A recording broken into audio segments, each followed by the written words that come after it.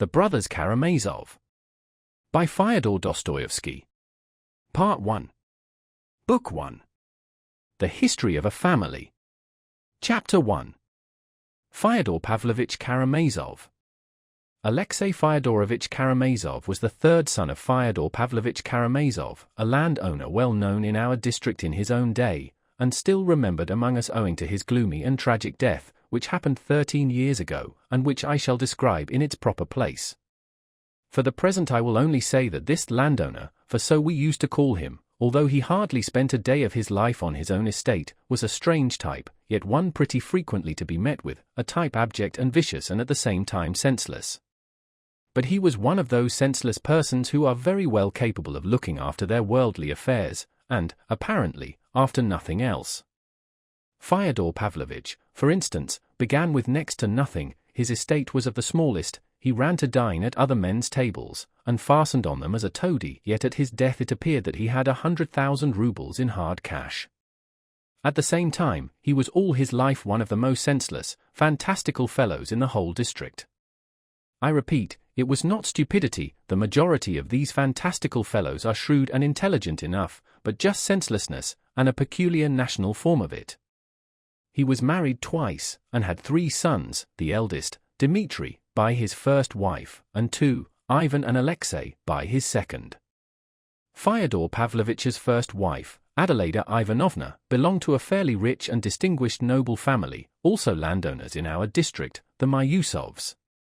How it came to pass that an heiress, who was also a beauty, and moreover one of those vigorous, intelligent girls, so common in this generation, but sometimes also to be found in the last, could have married such a worthless, puny weakling, as we all called him, I won't attempt to explain. I knew a young lady of the last romantic generation who, after some years of an enigmatic passion for a gentleman, whom she might quite easily have married at any moment, invented insuperable obstacles to their union, and ended by throwing herself one stormy night into a rather deep and rapid river from a high bank, almost a precipice, and so perished, entirely to satisfy her own caprice, and to be like Shakespeare's Ophelia. Indeed, if this precipice, a chosen and favourite spot of hers, had been less picturesque, if there had been a prosaic flat bank in its place, most likely the suicide would never have taken place. This is a fact, and probably there have been not a few similar instances in the last 2 or 3 generations. Adelaida Ivanovna Mayusov's action was similarly, no doubt, an echo of other people's ideas, and was due to the irritation caused by lack of mental freedom. She wanted, perhaps, to show her feminine independence, to override class distinctions and the despotism of her family. And a pliable imagination persuaded her, we must suppose, for a brief moment, that Fyodor Pavlovich, in spite of his parasitic position, was one of the bold and ironical spirits of that progressive epoch, though he was, in fact, an ill-natured buffoon and nothing more. What gave the marriage piquancy was that it was preceded by an elopement, and this greatly captivated Adelaida Ivanovna's fancy. Fyodor Pavlovich's position at the time made him specially eager for any such enterprise, for he was passionately anxious to make a career in one way or another.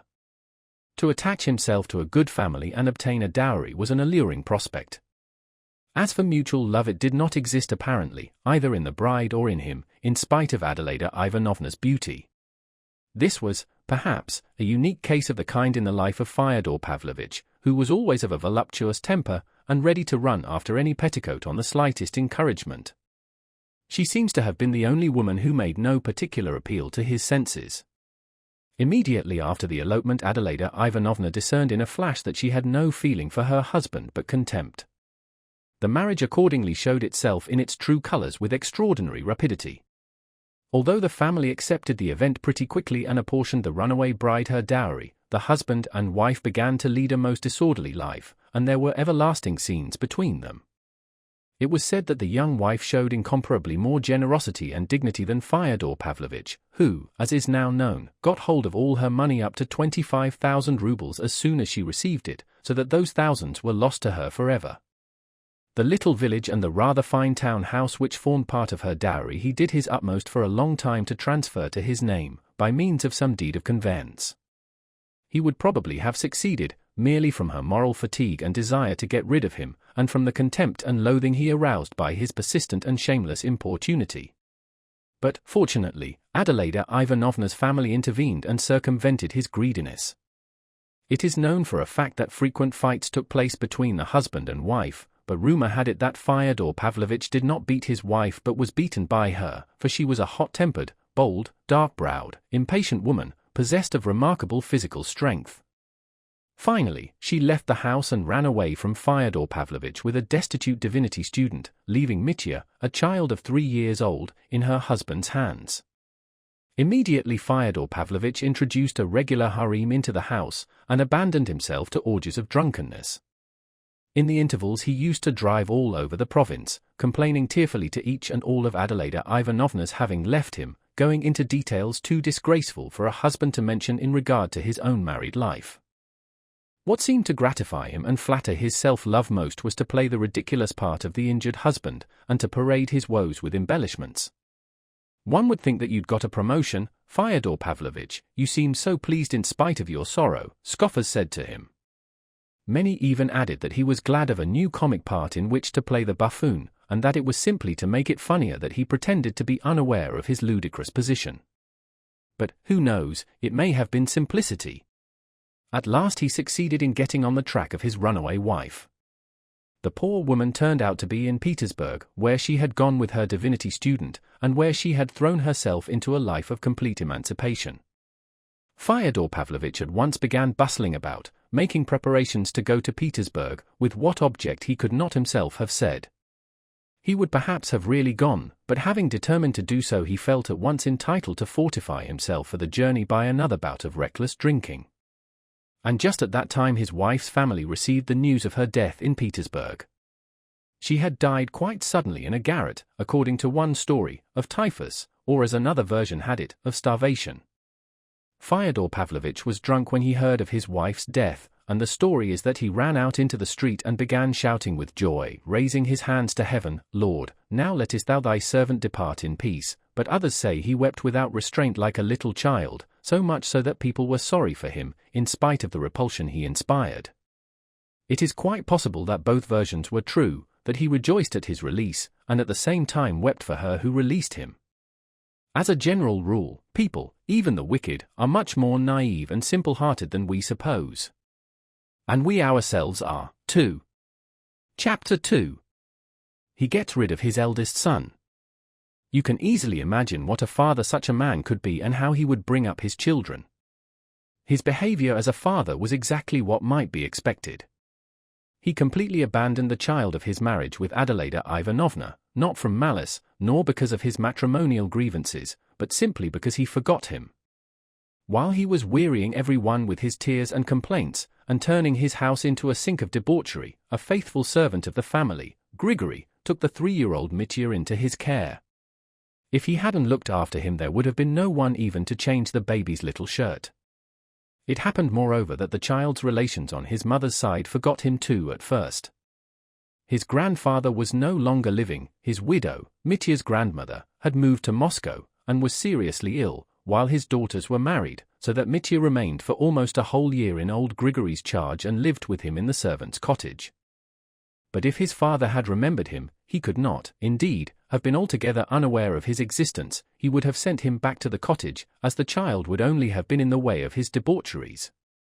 But a cousin of Mitya's mother, Pyotr Alexandrovich Miusov, happened to return from Paris. He lived for many years afterwards abroad, but was at that time quite a young man, and distinguished among the Miusovs as a man of enlightened ideas and of European culture, who had been in the capitals and abroad. Towards the end of his life he became a liberal of the type common in the 40s and 50s. In the course of his career he had come into contact with many of the most liberal men of his epoch, both in Russia and abroad. He had known Proudhon and Bakunin personally, and in his declining years was very fond of describing the 3 days of the Paris Revolution of February 1848, hinting that he himself had almost taken part in the fighting on the barricades. This was one of the most grateful recollections of his youth. He had an independent property of about 1,000 souls, to reckon in the old style. His splendid estate lay on the outskirts of our little town and bordered on the lands of our famous monastery, with which Pyotr Alexandrovich began an endless lawsuit, almost as soon as he came into the estate, concerning the rights of fishing in the river or wood-cutting in the forest, I don't know exactly which. He regarded it as his duty as a citizen and a man of culture to open an attack upon the clericals. Hearing all about Adelaida Ivanovna, whom he, of course, remembered, and in whom he had at one time been interested, and learning of the existence of Mitya, he intervened, in spite of all his youthful indignation and contempt for Fyodor Pavlovitch. He made the latter's acquaintance for the first time, and told him directly that he wished to undertake the child's education.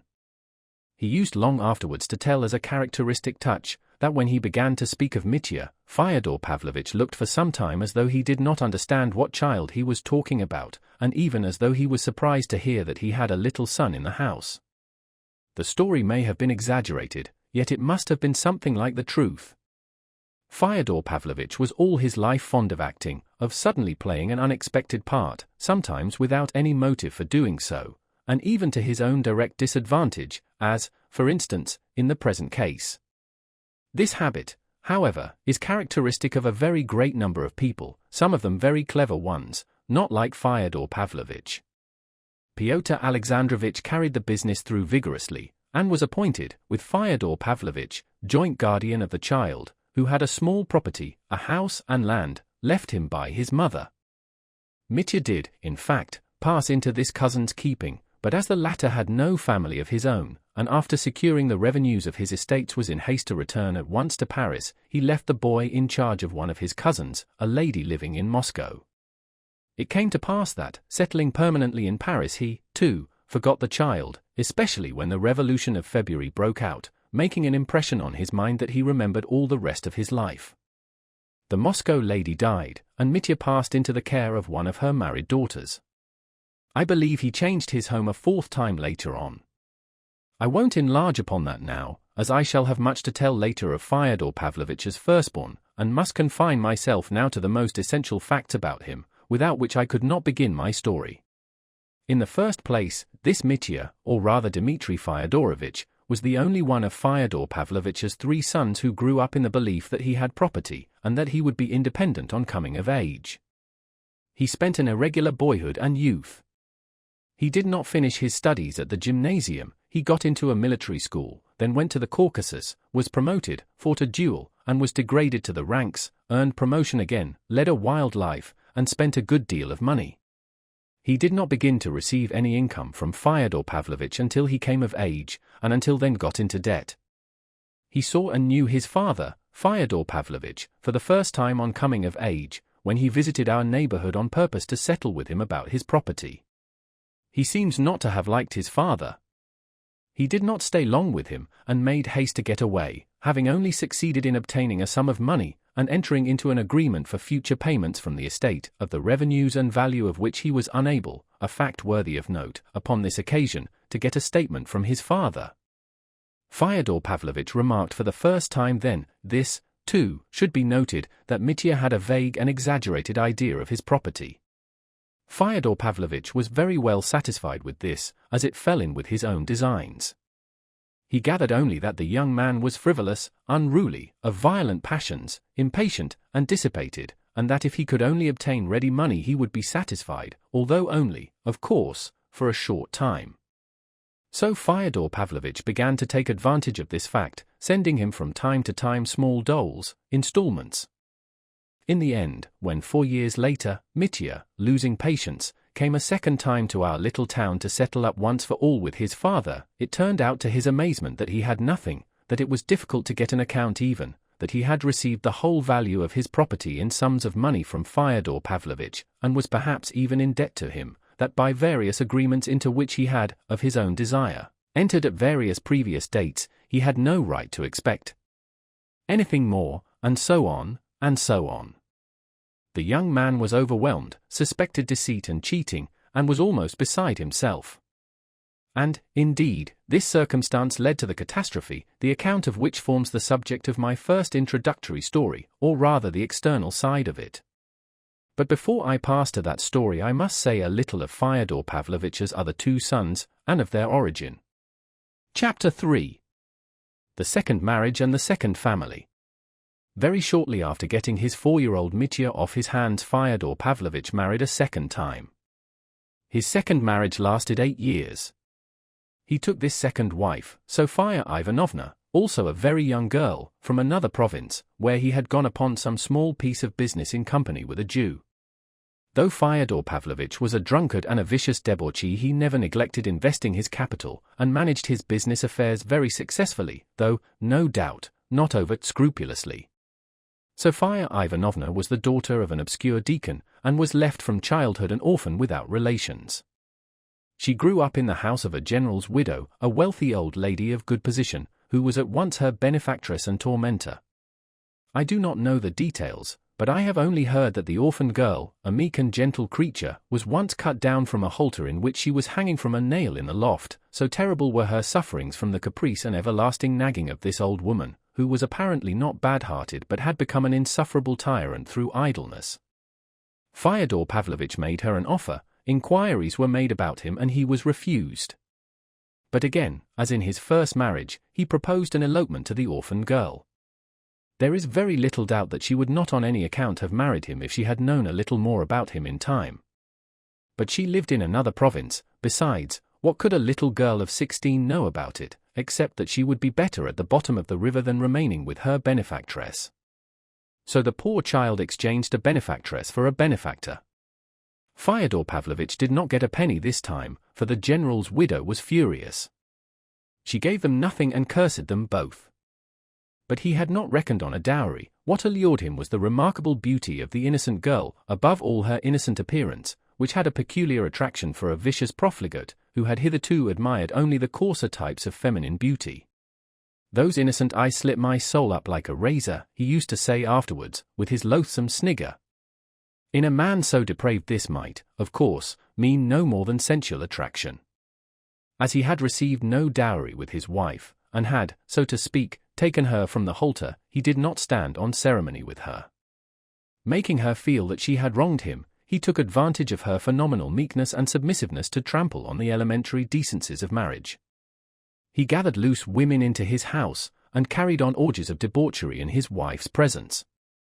To show what a pass things had come to, I may mention that Grigory, the gloomy, stupid, obstinate, argumentative servant, who had always hated his first mistress, Adelaida Ivanovna, took the side of his new mistress.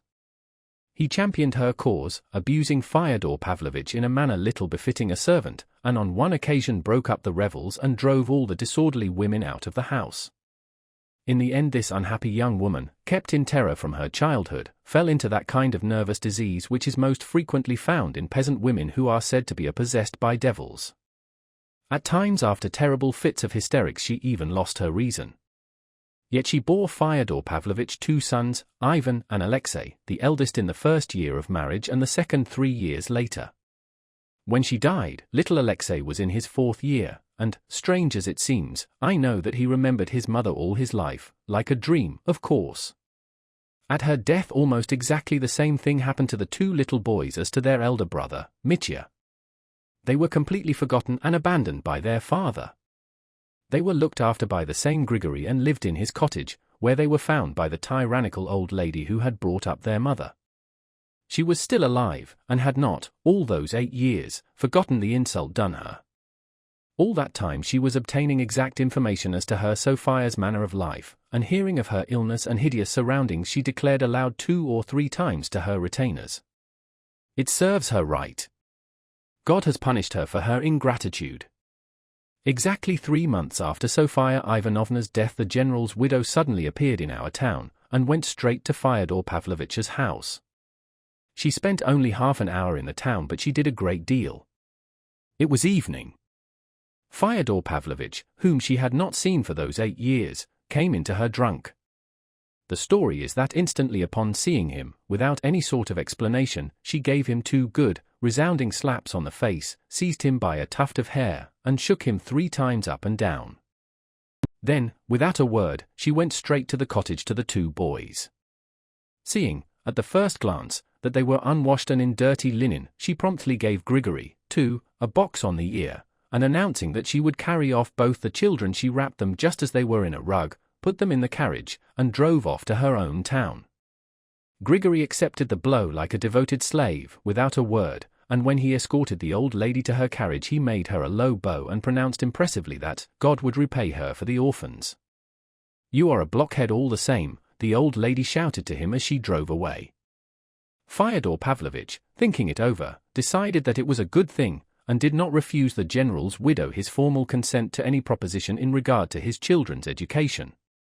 As for the slaps she had given him, he drove all over the town telling the story. It happened that the old lady died soon after this, but she left the boys in her will 1,000 rubles each for their instruction, and so that all be spent on them exclusively, with the condition that it be so portioned out as to last till they are 21, for it is more than adequate provision for such children. If other people think fit to throw away their money, let them. I have not read the will myself, but I heard there was something queer of the sort, very whimsically expressed. The principal heir, Yefim Petrovitch Polanov, the marshal of nobility of the province, turned out, however, to be an honest man. Writing to Fyodor Pavlovitch, and discerning at once that he could extract nothing from him for his children's education, though the latter never directly refused but only procrastinated as he always did in such cases, and was, indeed, at times effusively sentimental, Yefim Petrovitch took a personal interest in the orphans. He became especially fond of the younger, Alexei, who lived for a long while as one of his family. I beg the reader to note this from the beginning. To Yefim Petrovitch, a man of a generosity and humanity rarely to be met with, the young people were more indebted for their education and bringing up than to anyone. He kept the 2,000 rubles left to them by the general's widow intact, so that by the time they came of age their portions had been doubled by the accumulation of interest.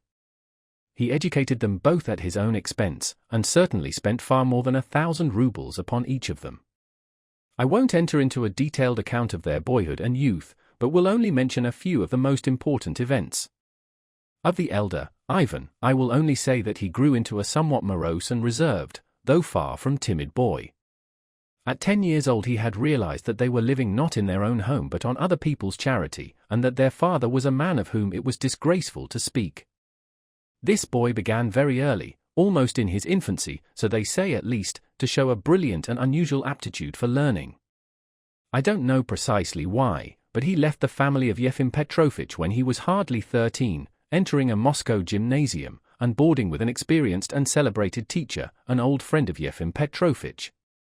Ivan used to declare afterwards that this was all due to the laureate for good works of Yefim Petrovitch, who was captivated by the idea that the boy's genius should be trained by a teacher of genius. But neither Yefim Petrovitch nor this teacher was living when the young man finished at the gymnasium and entered the university. As Yefim Petrovitch had made no provision for the payment of the tyrannical old lady's legacy, which had grown from 1,000 to 2, it was delayed, owing to formalities inevitable in Russia, and the young man was in great straits for the first 2 years at the university, as he was forced to keep himself all the time he was studying. It must be noted that he did not even attempt to communicate with his father, perhaps from pride, from contempt for him, or perhaps from his cool common sense, which told him that from such a father he would get no real assistance.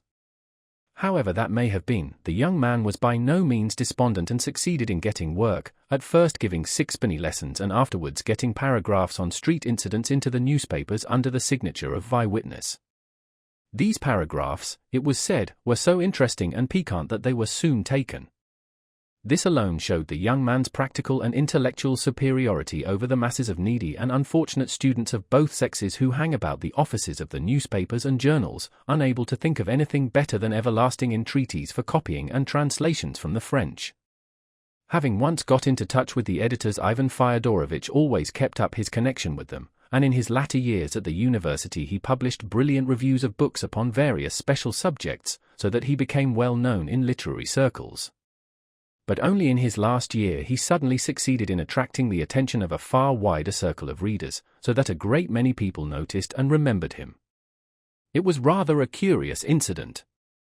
When he had just left the university and was preparing to go abroad upon his 2,000 rubles, Ivan Fyodorovitch published in one of the more important journals a strange article, which attracted general notice, on a subject of which he might have been supposed to know nothing, as he was a student of natural science. The article dealt with a subject which was being debated everywhere at the time, the position of the ecclesiastical courts. After discussing several opinions on the subject, he went on to explain his own view. What was most striking about the article was its tone and its unexpected conclusion. Many of the church party regarded him unquestioningly as on their side.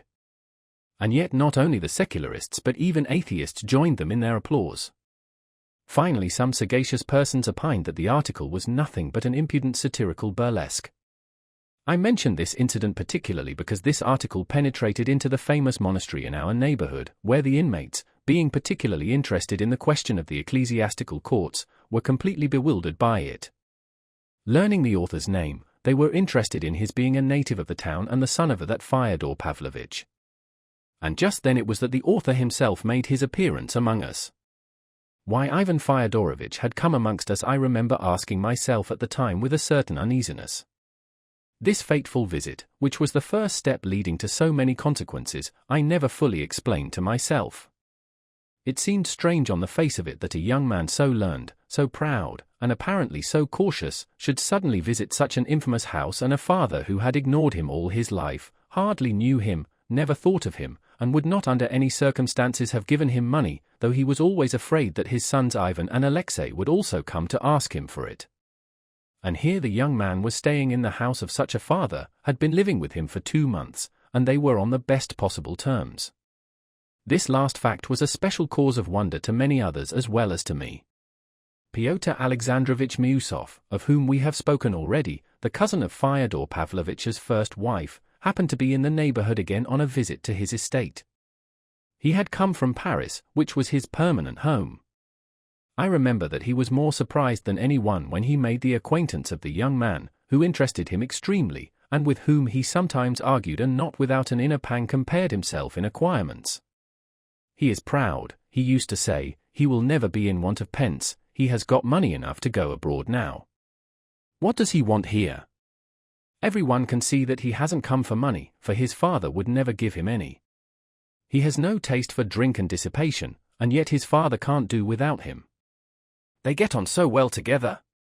That was the truth. The young man had an unmistakable influence over his father, who positively appeared to be behaving more decently and even seemed at times ready to obey his son, though often extremely and even spitefully perverse. It was only later that we learned that Ivan had come partly at the request of, and in the interests of, his elder brother, Dmitri, whom he saw for the first time on this very visit, though he had before leaving Moscow been in correspondence with him about an important matter of more concern to Dmitri than himself. What that business was the reader will learn fully in due time. Yet even when I did know of this special circumstance I still felt Ivan Fyodorovich to be an enigmatic figure, and thought his visit rather mysterious. I may add that Ivan appeared at the time in the light of a mediator between his father and his elder brother Dmitri, who was in open quarrel with his father and even planning to bring an action against him. The family, I repeat, was now united for the first time, and some of its members met for the first time in their lives. The younger brother, Alexei, had been a year already among us, having been the first of the three to arrive. It is of that brother Alexei I find it most difficult to speak in this introduction.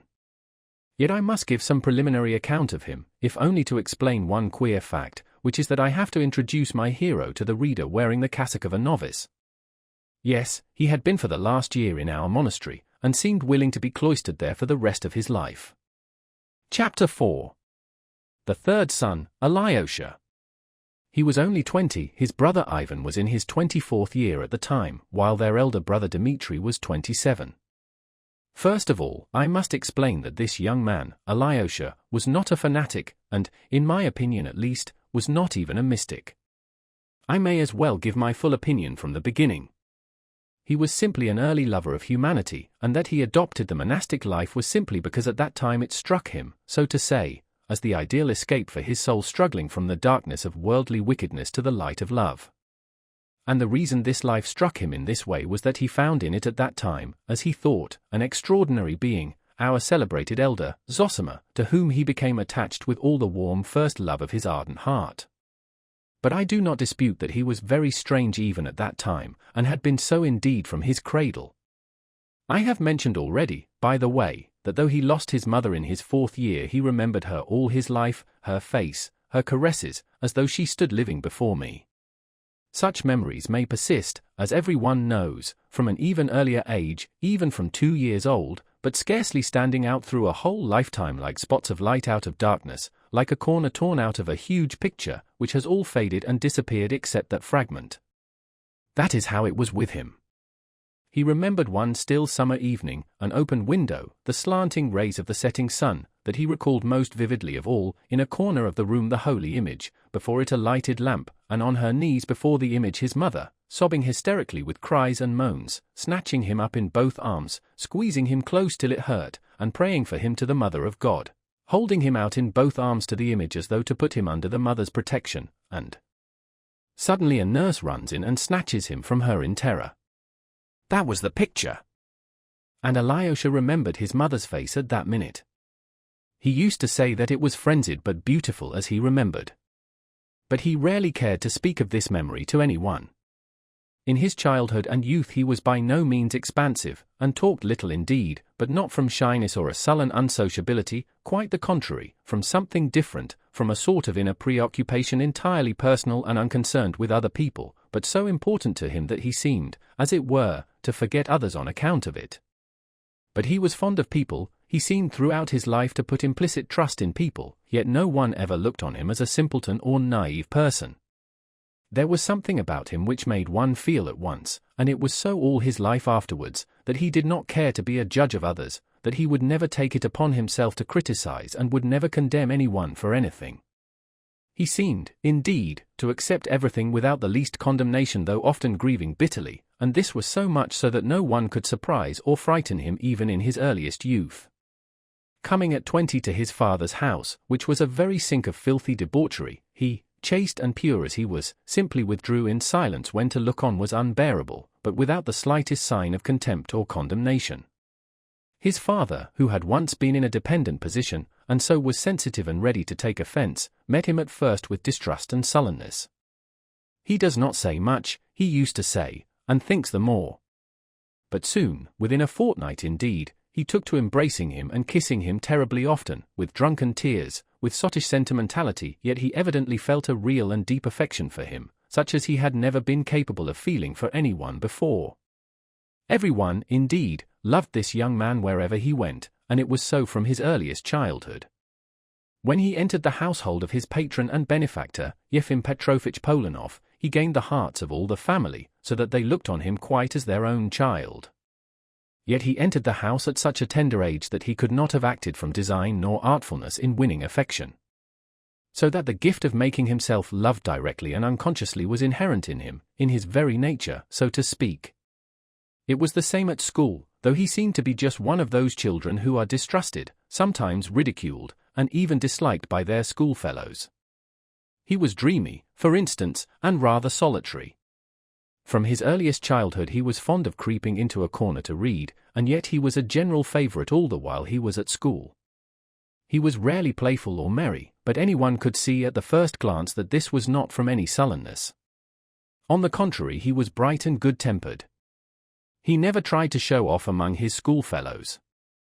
Perhaps because of this, he was never afraid of anyone, yet the boys immediately understood that he was not proud of his fearlessness and seemed to be unaware that he was bold and courageous.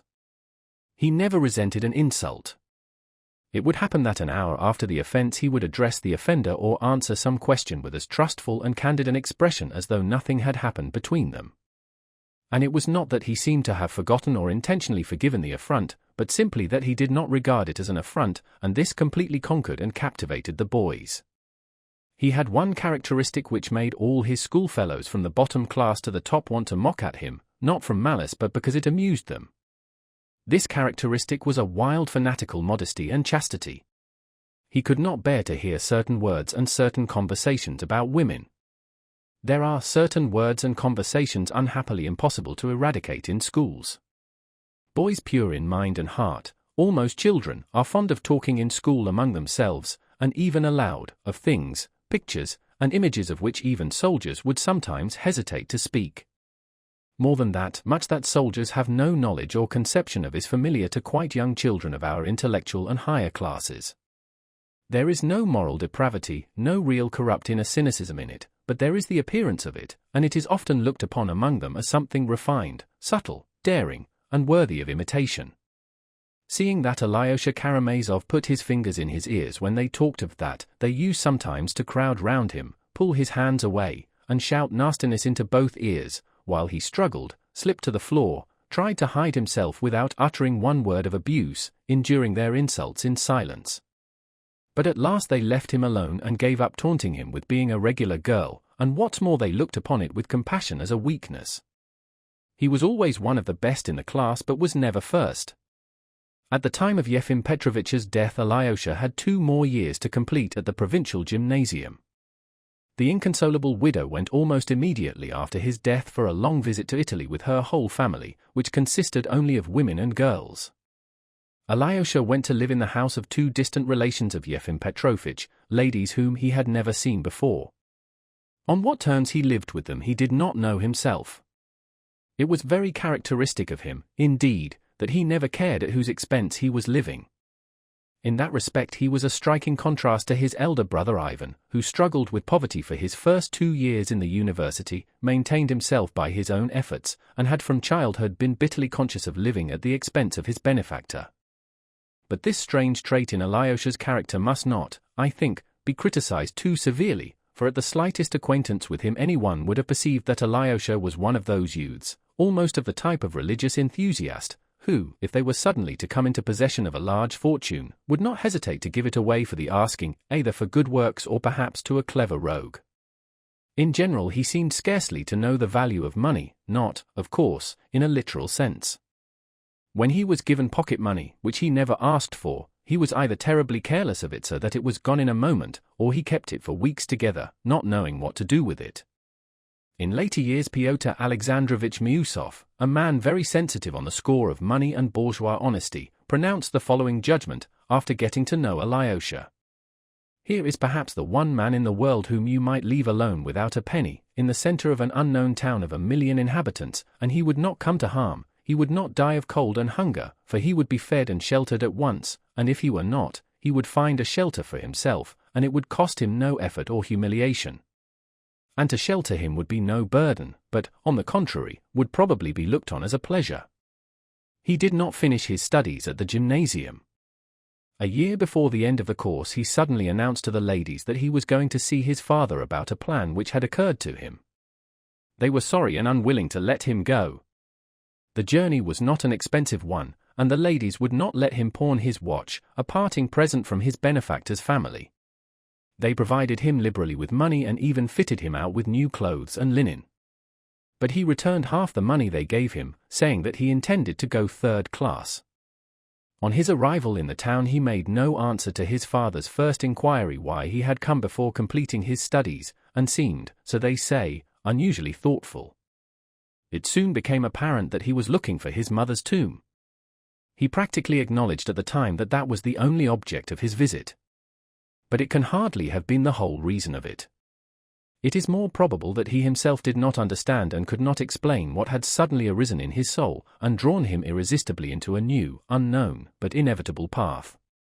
Fyodor Pavlovich could not show him where his second wife was buried, for he had never visited her grave since he had thrown earth upon her coffin, and in the course of years had entirely forgotten where she was buried. Fyodor Pavlovich, by the way, had for some time previously not been living in our town. 3 or 4 years after his wife's death he had gone to the south of Russia and finally turned up in Odessa, where he spent several years. He made the acquaintance at first, in his own words, of a lot of low Jews, Jewesses, and Jewkins, and ended by being received by Jews high and low alike. It may be presumed that at this period he developed a peculiar faculty for making and hoarding money. He finally returned to our town only 3 years before Alyosha's arrival. His former acquaintances found him looking terribly aged, although he was by no means an old man. He behaved not exactly with more dignity but with more effrontery. The former buffoon showed an insolent propensity for making buffoons of others. His depravity with women was not simply what it used to be, but even more revolting. In a short time he opened a great number of new taverns in the district. It was evident that he had perhaps 100,000 rubles or not much less. Many of the inhabitants of the town and district were soon in his debt, and, of course, had given good security. Of late, too, he looked somehow bloated and seemed more irresponsible, more uneven, had sunk into a sort of incoherence, used to begin one thing and go on with another, as though he were letting himself go altogether. He was more and more frequently drunk.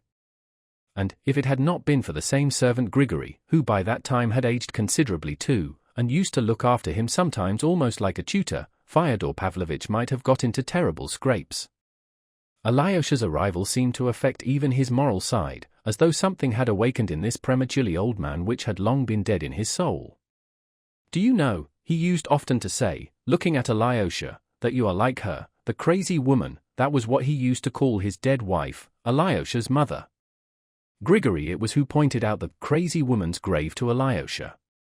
He took him to our town cemetery and showed him in a remote corner a cast-iron tombstone, cheap but decently kept, on which were inscribed the name and age of the deceased and the date of her death, and below a four-lined verse, such as are commonly used on old-fashioned middle-class tombs. To Alyosha's amazement, this tomb turned out to be Grigory's doing. He had put it up on the poor, crazy woman's grave at his own expense, after Fyodor Pavlovitch, whom he had often pestered about the grave, had gone to Odessa, abandoning the grave and all his memories. Alyosha showed no particular emotion at the sight of his mother's grave. He only listened to Grigory's minute and solemn account of the erection of the tomb. He stood with bowed head and walked away without uttering a word. It was perhaps a year before he visited the cemetery again. But this little episode was not without an influence upon Fyodor Pavlovitch, and a very original one. He suddenly took 1,000 rubles to our monastery to pay for requiems for the soul of his wife, but not for the second, Alyosha's mother, the crazy woman, but for the first, Adelaida Ivanovna, who used to thrash him. In the evening of the same day he got drunk and abused the monks to Alyosha. He himself was far from being religious. He had probably never put a penny candle before the image of a saint. Strange impulses of sudden feeling and sudden thought are common in such types. I have mentioned already that he looked bloated. His countenance at this time bore traces of something that testified unmistakably to the life he had led. Besides the long fleshy bags under his little, always insolent, suspicious, and ironical eyes, besides the multitude of deep wrinkles in his little fat face, the Adam's apple hung below his sharp chin like a great, fleshy goiter, which gave him a peculiar, repulsive, sensual appearance. Add to that a long rapacious mouth with full lips, between which could be seen little stumps of black decayed teeth. He slobbered every time he began to speak. He was fond indeed of making fun of his own face, though, I believe, he was well satisfied with it. He used particularly to point to his nose, which was not very large, but very delicate and conspicuously aquiline. "A regular Roman nose," he used to say, "with my goiter I've quite the countenance of an ancient Roman patrician of the decadent period." He seemed proud of it. Not long after visiting his mother's grave, Alyosha suddenly announced that he wanted to enter the monastery, and that the monks were willing to receive him as a novice. He explained that this was his strong desire, and that he was solemnly asking his consent as his father.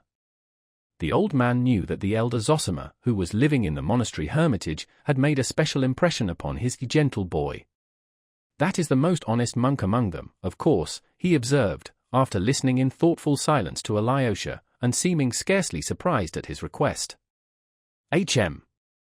"So that's where you want to be, my gentle boy." He was half drunk, and suddenly he grinned his slow half-drunken grin, which was not without a certain cunning and tipsy slyness.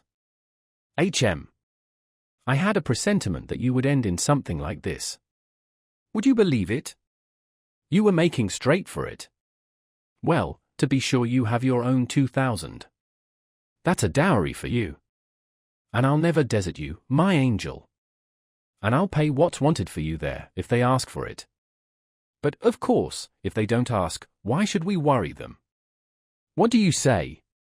You know, you spend money like a canary, 2 grains a week. Do you know that near one monastery there's a place outside the town where every baby knows there are none but the monks' wives living, as they are called? 30 women, I believe. I have been there myself. You know, it's interesting in its own way, of course, as a variety. The worst of it is it's awfully Russian.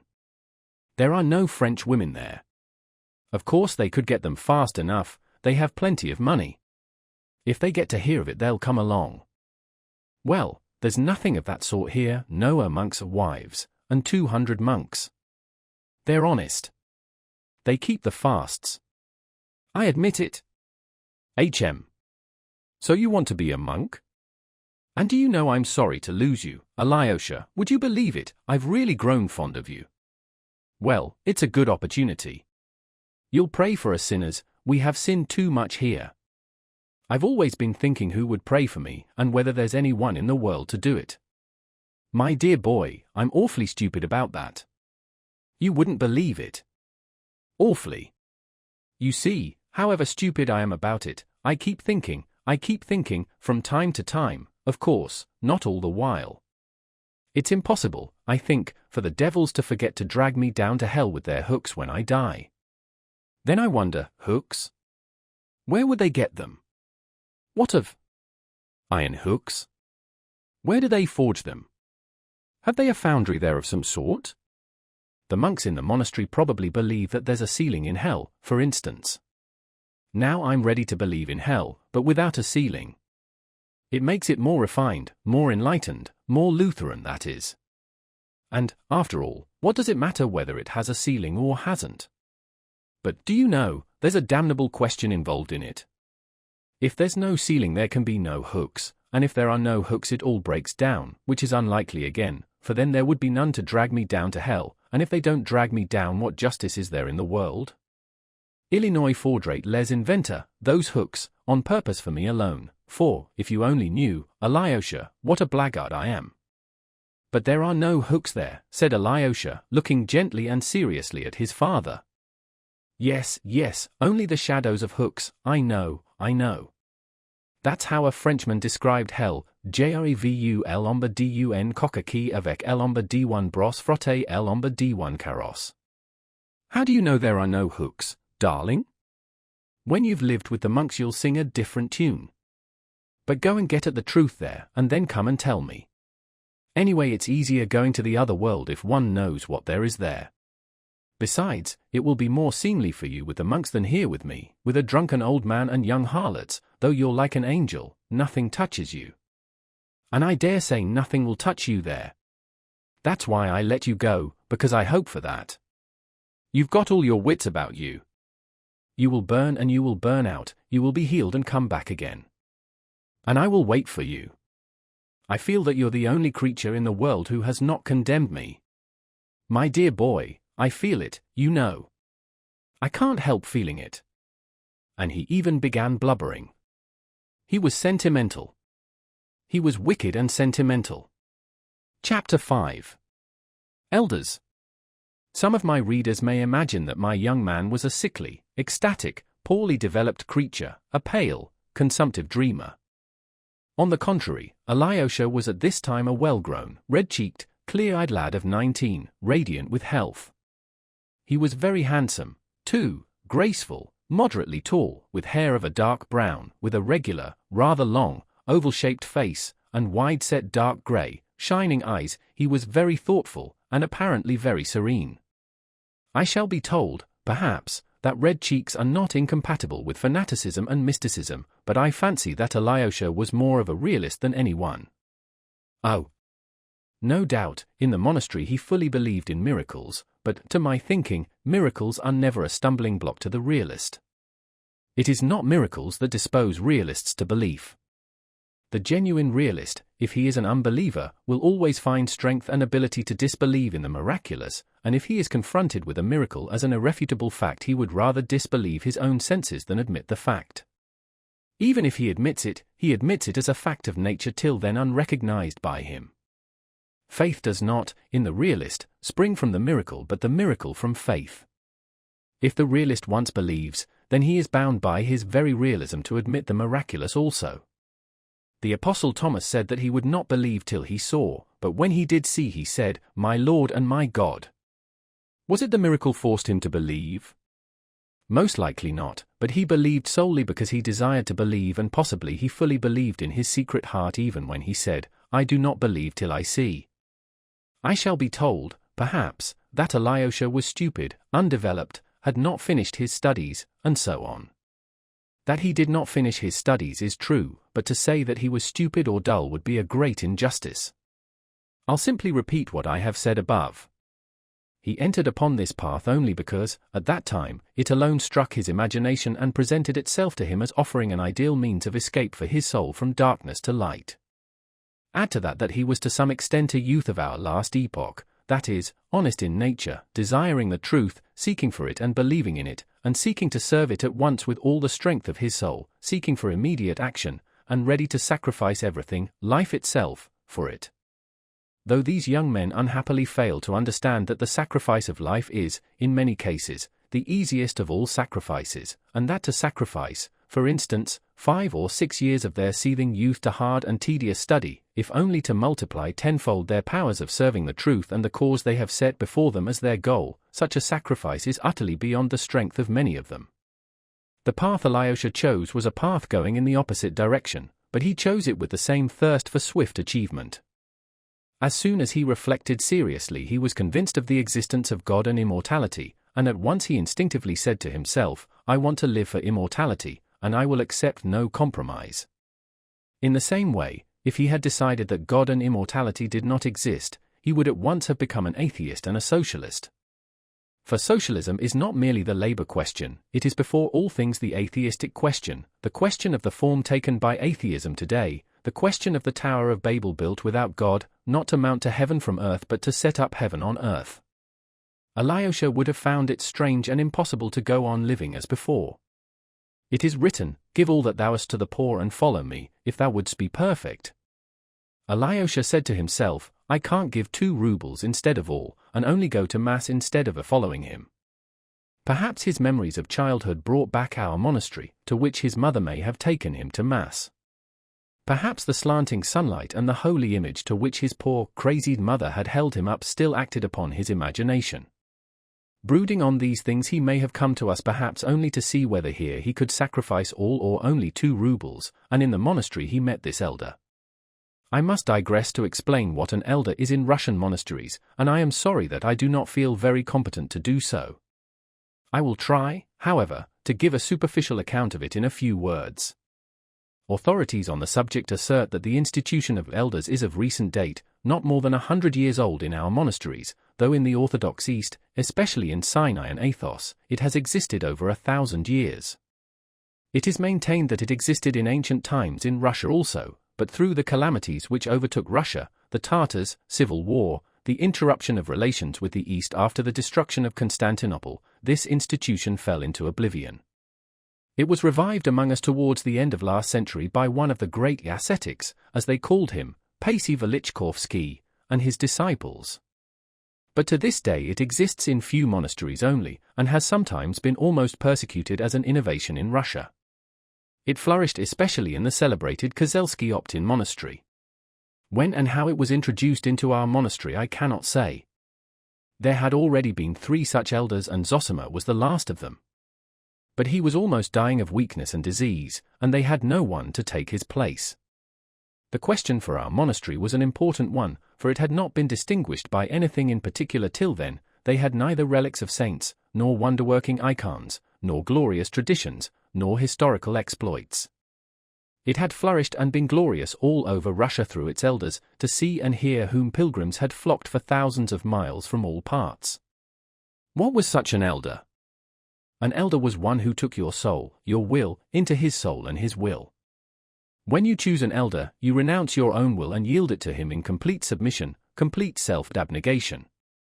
This novitiate, this terrible school of abnegation, is undertaken voluntarily, in the hope of self-conquest, of self-mastery, in order, after a life of obedience, to attain perfect freedom, that is, from self, to escape the lot of those who have lived their whole life without finding their true selves in themselves.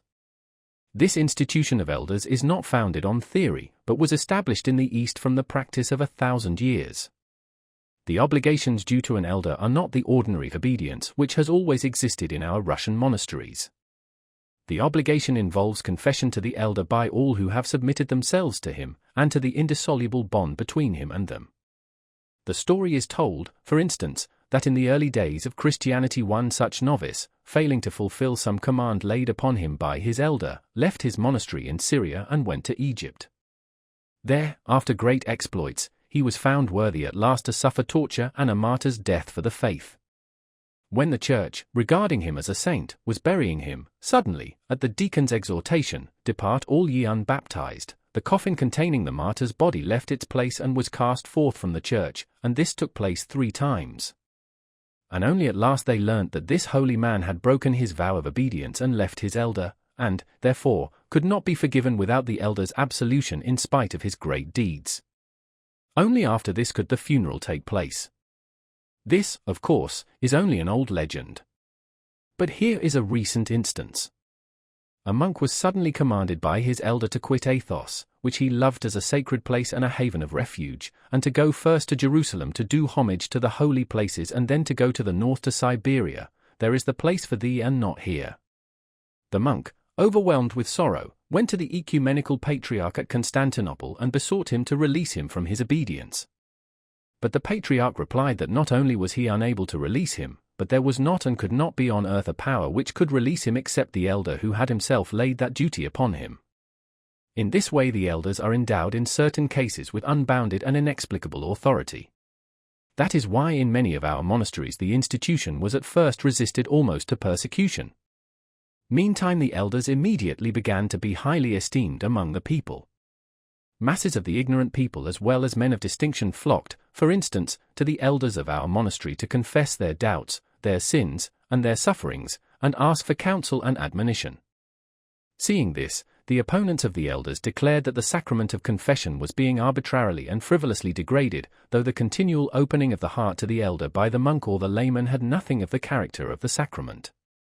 In the end, however, the institution of elders has been retained and is becoming established in Russian monasteries. It is true, perhaps, that this instrument which had stood the test of 1,000 years for the moral regeneration of a man from slavery to freedom and to moral perfectibility may be a two-edged weapon, and it may lead some not to humility and complete self-control but to the most satanic pride, that is, to bondage and not to freedom.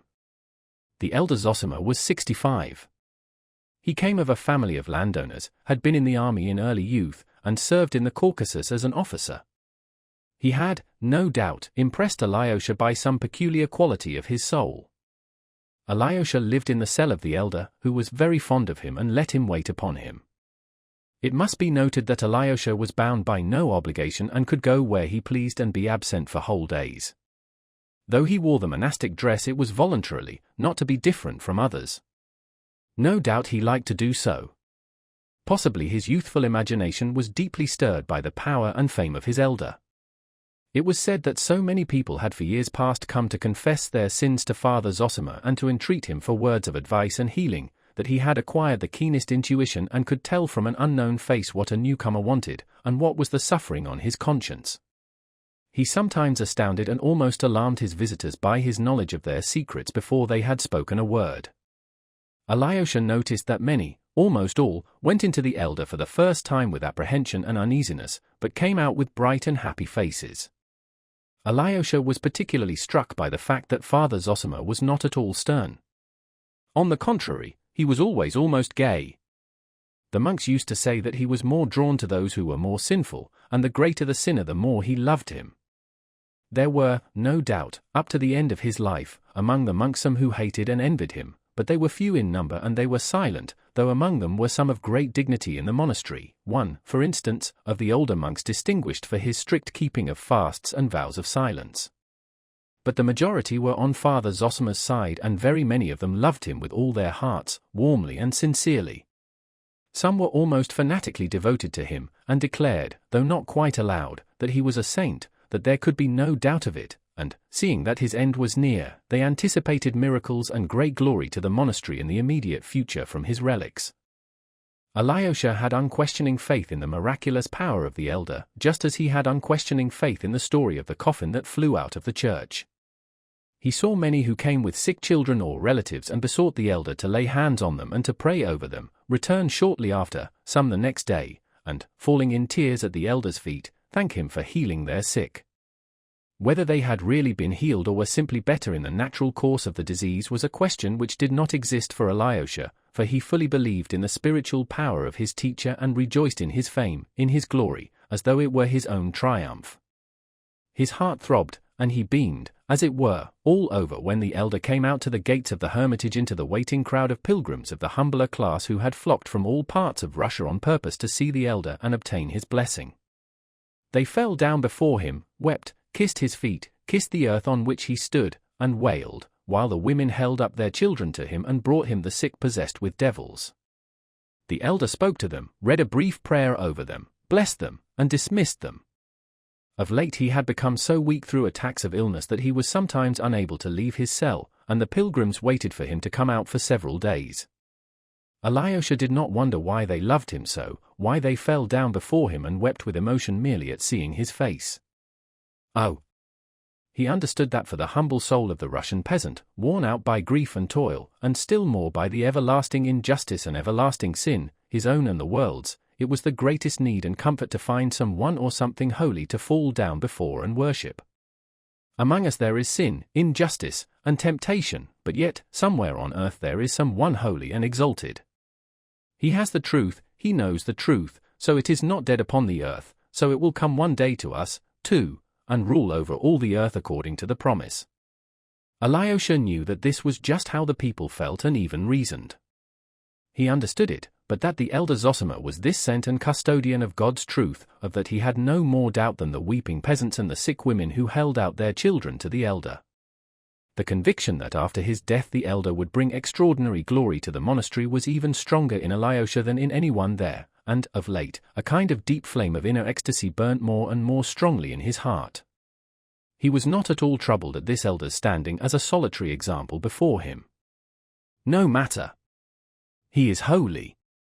He carries in his heart the secret of renewal for all, that power which will, at last, establish truth on the earth, and all men will be holy and love one another, and there will be no more rich nor poor, no exalted nor humbled, but all will be as the children of God, and the true kingdom of Christ will come. That was the dream in Alyosha's heart. The arrival of his two brothers, whom he had not known till then, seemed to make a great impression on Alyosha. He more quickly made friends with his half-brother Dmitri, though he arrived later, than with his own brother Ivan. He was extremely interested in his brother Ivan, but when the latter had been 2 months in the town, though they had met fairly often, they were still not intimate. Alyosha was naturally silent, and he seemed to be expecting something, ashamed about something, while his brother Ivan, though Alyosha noticed at first that he looked long and curiously at him, seemed soon to have left off thinking of him. Alyosha noticed it with some embarrassment. He ascribed his brother's indifference at first to the disparity of their age and education. But he also wondered whether the absence of curiosity and sympathy in Ivan might be due to some other cause entirely unknown to him. He kept fancying that Ivan was absorbed in something inward and important, that he was striving towards some goal, perhaps very hard to attain, and that was why he had no thought for him. Alyosha wondered, too, whether there was not some contempt on the part of the learned atheist for him, a foolish novice. He knew for certain that his brother was an atheist.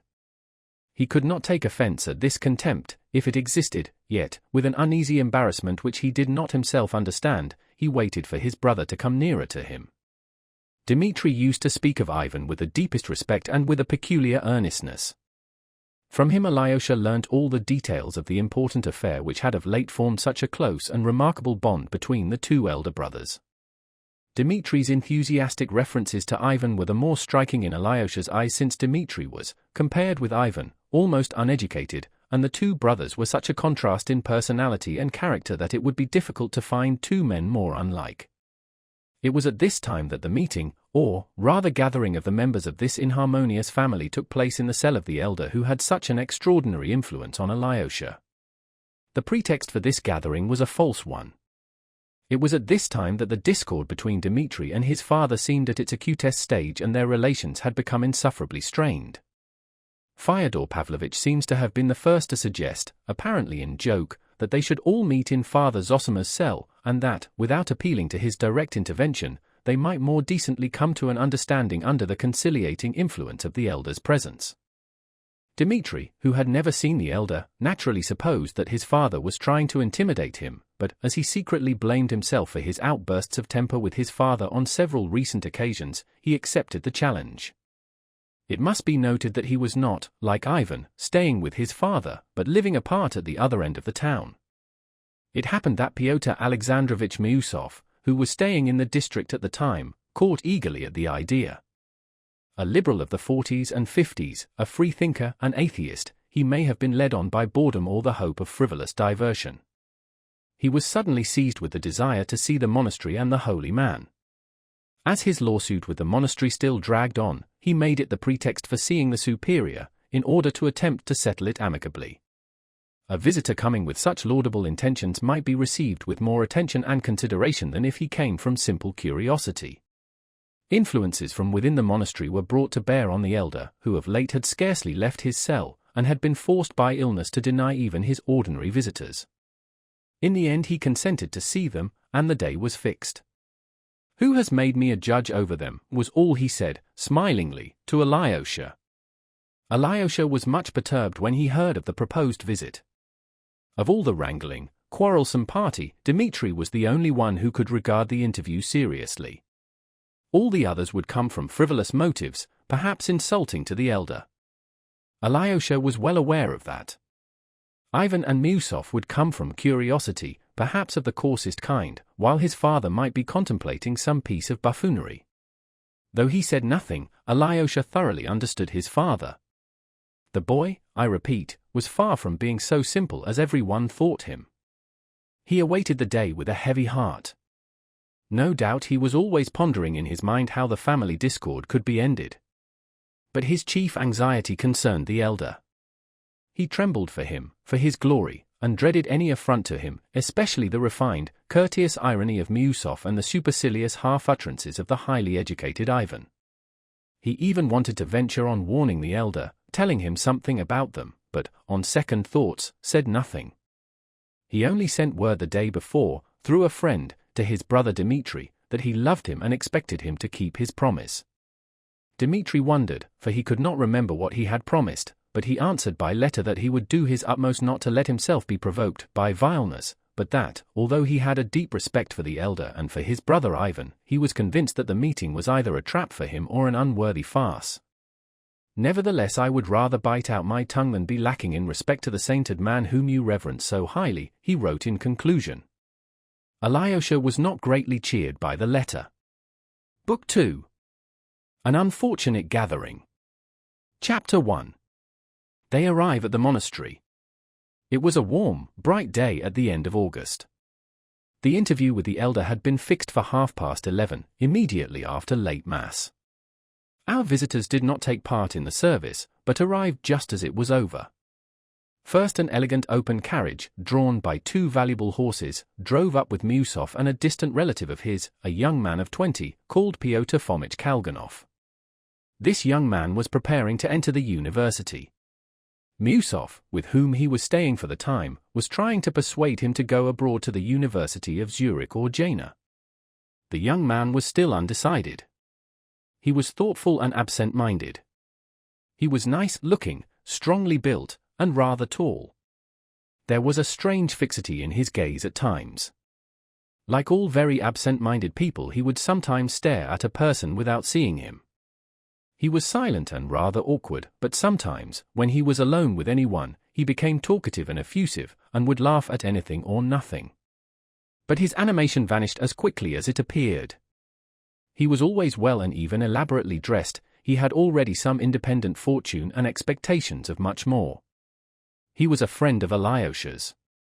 In an ancient, jolting, but roomy, hired carriage, with a pair of old pinkish-grey horses, a long way behind Miusov's carriage, came Fyodor Pavlovitch, with his son Ivan. Dmitri was late, though he had been informed of the time the evening before. The visitors left their carriage at the hotel, outside the precincts, and went to the gates of the monastery on foot. Except Fyodor Pavlovitch, none of the party had ever seen the monastery, and Miusov had probably not even been to church for 30 years. He looked about him with curiosity, together with assumed ease. But, except the church and the domestic buildings, though these too were ordinary enough, he found nothing of interest in the interior of the monastery. The last of the worshippers were coming out of the church, bareheaded and crossing themselves. Among the humbler people were a few of higher rank, 2 or 3 ladies and a very old general. They were all staying at the hotel. Our visitors were at once surrounded by beggars, but none of them gave them anything, except young Kalganov, who took a 10-kopeck piece out of his purse, and, nervous and embarrassed, God knows why, hurriedly gave it to an old woman, saying, "Divide it equally." None of his companions made any remark upon it, so that he had no reason to be embarrassed, but, perceiving this, he was even more overcome. It was strange that their arrival did not seem expected, and that they were not received with special honor, though one of them had recently made a donation of 1,000 rubles, while another was a very wealthy and highly cultured landowner, upon whom all in the monastery were in a sense dependent, as a decision of the lawsuit might at any moment put their fishing rights in his hands. Yet no official personage met them. Miusov looked absent-mindedly at the tombstones round the church, and was on the point of saying that the dead buried here must have paid a pretty penny for the right of lying in this holy place, but refrained. His liberal irony was rapidly changing almost into anger. Who the devil is there to ask in this imbecile place? We must find out, for time is passing, he observed suddenly, as though speaking to himself. All at once there came up a bald-headed, elderly man with ingratiating little eyes, wearing a full, summer overcoat. Lifting his hat, he introduced himself with a honeyed lisp as Maximov, a landowner of Tula. He at once entered into our visitor's difficulty. Father Zosima lives in the hermitage, apart, 400 paces from the monastery, the other side of the copse. I know it's the other side of the copse, observed Fyodor Pavlovitch, but we don't remember the way. It is a long time since we've been here. This way, by this gate, and straight across the copse, the copse. Come with me, won't you? I'll show you. I have to go. I am going myself. This way, this way. They came out of the gate and turned towards the copse. Maximov, a man of 60, ran rather than walked, turning sideways to stare at them all, with an incredible degree of nervous curiosity. His eyes looked starting out of his head. You see, we have come to the elder upon business of our own, observed Miusov severely. That personage has granted us an audience, so to speak, and so, though we thank you for showing us the way, we cannot ask you to accompany us. I've been there. I've been already, UN Chevalier Parfait, and Maximov snapped his fingers in the air. Who is a chevalier? Asked Miusov. The elder, the splendid elder, the elder. The honor and glory of the monastery, Zosima. Such an elder. But his incoherent talk was cut short by a very pale, wan-looking monk of medium height, wearing a monk's cap, who overtook them. Fyodor Pavlovitch and Miusov stopped. The monk, with an extremely courteous, profound bow, announced, "The Father Superior invites all of you gentlemen to dine with him after your visit to the hermitage. At 1 o'clock, not later. And you also," he added, addressing Maximov. "That I certainly will, without fail," cried Fyodor Pavlovitch, hugely delighted at the invitation. "And, believe me, we've all given our word to behave properly here. And you, Pyotr Alexandrovitch, will you go, too?" "Yes, of course. What have I come for but to study all the customs here? The only obstacle to me is your company. Yes, Dmitri Fyodorovitch is non-existent as yet. It would be a capital thing if he didn't turn up. Do you suppose I like all this business, and in your company, too? So we will come to dinner." "Thank the Father Superior," he said to the monk. "No, it is my duty now to conduct you to the elder," answered the monk. "If so, I'll go straight to the Father Superior," babbled Maximov. "The Father Superior is engaged just now." "But as you please," the monk hesitated. "Impertinent old man," Miusov observed aloud, while Maximov ran back to the monastery. "He's like von Sohn," Fyodor Pavlovitch said suddenly. "Is that all you can think of? In what way is he like von Sohn? Have you ever seen von Sohn?" "I've seen his portrait. It's not the features, but something indefinable. He's a second von Sohn. I can always tell from the physiognomy." "Ah, I dare say you are a connoisseur in that. But, look here, Fyodor Pavlovitch, you said just now that we had given our word to behave properly. Remember it. I advise you to control yourself. But if you begin to play the fool, I don't intend to be associated with you here. You see what a man he is." He turned to the monk. "I'm afraid to go among decent people with him." A fine smile, not without a certain slyness, came onto the pale, bloodless lips of the monk, but he made no reply, and was evidently silent from a sense of his own dignity. Miusov frowned more than ever. Oh, devil take them all! An outer show elaborated through centuries, and nothing but charlatanism and nonsense underneath, flashed through Miusov's mind. Here's the hermitage. We've arrived, cried Fyodor Pavlovitch. The gates are shut. And he repeatedly made the sign of the cross to the saints painted above and on the sides of the gates. When you go to Rome you must do as the Romans do. Here in this hermitage there are 25 saints being saved. They look at one another and eat cabbages. And not one woman goes in at this gate. That's what is remarkable. And that really is so. But I did hear that the elder receives ladies, he remarked suddenly to the monk. Women of the people are here too now, lying in the portico there waiting. But for ladies of higher rank 2 rooms have been built adjoining the portico, but outside the precincts you can see the windows, and the elder goes out to them by an inner passage when he is well enough. They are always outside the precincts. There is a Kharkov lady, Madame Holikov, waiting there now with her sick daughter. Probably he has promised to come out to her, though of late he has been so weak that he has hardly shown himself even to the people. So then there are loopholes, after all, to creep out of the hermitage to the ladies. Don't suppose, Holy Father, that I mean any harm. But do you know that at Athos not only the visits of women are not allowed, but no creature of the female sex, no hens, nor turkey hens, nor cows? Fyodor Pavlovitch, I warn you I shall go back and leave you here. They'll turn you out when I'm gone.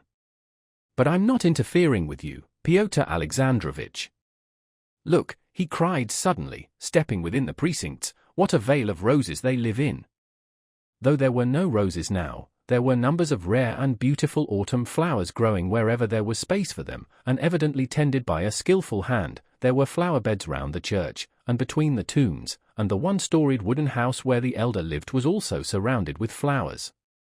And was it like this in the time of the last elder, Varsonify? He didn't care for such elegance. They say he used to jump up and thrash even ladies with a stick, observed Fyodor Pavlovitch, as he went up the steps. The elder Varsonify did sometimes seem rather strange, but a great deal that's told is foolishness. He never thrashed anyone, answered the monk. Now, gentlemen, if you will wait a minute I will announce you. Fyodor Pavlovitch, for the last time, you're compact, do you hear? Behave properly or I will pay you out. Miusov had time to mutter again. I can't think why you are so agitated, Fyodor Pavlovitch observed sarcastically. Are you uneasy about your sins? They say he can tell by one's eyes what one has come about. And what a lot you think of their opinion. You, a Parisian, and so advanced. I'm surprised at you. But Miusov had no time to reply to this sarcasm. They were asked to come in. He walked in, somewhat irritated. Now, I know myself, I am annoyed, I shall lose my temper and begin to quarrel, and lower myself and my ideas, he reflected. Chapter 2. The Old Buffoon. They entered the room almost at the same moment that the elder came in from his bedroom. There were already in the cell, awaiting the elder, 2 monks of the hermitage, one the father librarian, and the other Father Pacey, a very learned man, so they said, in delicate health, though not old. There was also a tall young man, who looked about 22, standing in the corner throughout the interview.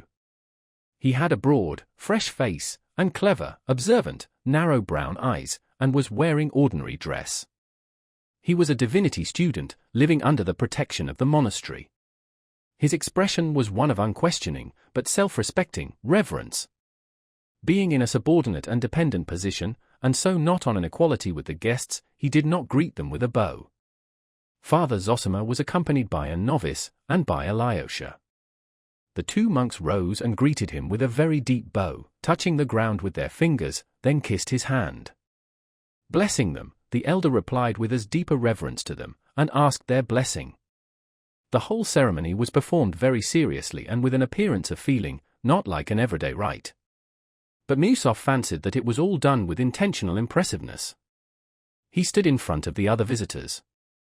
He ought, He had reflected upon it the evening before, from simple politeness, since it was the custom here, to have gone up to receive the elder's blessing, even if he did not kiss his hand. But when he saw all this bowing and kissing on the part of the monks, he instantly changed his mind. With dignified gravity he made a rather deep, conventional bow, and moved away to a chair. Fyodor Pavlovitch did the same, mimicking Miusov like an ape. Ivan bowed with great dignity and courtesy, but he too kept his hands at his sides, while Kalganov was so confused that he did not bow at all. The elder let fall the hand raised to bless them, and bowing to them again, asked them all to sit down. The blood rushed to Alyosha's cheeks. He was ashamed. His forebodings were coming true. Father Zosima sat down on a very old-fashioned mahogany sofa, covered with leather, and made his visitors sit down in a row along the opposite wall on four mahogany chairs, covered with shabby black leather. The monks sat, one at the door and the other at the window. The divinity student, the novice, and Alyosha remained standing. The cell was not very large and had a faded look. It contained nothing but the most necessary furniture, of course, and poor quality. There were 2 pots of flowers in the window, and a number of holy pictures in the corner. Before one huge ancient icon of the Virgin a lamp was burning. Near it were 2 other holy pictures in shining settings, and, next them, carved cherubims, china eggs, a Catholic cross of ivory, with a Mater Dolorosa embracing it, and several foreign engravings from the great Italian artists of past centuries. Next to these costly and artistic engravings were several of the roughest Russian prints of saints and martyrs, such as are sold for a few farthings at all the fairs. On the other walls were portraits of Russian bishops, past and present. Miusov took a cursory glance at all these conventional surroundings and bent an intent look upon the elder. He had a high opinion of his own insight, a weakness excusable in him as he was 50, an age at which a clever man of the world of established position can hardly help taking himself rather seriously. At the first moment he did not like Zosima. There was, indeed, something in the elder's face which many people besides Miusov might not have liked. He was a short, bent, little man, with very weak legs, and though he was only 65, he looked at least 10 years older. His face was very thin and covered with a network of fine wrinkles, particularly numerous about his eyes, which were small, light-colored, quick, and shining like 2 bright points. He had a sprinkling of grey hair about his temples. His pointed beard was small and scanty, and his lips, which smiled frequently, were as thin as 2 threads. His nose was not long, but sharp, like a bird's beak. To all appearances a malicious soul, full of petty pride, thought Miusov. He felt altogether dissatisfied with his position. A cheap little clock on the wall struck 12 hurriedly, and served to begin the conversation. "Precisely to our time," cried Fyodor Pavlovitch, "but no sign of my son, Dmitri. I apologize for him, sacred elder." Alyosha shuddered all over at sacred elder. "I am always punctual myself, minute for minute, remembering that punctuality is the courtesy of kings." "But you are not a king, anyway," Miusov muttered, losing his self-restraint at once. "Yes, that's true. I'm not a king, and, would you believe it, Pyotr Alexandrovitch, I was aware of that myself. But, there! I always say the wrong thing." "Your Reverence," he cried, with sudden pathos, "you behold before you a buffoon in earnest. I introduce myself as such. It's an old habit, alas. And if I sometimes talk nonsense out of place, it's with the object of amusing people and making myself agreeable.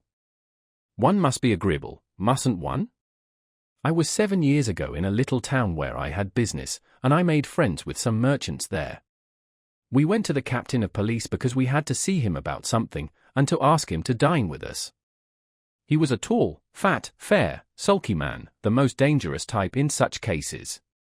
It's their liver. I went straight up to him, and with the ease of a man of the world, "You know, Mr. Ispravnik," said I, "be our Napravnik." "What do you mean by Napravnik?" said he. I saw, at the first half-second, that it had missed fire. He stood there so glum. "I wanted to make a joke," said I, "for the general diversion, as Mr. Napravnik is our well-known Russian orchestra conductor, and what we need for the harmony of our undertaking is some one of that sort."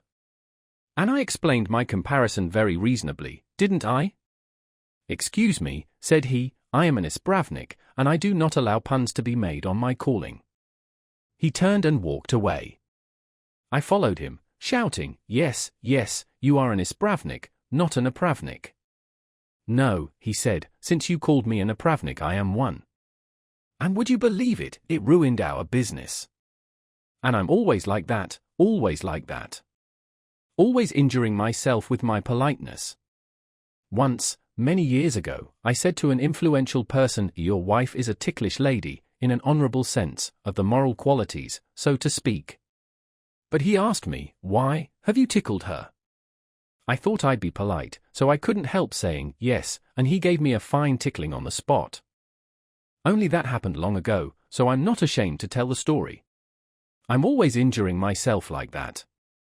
You're doing it now, muttered Miusov, with disgust. Father Zosima scrutinized them both in silence. Am I? Would you believe it, I was aware of that, too, Pyotr Alexandrovich, and let me tell you, indeed, I foresaw I should as soon as I began to speak. And do you know I foresaw, too, that you'd be the first to remark on it. The minute I see my joke isn't coming off, your reverence, both my cheeks feel as though they were drawn down to the lower jaw and there is almost a spasm in them. That's been so since I was young, when I had to make jokes for my living in noblemen's families. I am an inveterate buffoon, and have been from birth up, your reverence, it's as though it were a craze in me. I dare say it's a devil within me. But only a little one. A more serious one would have chosen another lodging. But not your soul, Pyotr Alexandrovich, you're not a lodging worth having either. But I believe in God, though I have had doubts of late. But now I sit and await words of wisdom. I'm like the philosopher, Diderot, your reverence. Did you ever hear, most holy father, how Diderot went to see the Metropolitan Platon, in the time of the Empress Catherine? He went in and said straight out, there is no God.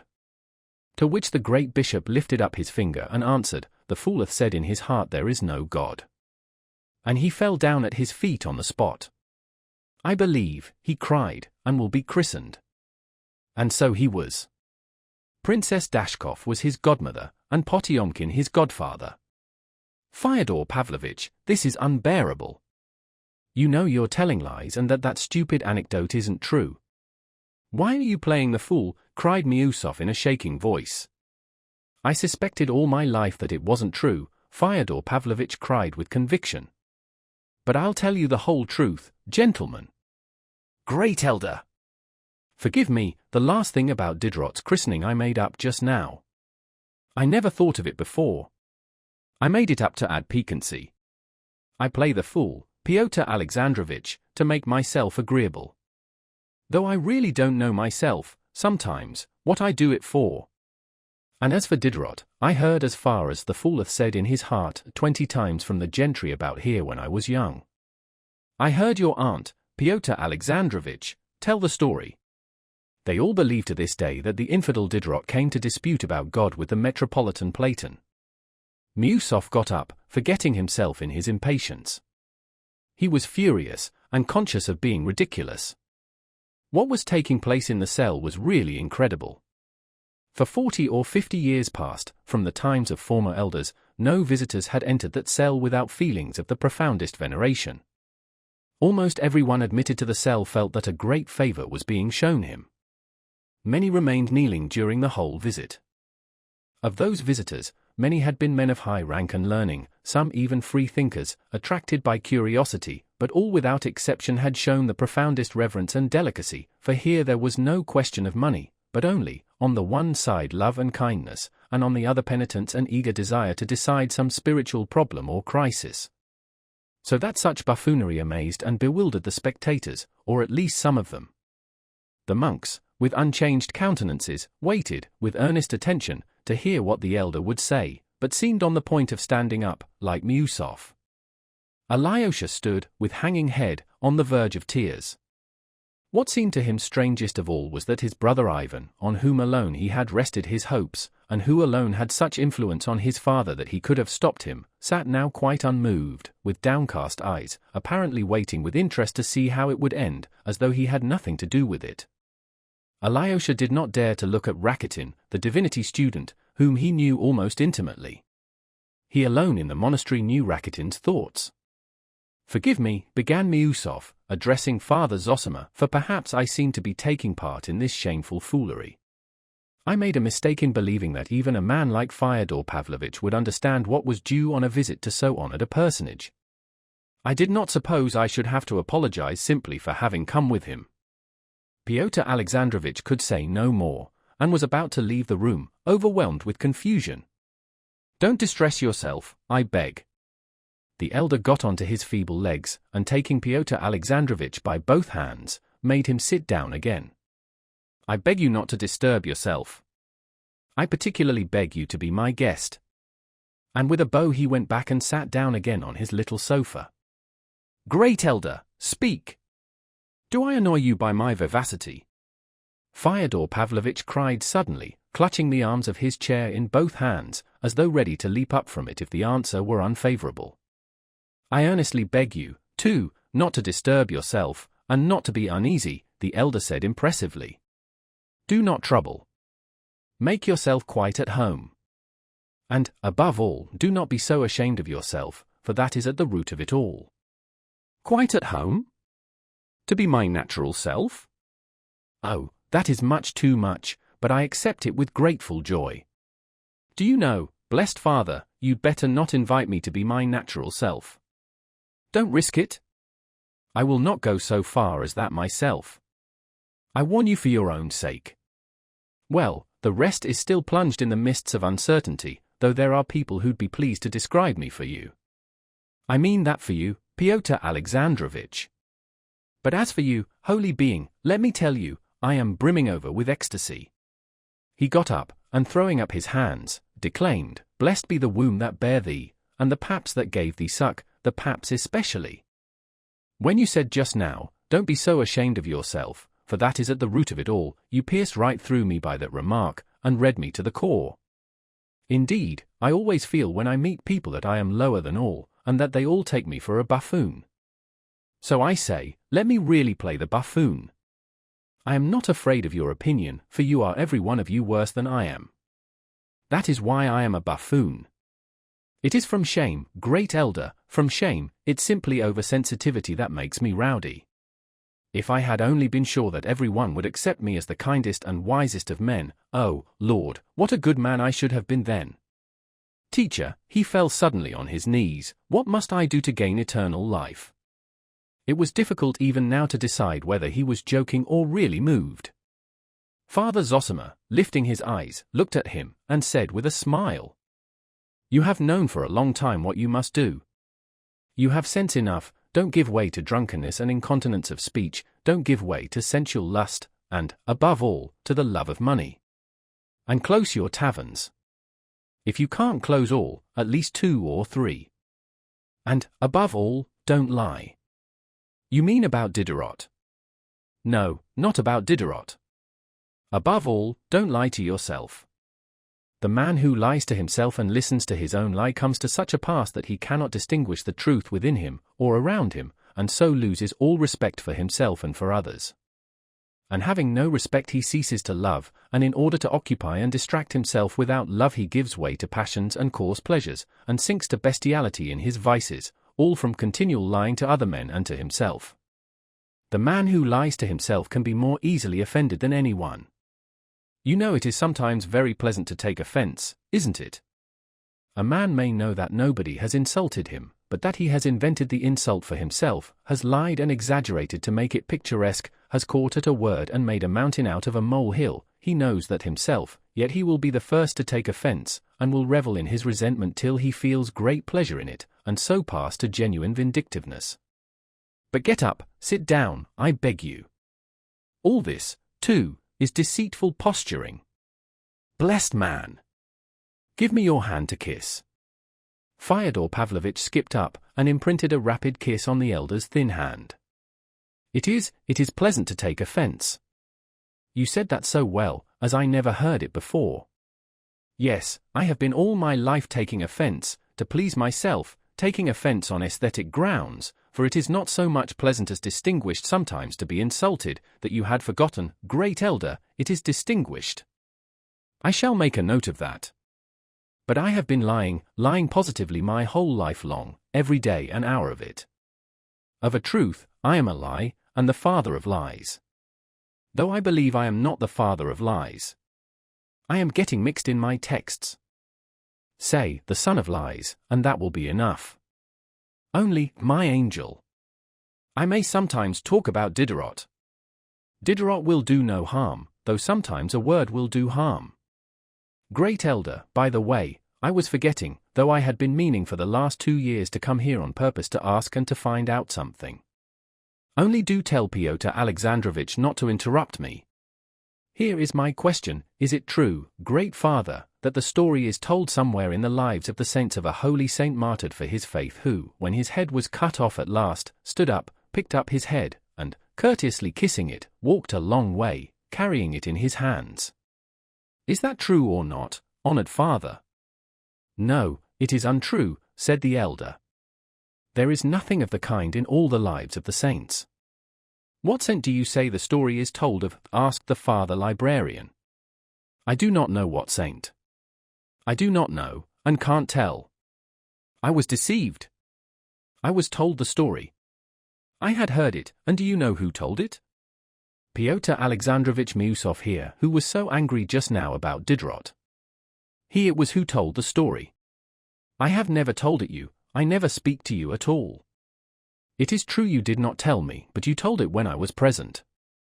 It was 3 years ago. I mentioned it because by that ridiculous story you shook my faith, Pyotr Alexandrovitch. You knew nothing of it, but I went home with my faith shaken, and I have been getting more and more shaken ever since. Yes, Pyotr Alexandrovitch, you were the cause of a great fall. That was not a Diderot. Fyodor Pavlovitch got excited and pathetic, though it was perfectly clear to everyone by now that he was playing a part again. Yet Miusov was stung by his words. What nonsense, and it is all nonsense, he muttered. I may really have told it, some time or other, but not to you. I was told it myself. I heard it in Paris from a Frenchman.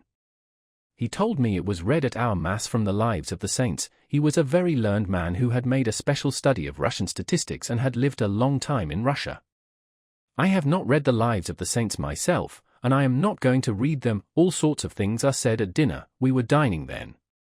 Yes, you were dining then, and so I lost my faith, said Fyodor Pavlovitch, mimicking him. What do I care for your faith?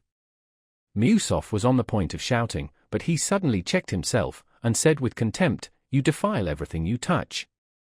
The elder suddenly rose from his seat. Excuse me, gentlemen, for leaving you a few minutes, he said, addressing all his guests. I have visitors awaiting me who arrived before you. But don't you tell lies all the same, he added, turning to Fyodor Pavlovitch with a good-humored face. He went out of the cell. Alyosha and the novice flew to escort him down the steps. Alyosha was breathless. He was glad to get away, but he was glad, too, that the elder was good-humored and not offended. Father Zosima was going towards the portico to bless the people waiting for him there. But Fyodor Pavlovitch persisted in stopping him at the door of the cell. Blessed man, he cried, with feeling. Allow me to kiss your hand once more. Yes, with you I could still talk, I could still get on. Do you think I always lie and play the fool like this? Believe me, I have been acting like this all the time on purpose to try you. I have been testing you all the time to see whether I could get on with you. Is there room for my humility beside your pride? I am ready to give you a testimonial that one can get on with you. But now, I'll be quiet, I will keep quiet all the time. I'll sit in a chair and hold my tongue. Now it is for you to speak, Pyotr Alexandrovitch. You are the principal person left now, for 10 minutes. Chapter 3. Peasant women who have faith. Near the wooden portico below, built onto the outer wall of the precinct, there was a crowd of about 20 peasant women. They had been told that the elder was at last coming out, and they had gathered together in anticipation. Two ladies, Madame Holikov and her daughter, had also come out into the portico to wait for the elder, but in a separate part of it set aside for women of rank. Madame Holikov was a wealthy lady, still young and attractive, and always dressed with taste. She was rather pale, and had lively black eyes. She was not more than 33, and had been 5 years a widow. Her daughter, a girl of 14, was partially paralyzed. The poor child had not been able to walk for the last 6 months, and was wheeled about in a long reclining chair. She had a charming little face, rather thin from illness, but full of gaiety. There was a gleam of mischief in her big dark eyes with their long lashes.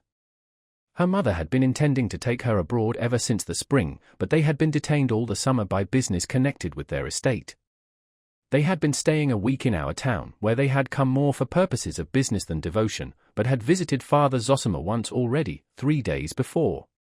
Though they knew that the elder scarcely saw anyone, they had now suddenly turned up again, and urgently entreated the happiness of looking once again on the great healer.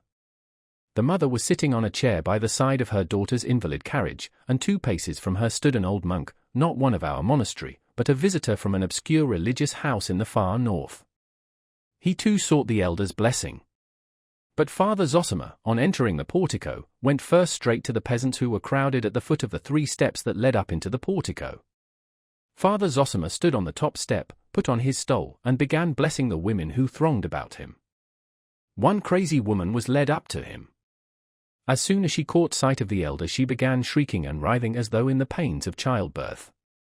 Laying the stole on her forehead, he read a short prayer over her, and she was at once soothed and quieted. I do not know how it may be now, but in my childhood I often happened to see and hear these possessed women in the villages and monasteries. They used to be brought to Mass. They would squeal and bark like a dog so that they were heard all over the church. But when the sacrament was carried in and they were led up to it, at once the possession ceased, and the sick women were always soothed for a time. I was greatly impressed and amazed at this as a child, but then I heard from country neighbors and from my town teachers that the whole illness was simulated to avoid work, and that it could always be cured by suitable severity. Various anecdotes were told to confirm this. But later on I learnt with astonishment from medical specialists that there is no pretense about it, that it is a terrible illness to which women are subject, specially prevalent among us in Russia, and that it is due to the hard lot of the peasant women. It is a disease, I was told, arising from exhausting toil too soon after hard, abnormal and unassisted labor in childbirth, and from the hopeless misery, from beatings, and so on, which some women were not able to endure like others. The strange and instant healing of the frantic and struggling woman as soon as she was led up to the Holy Sacrament, which had been explained to me as due to malingering and the trickery of the clericals, arose probably in the most natural manner. Both the women who supported her and the invalid herself fully believed as a truth beyond question that the evil spirit in possession of her could not hold out if the sick woman were brought to the sacrament and made to bow down before it. And so, with a nervous and psychically deranged woman, a sort of convulsion of the whole organism always took place, and was bound to take place, at the moment of bowing down to the sacrament, aroused by the expectation of the miracle of healing and the implicit belief that it would come to pass, and it did come to pass, though only for a moment. It was exactly the same now as soon as the elder touched the sick woman with the stole. Many of the women in the crowd were moved to tears of ecstasy by the effect of the moment. Some strove to kiss the hem of his garment, others cried out in sing-song voices. He blessed them all and talked with some of them. That possessed woman he knew already. She came from a village only 6 versts from the monastery, and had been brought to him before. But here is one from afar. He pointed to a woman by no means old but very thin and wasted, with a face not merely sunburnt but almost blackened by exposure. She was kneeling and gazing with a fixed stare at the elder. There was something almost frenzied in her eyes. From afar off, father, from afar off. From 200 miles from here. From afar off, father, from afar off, the woman began in a sing-song voice as though she were chanting a dirge, swaying her head from side to side with her cheek resting in her hand. There is silent and long-suffering sorrow to be met with among the peasantry. It withdraws into itself and is still.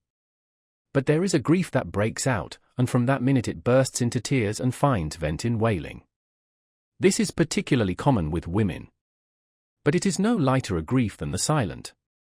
Lamentations comfort only by lacerating the heart still more. Such grief does not desire consolation. It feeds on the sense of its hopelessness. Lamentations spring only from the constant craving to reopen the wound. You are of the tradesman class, said Father Zosima, looking curiously at her. Townfolk we are, Father, townfolk. Yet we are peasants though we live in the town. I have come to see you, O Father. We heard of you, Father, we heard of you. I have buried my little son, and I have come on a pilgrimage. I have been in 3 monasteries, but they told me, go, Nastasia, go to them, that is to you. I have come, I was yesterday at the service, and today I have come to you. What are you weeping for? It's my little son I'm grieving for, Father. He was 3 years old, 3 years all but 3 months. For my little boy, Father, I'm in anguish, for my little boy. He was the last one left. We had 4, my Nikita and I, and now we've no children, our dear ones have all gone. I buried the first 3 without grieving overmuch, and now I have buried the last. I can't forget him. He seems always standing before me. He never leaves me. He has withered my heart. I look at his little clothes, his little shirt, his little boots, and I wail. I lay out all that is left of him, all his little things. I look at them and wail. I say to Nikita, my husband, let me go on a pilgrimage, master. He is a driver. We're not poor people, Father, not poor, he drives our own horse. It's all our own, the horse and the carriage. And what good is it all to us now? My Nikita has begun drinking while I am away. He's sure to. It used to be so before. As soon as I turn my back he gives way to it. But now I don't think about him. It's 3 months since I left home. I've forgotten him. I've forgotten everything. I don't want to remember. And what would our life be now together? I've done with him, I've done. I've done with them all. I don't care to look upon my house and my goods. I don't care to see anything at all. Listen, mother, said the elder. Once in olden times a holy saint saw in the temple a mother like you weeping for her little one, her only one, whom God had taken. Knowest thou not, said the saint to her, how bold these little ones are before the throne of God? Verily there are none bolder than they in the kingdom of heaven. Thou didst give us life, O Lord, they say, and scarcely had we looked upon it when thou didst take it back again. And so boldly they ask and ask again that God gives them at once the rank of angels. Therefore, said the saint, thou, too, O mother, rejoice and weep not, for thy little son is with the Lord in the fellowship of the angels. That's what the saint said to the weeping mother of old. He was a great saint and he could not have spoken falsely. Therefore you too, mother, know that your little one is surely before the throne of God, is rejoicing and happy, and praying to God for you, and therefore weep not, but rejoice. The woman listened to him, looking down with her cheek in her hand. She sighed deeply. My Nikita tried to comfort me with the same words as you. Foolish one, he said, why weep? Our son is no doubt singing with the angels before God. He says that to me, but he weeps himself. I see that he cries like me. I know, Nikita, said I, where could he be if not with the Lord God? Only, here with us now he is not as he used to sit beside us before. And if only I could look upon him one little time, if only I could peep at him one little time, without going up to him, without speaking, if I could be hidden in a corner and only see him for one little minute, hear him playing in the yard, calling in his little voice, Mammy, where are you? If only I could hear him pattering with his little feet about the room just once, only once, for so often I remember how he used to run to me and shout and laugh. If only I could hear his little feet I should know him. But he's gone, Father, he's gone, and I shall never hear him again. Here's his little sash, but him I shall never see or hear now. She drew out of her bosom her boy's little embroidered sash, and as soon as she looked at it she began shaking with sobs, hiding her eyes with her fingers through which the tears flowed in a sudden stream. It is Rachel of old, said the elder, weeping for her children, and will not be comforted because they are not. Such is the lot set on earth for you mothers. Be not comforted. Consolation is not what you need. Weep and be not consoled, but weep.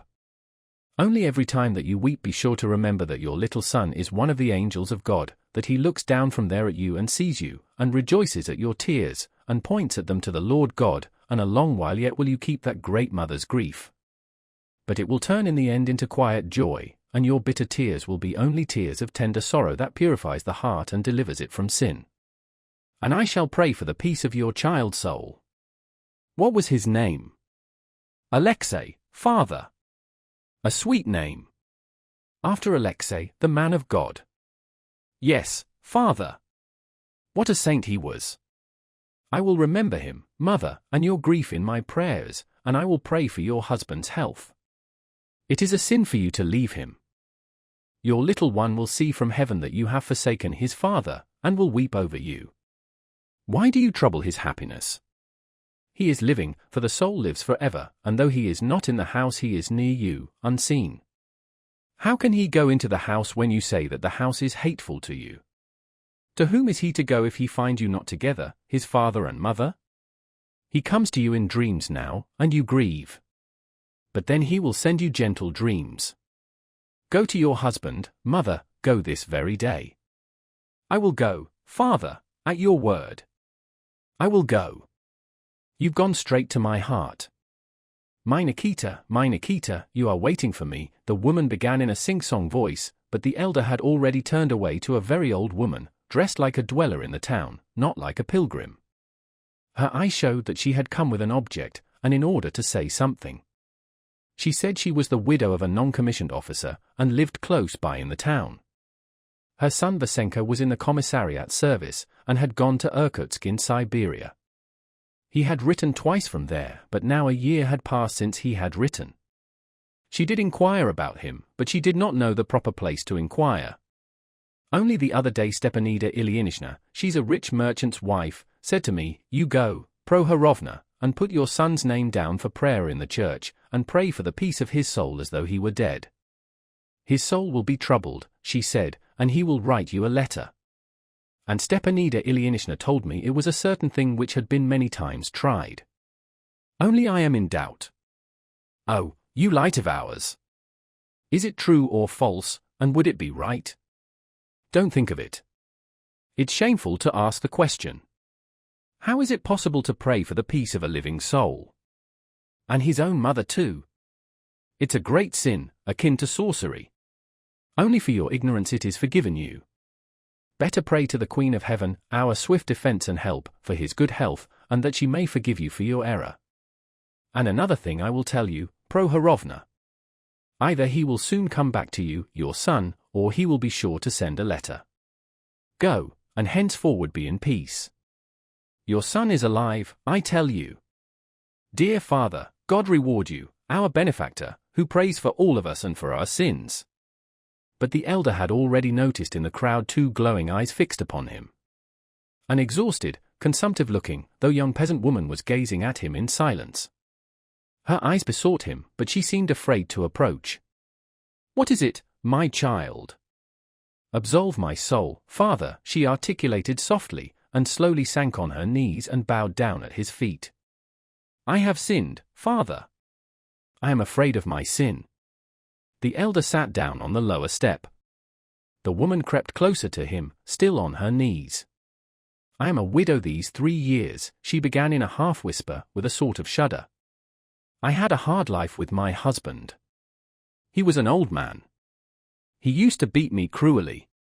He lay ill, I thought looking at him, if he were to get well, if he were to get up again, what then? And then the thought came to me." "Stay," said the elder, and he put his ear close to her lips. The woman went on in a low whisper, so that it was almost impossible to catch anything. She had soon done. 3 years ago," asked the elder. 3 years. At first I didn't think about it, but now I've begun to be ill, and the thought never leaves me." "Have you come from far?" "Over 300 miles away." "Have you told it in confession?" "I have confessed it. Twice I have confessed it." "Have you been admitted to communion?" "Yes." "I am afraid. I am afraid to die." Fear nothing and never be afraid, and don't fret. If only your penitence fail not, God will forgive all. There is no sin, and there can be no sin on all the earth, which the Lord will not forgive to the truly repentant. Man cannot commit a sin so great as to exhaust the infinite love of God. Can there be a sin which could exceed the love of God? Think only of repentance, continual repentance, but dismiss fear altogether.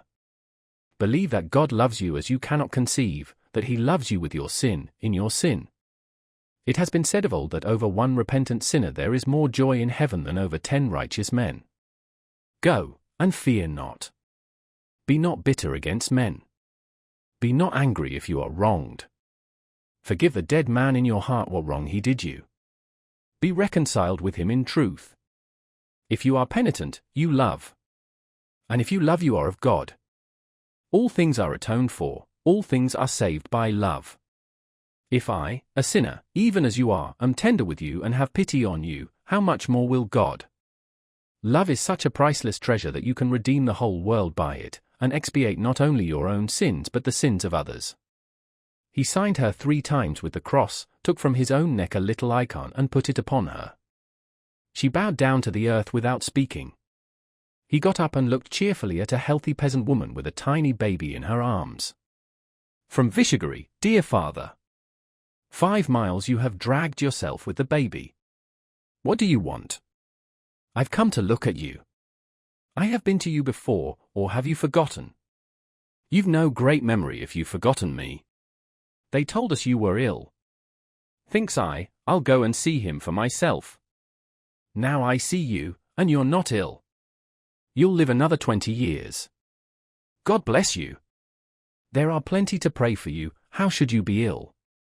I thank you for all, daughter. By the way, I have a thing to ask, not a great one. Here are 60 kopecks. Give them, dear father, to some one poorer than me. I thought as I came along, better give through him. He'll know whom to give to. Thanks, my dear, thanks. You are a good woman. I love you. I will do so certainly. Is that your little girl? My little girl, father, Lizaveta. May the Lord bless you both, you and your babe Lizaveta. You have gladdened my heart, mother. Farewell, dear children, farewell, dear ones. He blessed them all and bowed low to them. Chapter 4. A lady of little faith. A visitor looking on the scene of his conversation with the peasants and his blessing them shed silent tears and wiped them away with her handkerchief. She was a sentimental society lady of genuinely good disposition in many respects. When the elder went up to her at last she met him enthusiastically. Ah, what I have been feeling, looking on at this touching scene, she could not go on for emotion. Oh, I understand the people's love for you. I love the people myself. I want to love them. And who could help loving them, our splendid Russian people, so simple in their greatness? How is your daughter's health? You wanted to talk to me again. Oh, I have been urgently begging for it, I have prayed for it. I was ready to fall on my knees and kneel for 3 days at your windows until you let me in. We have come, great healer, to express our ardent gratitude. You have healed my Lise, healed her completely, merely by praying over her last Thursday and laying your hands upon her. We have hastened here to kiss those hands, to pour out our feelings and our homage. What do you mean by healed? But she is still lying down in her chair. But her night fevers have entirely ceased ever since Thursday, said the lady with nervous haste. And that's not all. Her legs are stronger. This morning she got up well, she had slept all night. Look at her rosy cheeks, her bright eyes. She used to be always crying, but now she laughs and is gay and happy. This morning she insisted on my letting her stand up, and she stood up for a whole minute without any support. She wagers that in a fortnight she'll be dancing a quadrille. I've called in Dr. Herzenstube. He shrugged his shoulders and said, I am amazed, I can make nothing of it. And would you have us not come here to disturb you, not fly here to thank you? Lise, thank him, thank him. Liz's pretty little laughing face became suddenly serious. She rose in her chair as far as she could and, looking at the elder, clasped her hands before him, but could not restrain herself and broke into laughter. "It's at him," she said, pointing to Alyosha, with childish vexation at herself for not being able to repress her mirth.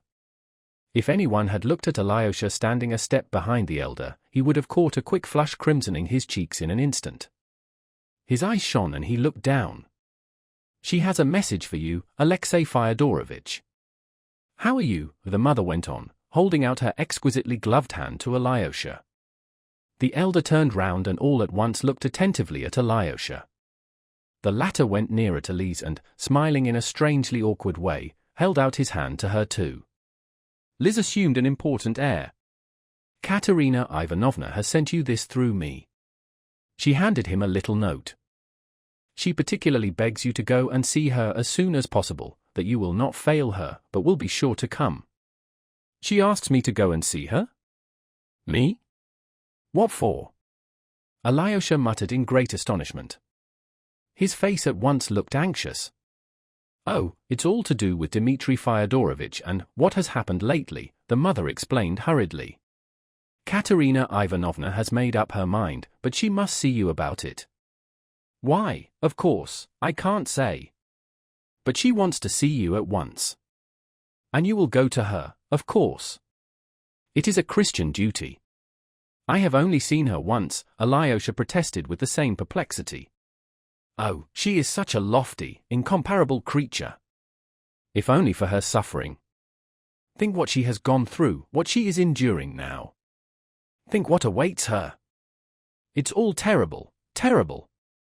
"Very well, I will come," Alyosha decided, after rapidly scanning the brief, enigmatic note, which consisted of an urgent entreaty that he would come, without any sort of explanation. "Oh, how sweet and generous that would be of you," cried Lise with sudden animation. "I told Mama you'd be sure not to go. I said you were saving your soul. How splendid you are. I've always thought you were splendid. How glad I am to tell you so." "Liz," said her mother impressively, though she smiled after she had said it.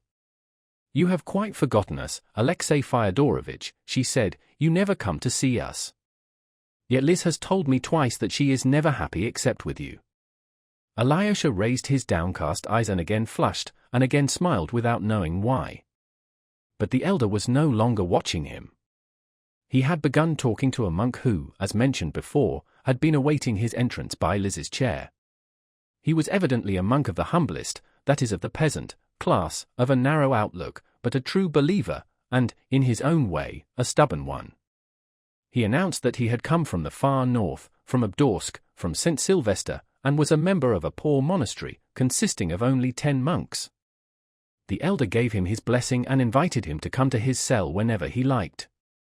"How can you presume to do such deeds?" the monk asked suddenly, pointing solemnly and significantly at Lise. He was referring to her healing. "It's too early, of course, to speak of that. Relief is not complete cure, and may proceed from different causes. But if there has been any healing, it is by no power but God's will. It's all from God. Visit me, Father," he added to the monk. "It's not often I can see visitors. I am ill, and I know that my days are numbered." "Oh, no, no. God will not take you from us. You will live a long, long time yet," cried the lady. "And in what way are you ill? You look so well, so gay and happy." "I am extraordinarily better today. But I know that it's only for a moment. I understand my disease now thoroughly. If I seem so happy to you, you could never say anything that would please me so much. For men are made for happiness, and anyone who is completely happy has a right to say to himself, 'I am doing God's will on earth.' All the righteous, all the saints, all the holy martyrs were happy." "Oh, how you speak! What bold and lofty words," cried the lady. "You seem to pierce with your words. And yet, happiness, happiness, where is it? Who can say of himself that he is happy? Oh, since you have been so good as to let us see you once more today, let me tell you what I could not utter last time, what I dared not say, all I am suffering and have been for so long. I am suffering. Forgive me. I am suffering. And in a rush of fervent feeling she clasped her hands before him. From what specially? I suffer from lack of faith. Lack of faith in God. Oh, no, no. I dare not even think of that. But the future life, it is such an enigma. And no one can solve it. Listen. You are a healer, you are deeply versed in the human soul, and of course I dare not expect you to believe me entirely, but I assure you on my word of honor that I am not speaking lightly now. The thought of the life beyond the grave distracts me to anguish, to terror. And I don't know to whom to appeal, and have not dared to all my life. And now I am so bold as to ask you.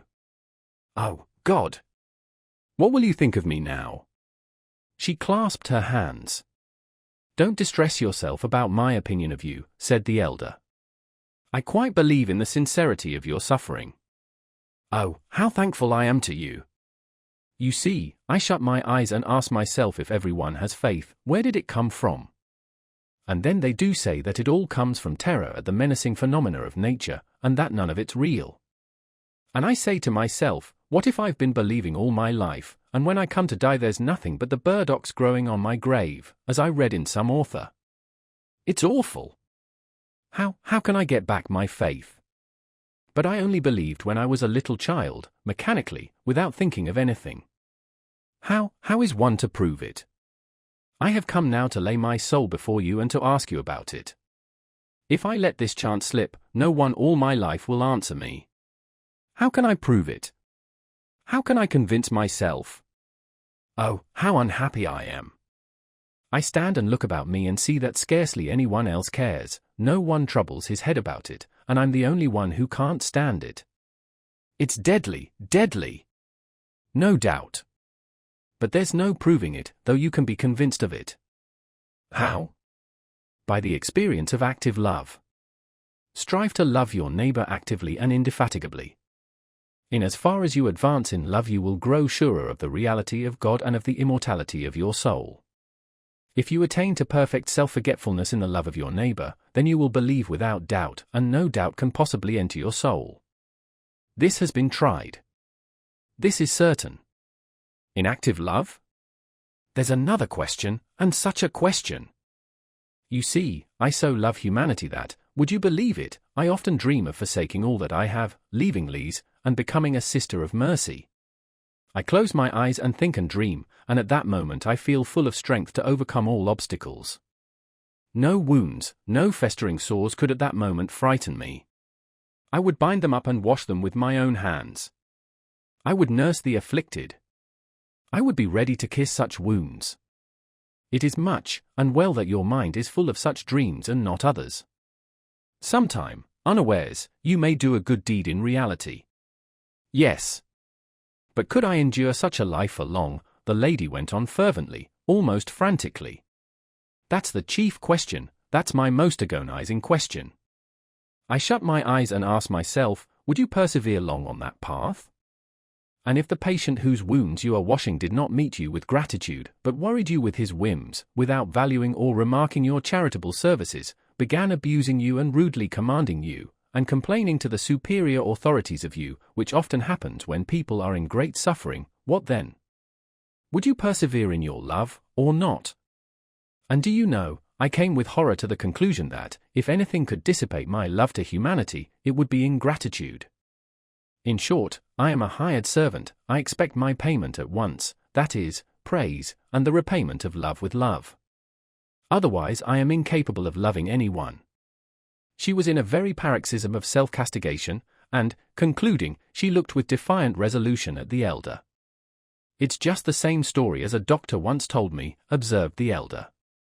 He was a man getting on in years, and undoubtedly clever. He spoke as frankly as you, though in jest, in bitter jest. I love humanity, he said, but I wonder at myself. The more I love humanity in general, the less I love man in particular. In my dreams, he said, I have often come to making enthusiastic schemes for the service of humanity, and perhaps I might actually have faced crucifixion if it had been suddenly necessary, and yet I am incapable of living in the same room with anyone for 2 days together, as I know by experience.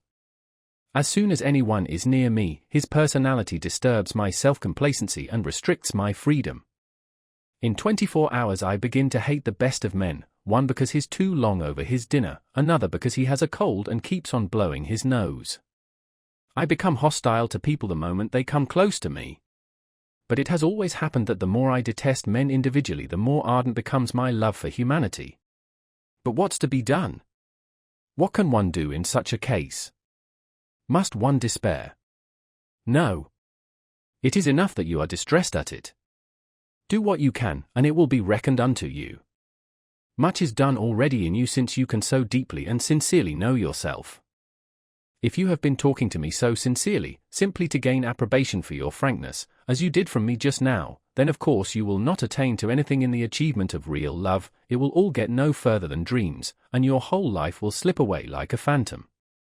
In that case you will naturally cease to think of the future life too, and will of yourself grow calmer after a fashion in the end.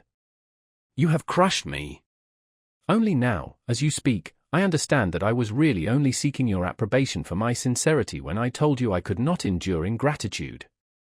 You have revealed me to myself. You have seen through me and explained me to myself. Are you speaking the truth? Well, now, after such a confession, I believe that you are sincere and good at heart. If you do not attain happiness, always remember that you are on the right road, and try not to leave it. Above all, avoid falsehood, every kind of falsehood, especially falseness to yourself. Watch over your own deceitfulness and look into it every hour, every minute. Avoid being scornful, both to others and to yourself. What seems to you bad within you will grow purer from the very fact of your observing it in yourself. Avoid fear, too, though fear is only the consequence of every sort of falsehood. Never be frightened at your own faint-heartedness in attaining love. Don't be frightened overmuch even at your evil actions. I am sorry I can say nothing more consoling to you, for love in action is a harsh and dreadful thing compared with love in dreams. Love in dreams is greedy for immediate action, rapidly performed and in the sight of all. Men will even give their lives if only the ordeal does not last long but is soon over, with all looking on and applauding as though on the stage. But active love is labor and fortitude, and for some people too, perhaps, a complete science. But I predict that just when you see with horror that in spite of all your efforts you are getting farther from your goal instead of nearer to it, at that very moment I predict that you will reach it and behold clearly the miraculous power of the Lord who has been all the time loving and mysteriously guiding you. Forgive me for not being able to stay longer with you. They are waiting for me. Goodbye. The lady was weeping. Lise. Bless her, she cried, starting up suddenly. She does not deserve to be loved. I have seen her naughtiness all along, the elder said jestingly. Why have you been laughing at Alexei? Lise had in fact been occupied in mocking at him all the time. She had noticed before that Alyosha was shy and tried not to look at her, and she found this extremely amusing. She waited intently to catch his eye. Alyosha, unable to endure her persistent stare, was irresistibly and suddenly drawn to glance at her, and at once she smiled triumphantly in his face. Alyosha was even more disconcerted and vexed. At last he turned away from her altogether and hid behind the elder's back. After a few minutes, drawn by the same irresistible force, he turned again to see whether he was being looked at or not, and found Lise almost hanging out of her chair to peep sideways at him, eagerly waiting for him to look. Catching his eye, she laughed so that the elder could not help saying, "Why do you make fun of him like that, naughty girl?" Lise suddenly and quite unexpectedly blushed. Her eyes flashed and her face became quite serious. She began speaking quickly and nervously in a warm and resentful voice. "Why has he forgotten everything, then? He used to carry me about when I was little. We used to play together. He used to come to teach me to read, do you know? 2 years ago, when he went away, he said that he would never forget me, that we were friends forever, forever. And now he's afraid of me all at once. Am I going to eat him? Why doesn't he want to come near me? Why doesn't he talk? Why won't he come and see us? It's not that you won't let him. We know that he goes everywhere. It's not good manners for me to invite him. He ought to have thought of it first, if he hasn't forgotten me. No, now he's saving his soul. Why have you put that long gown on him? If he runs, he'll fall. And suddenly she hid her face in her hand and went off into irresistible, prolonged, nervous, inaudible laughter. The elder listened to her with a smile and blessed her tenderly. As she kissed his hand, she suddenly pressed it to her eyes and began crying. Don't be angry with me.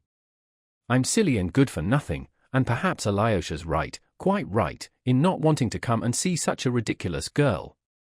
I will certainly send him, said the elder. Chapter 5. So be it, so be it. The elder's absence from his cell had lasted for about 25 minutes. It was more than 12:30, but Dmitri, on whose account they had all met there, had still not appeared. But he seemed almost to be forgotten, and when the elder entered the cell again, he found his guests engaged in eager conversation. Ivan and the two monks took the leading share in it. Miusov, too, was trying to take a part, and apparently very eagerly, in the conversation. But he was unsuccessful in this also. He was evidently in the background, and his remarks were treated with neglect, which increased his irritability. He had had intellectual encounters with Ivan before, and he could not endure a certain carelessness Ivan showed him. Hitherto at least I have stood in the front ranks of all that is progressive in Europe, and here the new generation positively ignores us, he thought. Fyodor Pavlovitch, who had given his word to sit still and be quiet, had actually been quiet for some time, but he watched his neighbor Miusov with an ironical little smile, obviously enjoying his discomfiture. He had been waiting for some time to pay off old scores, and now he could not let the opportunity slip. Bending over his shoulder, he began teasing him again in a whisper. Why didn't you go away just now, after the courteously kissing? Why did you consent to remain in such unseemly company? It was because you felt insulted and aggrieved, and you remained to vindicate yourself by showing off your intelligence. Now you won't go till you've displayed your intellect to them. You again? On the contrary, I'm just going. You'll be the last of all to go. Fyodor Pavlovitch delivered him another thrust, almost at the moment of Father Zosima's return. The discussion died down for a moment, but the elder, seating himself in his former place, looked at them all as though cordially inviting them to go on. Alyosha, who knew every expression of his face, saw that he was fearfully exhausted and making a great effort. Of late he had been liable to fainting fits from exhaustion. His face had the pallor that was common before such attacks, and his lips were white. But he evidently did not want to break up the party. He seemed to have some special object of his own in keeping them. What object? Alyosha watched him intently. We are discussing this gentleman's most interesting article, said Father Iosif, the librarian, addressing the elder, and indicating Ivan. He brings forward much that is new, but I think the argument cuts both ways. It is an article written in answer to a book by an ecclesiastical authority on the question of the ecclesiastical court, and the scope of its jurisdiction. I'm sorry I have not read your article, but I've heard of it, said the elder, looking keenly and intently at Ivan. He takes up a most interesting position, continued the father librarian. As far as church jurisdiction is concerned, he is apparently quite opposed to the separation of church from state. That's interesting. But in what sense? Father Zosima asked Ivan. The latter, at last, answered him, not condescendingly, as Alyosha had feared, but with modesty and reserve, with evident goodwill and apparently without the slightest awry pensée. I start from the position that this confusion of elements, that is, of the essential principles of church and state, will, of course, go on forever, in spite of the fact that it is impossible for them to mingle, and that the confusion of these elements cannot lead to any consistent or even normal results, for there is falsity at the very foundation of it. Compromise between the church and state in such questions as, for instance, jurisdiction, is, to my thinking, impossible in any real sense. My clerical opponent maintains that the church holds a precise and defined position in the state. I maintain, on the contrary, that the church ought to include the whole state, and not simply to occupy a corner in it, and, if this is, for some reason, impossible at present, then it ought, in reality, to be set up as the direct and chief aim of the future development of Christian society. Perfectly true, Father Pacey, the silent and learned monk, assented with fervor and decision. The purest ultramontanism, cried Miusov impatiently, crossing and recrossing his legs. "Oh, well, we have no mountains," cried Father Iosif, and turning to the elder he continued, "Observe the answer he makes to the following fundamental and essential propositions of his opponent, who is, you must note, an ecclesiastic. First, that no social organization can or ought to arrogate to itself power to dispose of the civic and political rights of its members. Secondly, that criminal and civil jurisdiction ought not to belong to the Church, and is inconsistent with its nature, both as a divine institution and as an organization of men for religious objects. And, finally, in the third place, the Church is a kingdom not of this world." A most unworthy play upon words for an ecclesiastic. Father Pacey could not refrain from breaking in again. "I have read the book which you have answered," he added, addressing Ivan, and was astounded at the words, "The Church is a kingdom not of this world." If it is not of this world, then it cannot exist on earth at all. In the Gospel, the words "not of this world" are not used in that sense.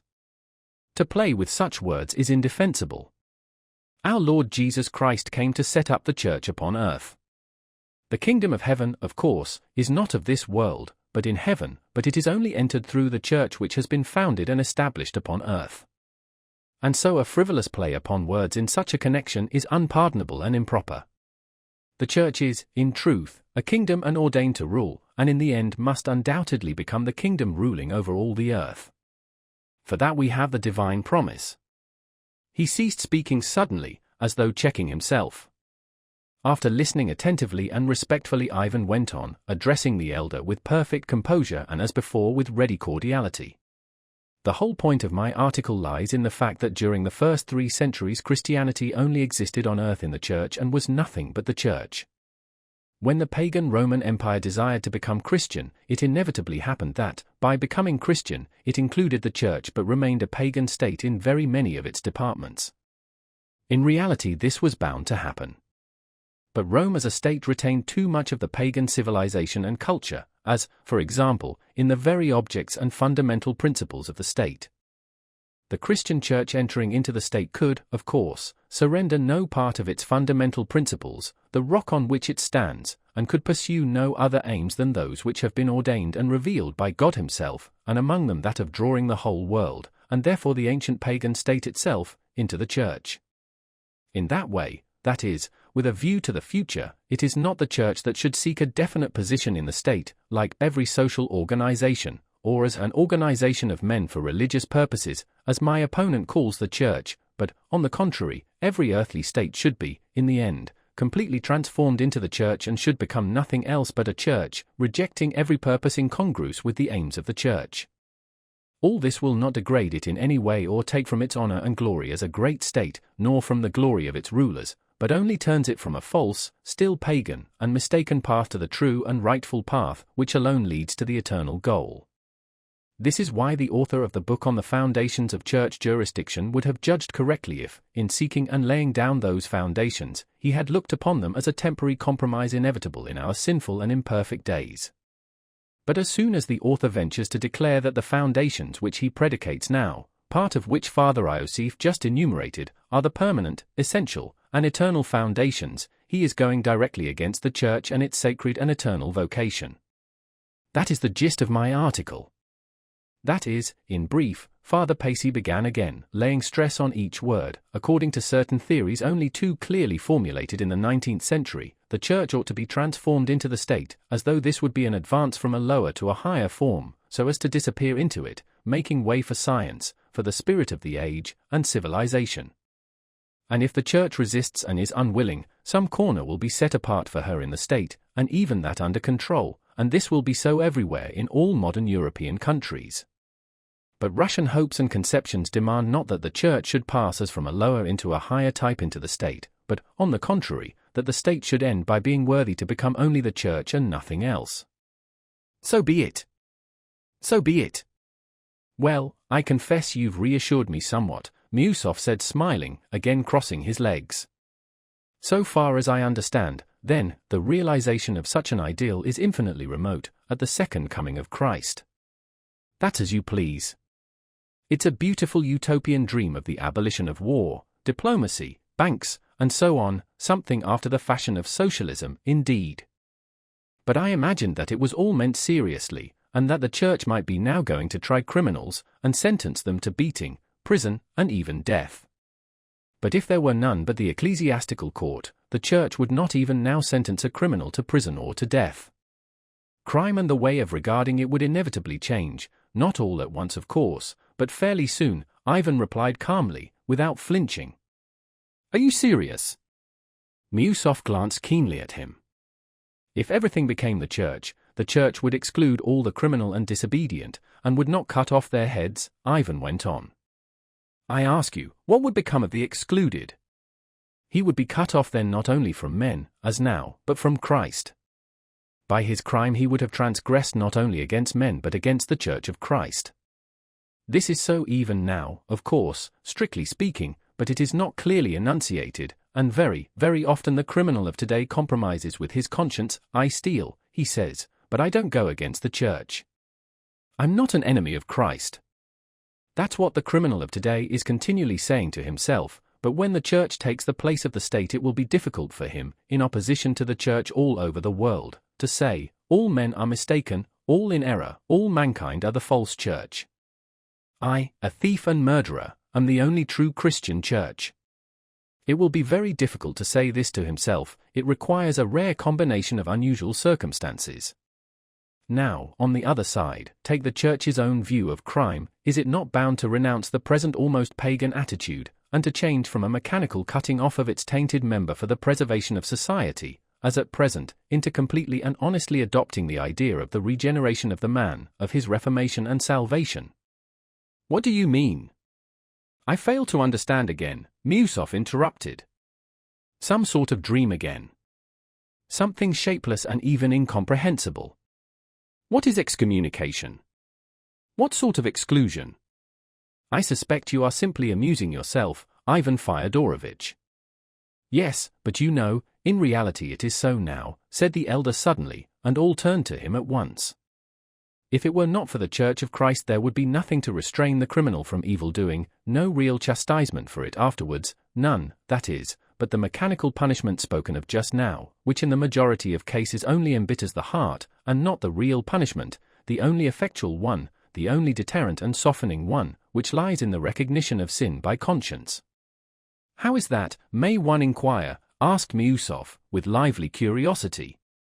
Why, began the elder, all these sentences to exile with hard labor, and formerly with flogging also, reform no one, and what's more, deter hardly a single criminal, and the number of crimes does not diminish but is continually on the increase.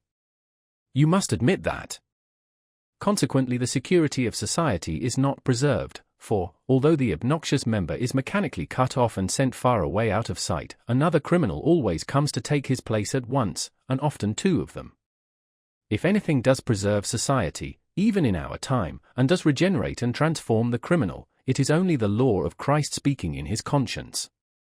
It is only by recognizing his wrongdoing as a son of a Christian society, that is, of the church, that he recognizes his sin against society, that is, against the church. So that it is only against the church, and not against the state, that the criminal of today can recognize that he has sinned. If society, as a church, had jurisdiction, then it would know when to bring back from exclusion and to reunite to itself. Now the church having no real jurisdiction, but only the power of moral condemnation, withdraws of her own accord from punishing the criminal actively. She does not excommunicate him but simply persists in motherly exhortation of him. What is more, the church even tries to preserve all Christian communion with the criminal. She admits him to church services, to the Holy Sacrament, gives him alms, and treats him more as a captive than as a convict. And what would become of the criminal, O Lord, if even the Christian society, that is, the church, were to reject him even as the civil law rejects him and cuts him off? What would become of him if the church punished him with her excommunication as the direct consequence of the secular law? There could be no more terrible despair, at least for a Russian criminal, for Russian criminals still have faith. Though, who knows, perhaps then a fearful thing would happen, perhaps the despairing heart of the criminal would lose its faith and then what would become of him?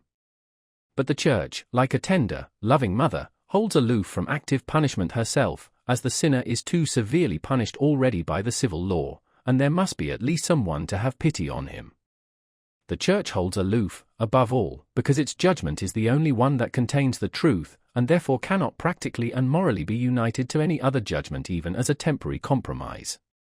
She can enter into no compact about that. The foreign criminal, they say, rarely repents, for the very doctrines of today confirm him in the idea that his crime is not a crime, but only a reaction against an unjustly oppressive force.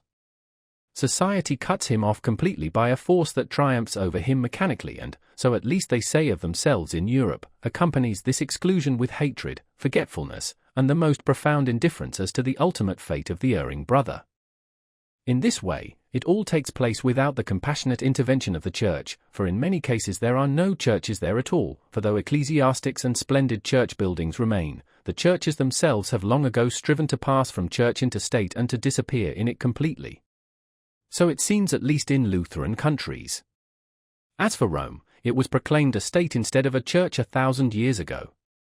And so the criminal is no longer conscious of being a member of the church and sinks into despair. If he returns to society, often it is with such hatred that society itself instinctively cuts him off. You can judge for yourself how it must end. In many cases it would seem to be the same with us, but the difference is that besides the established law courts we have the Church too, which always keeps up relations with the criminal as a dear and still precious son.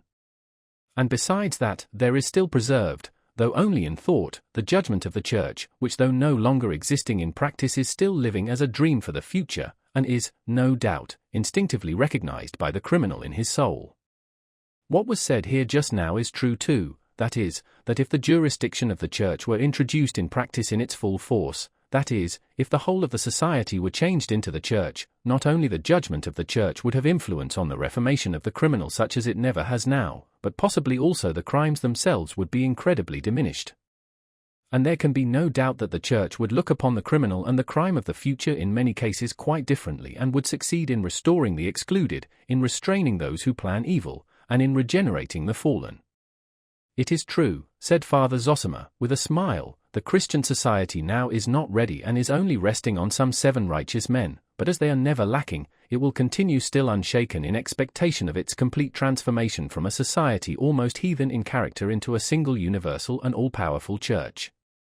So be it, so be it. Even though at the end of the ages, for it is ordained to come to pass. And there is no need to be troubled about times and seasons, for the secret of the times and seasons is in the wisdom of God, in His foresight, and His love. And what in human reckoning seems still afar off, may by the divine ordinance be close at hand, on the eve of its appearance. And so be it, so be it. So be it, so be it. Father Pacey repeated austerely and reverently. Strange, extremely strange. Musov pronounced, not so much with heat as with latent indignation. What strikes you as so strange? Father Iosif inquired cautiously. Why, it's beyond anything, cried Musov, suddenly breaking out, the state is eliminated and the Church is raised to the position of the state. It's not simply ultramontanism, it's arch-ultramontanism. It's beyond the dreams of Pope Gregory VII. You are completely misunderstanding it, said Father Pacey sternly. Understand, the Church is not to be transformed into the state. That is Rome and its dream. That is the third temptation of the devil. On the contrary, the state is transformed into the Church, will ascend and become a church over the whole world, which is the complete opposite of ultramontanism and Rome, and your interpretation, and is only the glorious destiny ordained for the Orthodox Church. This star will arise in the east. Musov was significantly silent. His whole figure expressed extraordinary personal dignity. A supercilious and condescending smile played on his lips. Alyosha watched it all with a throbbing heart. The whole conversation stirred him profoundly. He glanced casually at Rakitin, who was standing immovable in his place by the door listening and watching intently though with downcast eyes. But from the color in his cheeks Alyosha guessed that Rakitin was probably no less excited, and he knew what caused his excitement. Allow me to tell you one little anecdote, gentlemen, Musov said impressively, with a peculiarly majestic air. Some years ago, soon after the coup d'état of December, I happened to be calling in Paris on an extremely influential personage in the government, and I met a very interesting man in his house. This individual was not precisely a detective but was a sort of superintendent of a whole regiment of political detectives, a rather powerful position in its own way. I was prompted by curiosity to seize the opportunity of conversation with him. And as he had not come as a visitor but as a subordinate official bringing a special report, and as he saw the reception given me by his chief, he deigned to speak with some openness, to a certain extent only, of course. He was rather courteous than open, as Frenchmen know how to be courteous, especially to a foreigner. But I thoroughly understood him. The subject was the socialist revolutionaries who were at that time persecuted. I will quote only one most curious remark dropped by this person. "We are not particularly afraid," said he, "of all these socialists, anarchists, infidels, and revolutionists. We keep watch on them and know all their goings-on. But there are a few peculiar men among them who believe in God and are Christians, but at the same time are socialists. These are the people we are most afraid of. They are dreadful people. The socialist who is a Christian is more to be dreaded than a socialist who is an atheist." The words struck me at the time, and now they have suddenly come back to me here, gentlemen. You apply them to us, and look upon us as socialists. Father Pacey asked directly, without beating about the bush. But before Pyotr Alexandrovitch could think what to answer, the door opened, and the guest so long expected, Dmitri Fyodorovitch, came in. They had, in fact, given up expecting him, and his sudden appearance caused some surprise for a moment. Chapter 6. Why is such a man alive? Dmitri Fyodorovitch, a young man of 28, of medium height and agreeable countenance, looked older than his years. He was muscular, and showed signs of considerable physical strength. Yet there was something not healthy in his face.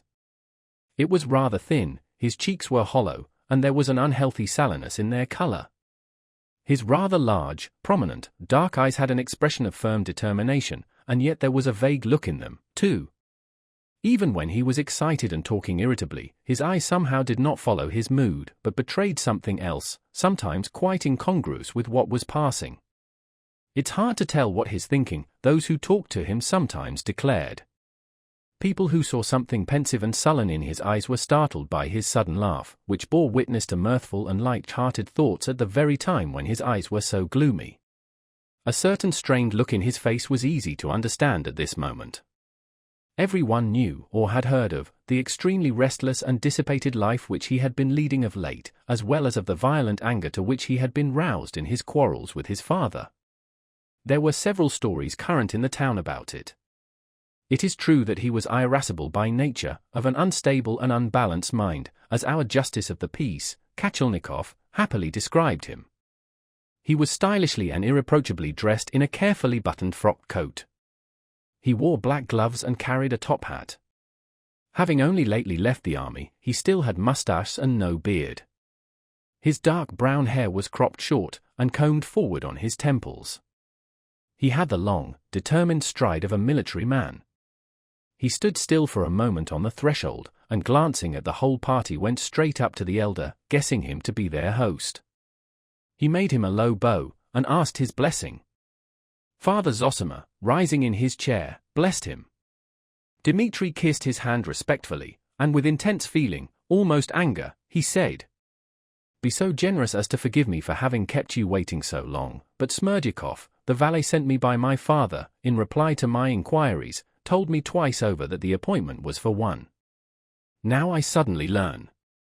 "Don't disturb yourself," interposed the elder. "No matter. You are a little late. It's of no consequence. I'm extremely obliged to you, and expected no less from your goodness." Saying this, Dmitri bowed once more. Then, turning suddenly towards his father, made him, too, a similarly low and respectful bow. He had evidently considered it beforehand, and made this bow in all seriousness, thinking it his duty to show his respect and good intentions. Although Fyodor Pavlovitch was taken unawares, he was equal to the occasion. In response to Dmitri's bow he jumped up from his chair and made his son a bow as low in return. His face was suddenly solemn and impressive, which gave him a positively malignant look. Dmitri bowed generally to all present, and without a word walked to the window with his long, resolute stride, sat down on the only empty chair, near Father Pacey, and, bending forward, prepared to listen to the conversation he had interrupted. Dmitri's entrance had taken no more than 2 minutes, and the conversation was resumed. But this time Miusov thought it unnecessary to reply to Father Pace's persistent and almost irritable question. "Allow me to withdraw from this discussion," he observed with a certain well-bred nonchalance. "It's a subtle question, too. Here Ivan Fyodorovitch is smiling at us. He must have something interesting to say about that also. Ask him." "Nothing special, except one little remark," Ivan replied at once. "European liberals in general, and even our liberal dilettanti, often mix up the final results of socialism with those of Christianity. This wild notion is, of course, a characteristic feature. But it's not only liberals and dilettanti who mix up socialism and Christianity, but, in many cases, it appears, the police, the foreign police, of course, do the same. Your Paris anecdote is rather to the point, Pyotr Alexandrovitch." "I ask your permission to drop this subject altogether," Miusov repeated. "I will tell you instead, gentlemen, another interesting and rather characteristic anecdote of Ivan Fyodorovitch himself. Only 5 days ago, in a gathering here, principally of ladies, he solemnly declared in argument that there was nothing in the whole world to make men love their neighbors. That there was no law of nature that man should love mankind, and that, if there had been any love on earth hitherto, it was not owing to a natural law, but simply because men have believed in immortality. Ivan Fyodorovitch added in parenthesis that the whole natural law lies in that faith, and that if you were to destroy in mankind the belief in immortality, not only love but every living force maintaining the life of the world would at once be dried up. Moreover, nothing then would be immoral, everything would be lawful, even cannibalism. That's not all. He ended by asserting that for every individual, like ourselves, who does not believe in God or immortality, the moral law of nature must immediately be changed into the exact contrary of the former religious law, and that egoism, even to crime, must become not only lawful but even recognized as the inevitable, the most rational, even honorable outcome of his position. From this paradox, gentlemen, you can judge of the rest of our eccentric and paradoxical friend Ivan Fyodorovitch's theories." "Excuse me," Dmitri cried suddenly, "if I've heard aright, crime must not only be permitted but even recognized as the inevitable and the most rational outcome of his position for every infidel. Is that so or not?" "Quite so," said Father Pace. "I'll remember it." Having uttered these words, Dmitri ceased speaking as suddenly as he had begun. Everyone looked at him with curiosity. "Is that really your conviction as to the consequences of the disappearance of the faith in immortality?" the elder asked Ivan suddenly. "Yes. That was my contention. There is no virtue if there is no immortality. You are blessed in believing that, or else most unhappy." "Why unhappy?" Ivan asked, smiling. "Because, in all probability, you don't believe yourself in the immortality of your soul, nor in what you have written yourself in your article on church jurisdiction." "Perhaps you are right. But I wasn't altogether joking," Ivan suddenly and strangely confessed, flushing quickly. "You were not altogether joking." "That's true. The question is still fretting your heart, and not answered. But the martyr likes sometimes to divert himself with his despair, as it were driven to it by despair itself. Meanwhile, in your despair, you, too, divert yourself with magazine articles, and discussions in society, though you don't believe your own arguments, and with an aching heart mock at them inwardly. That question you have not answered, and it is your great grief, for it clamors for an answer. But can it be answered by me? Answered in the affirmative." Ivan went on asking strangely, still looking at the elder with the same inexplicable smile. "If it can't be decided in the affirmative, it will never be decided in the negative. You know that that is the peculiarity of your heart, and all its suffering is due to it. But thank the Creator who has given you a lofty heart capable of such suffering, of thinking and seeking higher things, for our dwelling is in the heavens. God grant that your heart will attain the answer on earth, and may God bless your path." The elder raised his hand and would have made the sign of the cross over Ivan from where he stood. But the latter rose from his seat, went up to him, received his blessing, and kissing his hand went back to his place in silence. His face looked firm and earnest. This action and all the preceding conversation which was so surprising from Ivan, impressed everyone by its strangeness and a certain solemnity, so that all were silent for a moment, and there was a look almost of apprehension in Alyosha's face. But Miusov suddenly shrugged his shoulders. And at the same moment Fyodor Pavlovitch jumped up from his seat. "Most pious and holy elder," he cried, pointing to Ivan, "that is my son, flesh of my flesh, the dearest of my flesh. He is my most dutiful Karl Moor, so to speak, while this son who has just come in, Dmitri, against whom I am seeking justice from you, is the undutiful Franz Moor. They are both out of Schiller's robbers, and so I am the reigning Count von Moor. Judge and save us. We need not only your prayers but your prophecies. Speak without buffoonery, and don't begin by insulting the members of your family," answered the elder, in a faint, exhausted voice. He was obviously getting more and more fatigued, and his strength was failing. "An unseemly farce which I foresaw when I came here," cried Dmitri indignantly. He too leapt up. "Forgive it, Reverend Father," he added, addressing the elder. "I am not a cultivated man, and I don't even know how to address you properly, but you have been deceived and you have been too good-natured in letting us meet here. All my father wants is a scandal. Why he wants it only he can tell. He always has some motive. But I believe I know why. They all blame me, all of them," cried Fyodor Pavlovitch in his turn. "Pyotr Alexandrovitch here blames me too. You have been blaming me, Pyotr Alexandrovitch, you have." He turned suddenly to Miusov, although the latter was not dreaming of interrupting him. "They all accuse me of having hidden the children's money in my boots, and cheated them, but isn't there a court of law? There they will reckon out for you, Dmitri Fyodorovitch, from your notes, your letters, and your agreements, how much money you had, how much you have spent, and how much you have left. Why does Pyotr Alexandrovitch refuse to pass judgment? Dmitri is not a stranger to him. Because they are all against me, while Dmitri Fyodorovitch is in debt to me, and not a little, but some thousands of which I have documentary proof.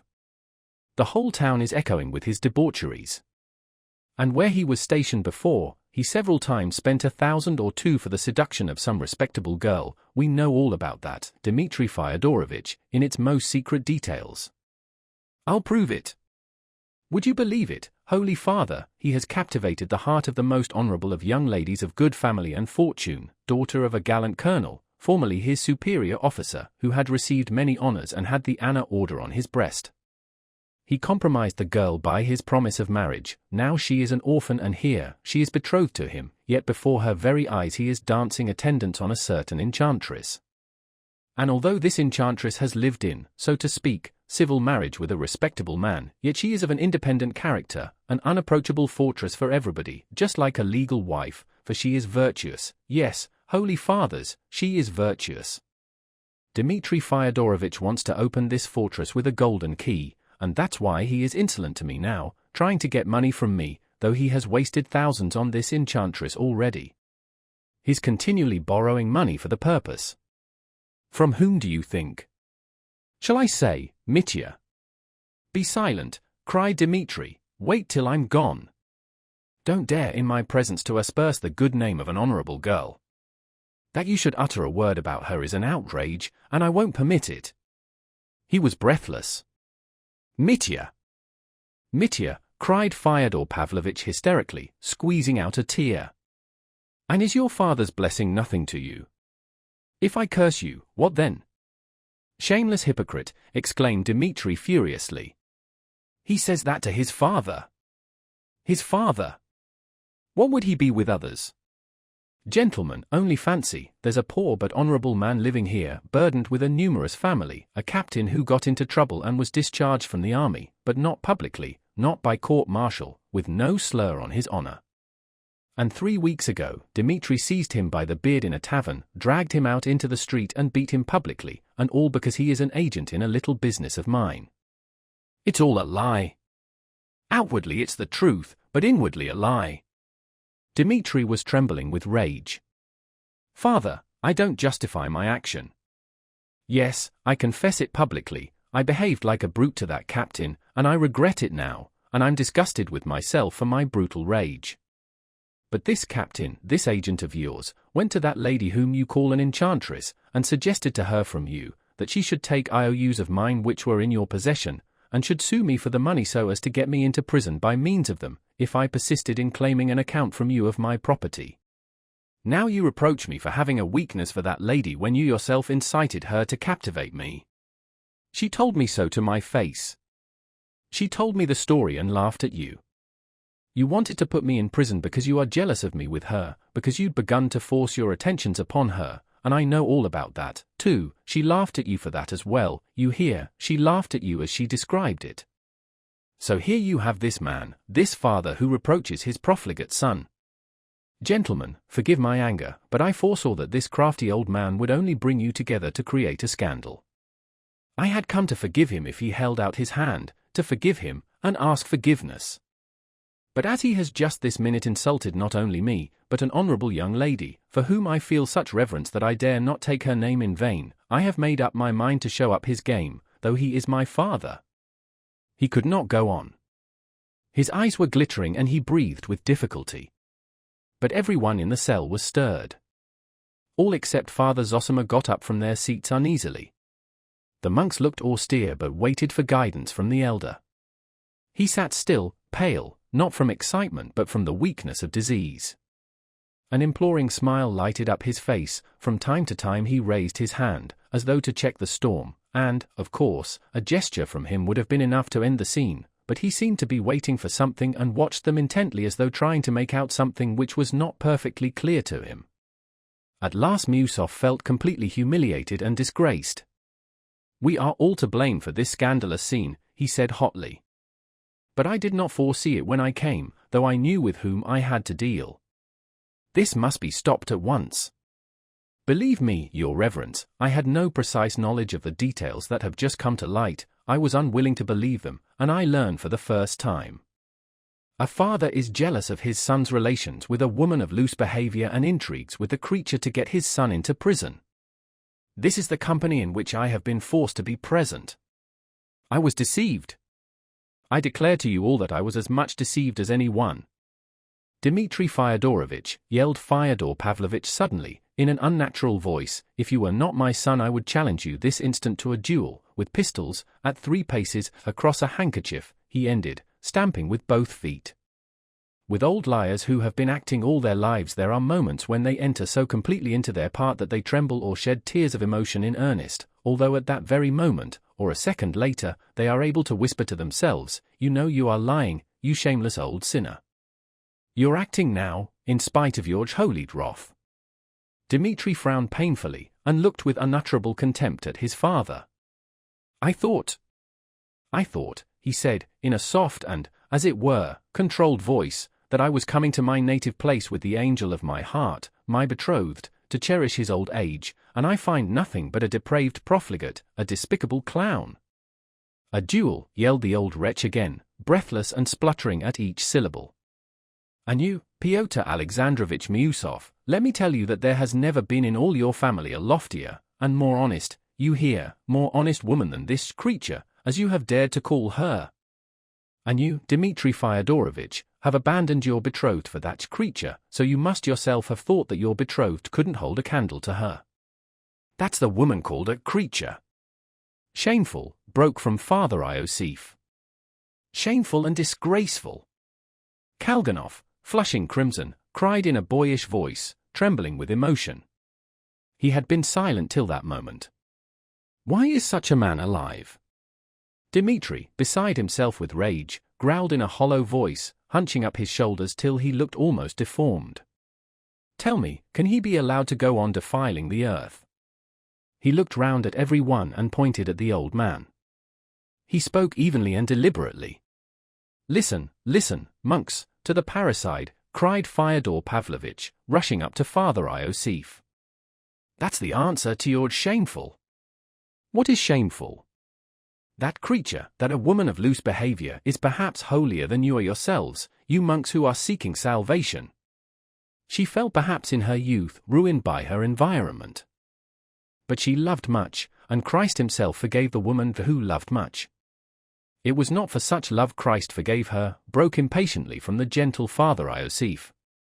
Yes, it was for such monks, it was. You save your souls here, eating cabbage, and think you are the righteous. You eat a gudgeon a day, and you think you bribe God with gudgeon. This is unendurable, was heard on all sides in the cell. But this unseemly scene was cut short in a most unexpected way. Father Zosima rose suddenly from his seat. Almost distracted with anxiety for the elder and everyone else, Alyosha succeeded, however, in supporting him by the arm. Father Zosima moved towards Dmitri and reaching him sank on his knees before him. Alyosha thought that he had fallen from weakness, but this was not so. The elder distinctly and deliberately bowed down at Dmitri's feet till his forehead touched the floor. Alyosha was so astounded that he failed to assist him when he got up again. There was a faint smile on his lips. "Goodbye. Forgive me, all of you," he said, bowing on all sides to his guests. Dmitri stood for a few moments in amazement. Bowing down to him, what did it mean? Suddenly he cried aloud, "Oh, God," hid his face in his hands, and rushed out of the room. All the guests flocked out after him, in their confusion not saying goodbye, or bowing to their host. Only the monks went up to him again for a blessing. What did it mean, falling at his feet like that? Was it symbolic or what? Said Fyodor Pavlovitch, suddenly quieted and trying to reopen conversation without venturing to address anybody in particular. They were all passing out of the precincts of the hermitage at the moment. "I can't answer for a madhouse and for madmen," Miusov answered at once ill-humouredly, "but I will spare myself your company, Fyodor Pavlovitch, and, trust me, forever." "Where's that monk?" That monk, that is, the monk who had invited them to dine with the superior, did not keep them waiting. He met them as soon as they came down the steps from the elder's cell, as though he had been waiting for them all the time. "Reverend Father, kindly do me a favor. Convey my deepest respect to the Father Superior, apologize for me, personally, Miusov, to his reverence, telling him that I deeply regret that owing to unforeseen circumstances I am unable to have the honor of being present at his table, greatly as I should desire to do so," Miusov said irritably to the monk. "And that unforeseen circumstance, of course, is myself," Fyodor Pavlovitch cut in immediately. "Do you hear, Father? This gentleman doesn't want to remain in my company or else he'd come at once. And you shall go, Pyotr Alexandrovitch, pray go to the Father Superior and good appetite to you." "I will decline, and not you." Home, I'll eat at home, I don't feel equal to it here, Pyotr Alexandrovitch, my amiable relative." "I am not your relative and never have been, you contemptible man." "I said it on purpose to madden you, because you always disclaim the relationship, though you really are a relation in spite of your shuffling. I'll prove it by the church calendar. As for you, Ivan, stay if you like. I'll send the horses for you later. Propriety requires you to go to the Father Superior, Pyotr Alexandrovitch, to apologize for the disturbance we've been making. Is it true that you are going home? Aren't you lying? Pyotr Alexandrovitch. How could I dare after what's happened? Forgive me, gentlemen, I was carried away. And upset besides. And, indeed, I am ashamed. Gentlemen, one man has the heart of Alexander of Macedon and another the heart of the little dog Fido. Mine is that of the little dog Fido. I am ashamed. After such an escapade, how can I go to dinner, to gobble up the monastery's sauces? I am ashamed, I can't. You must excuse me. The devil only knows, what if he deceives us, thought Miusov, still hesitating, and watching the retreating buffoon with distrustful eyes. The latter turned round, and noticing that Miusov was watching him, waved him a kiss. Well, are you coming to the superior? Miusov asked Ivan abruptly. Why not? I was especially invited yesterday.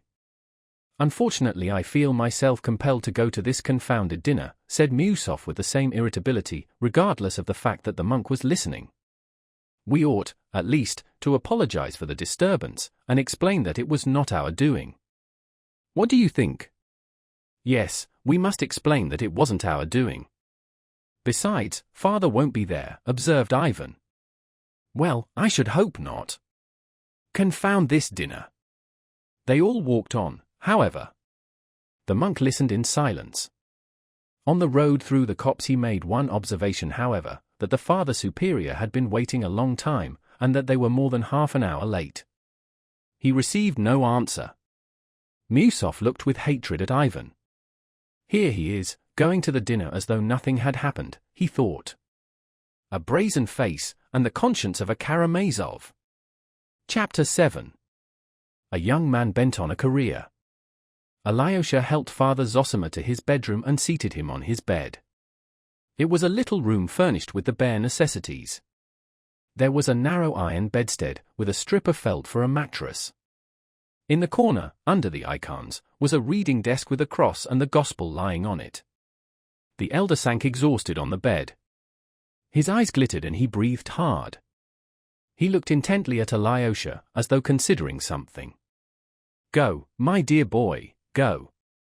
Porphyry is enough for me. Make haste, you are needed there, go and wait at the Father Superior's table." "Let me stay here," Alyosha entreated. "You are more needed there. There is no peace there.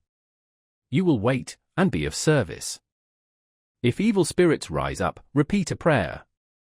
And remember, my son," the elder liked to call him that, "this is not the place for you in the future. When it is God's will to call me, leave the monastery. Go away for good." Alyosha started. "What is it?" "This is not your place for the time. I bless you for great service in the world. Yours will be a long pilgrimage. And you will have to take a wife, too. You will have to bear all before you come back. There will be much to do. But I don't doubt of you, and so I send you forth. Christ is with you.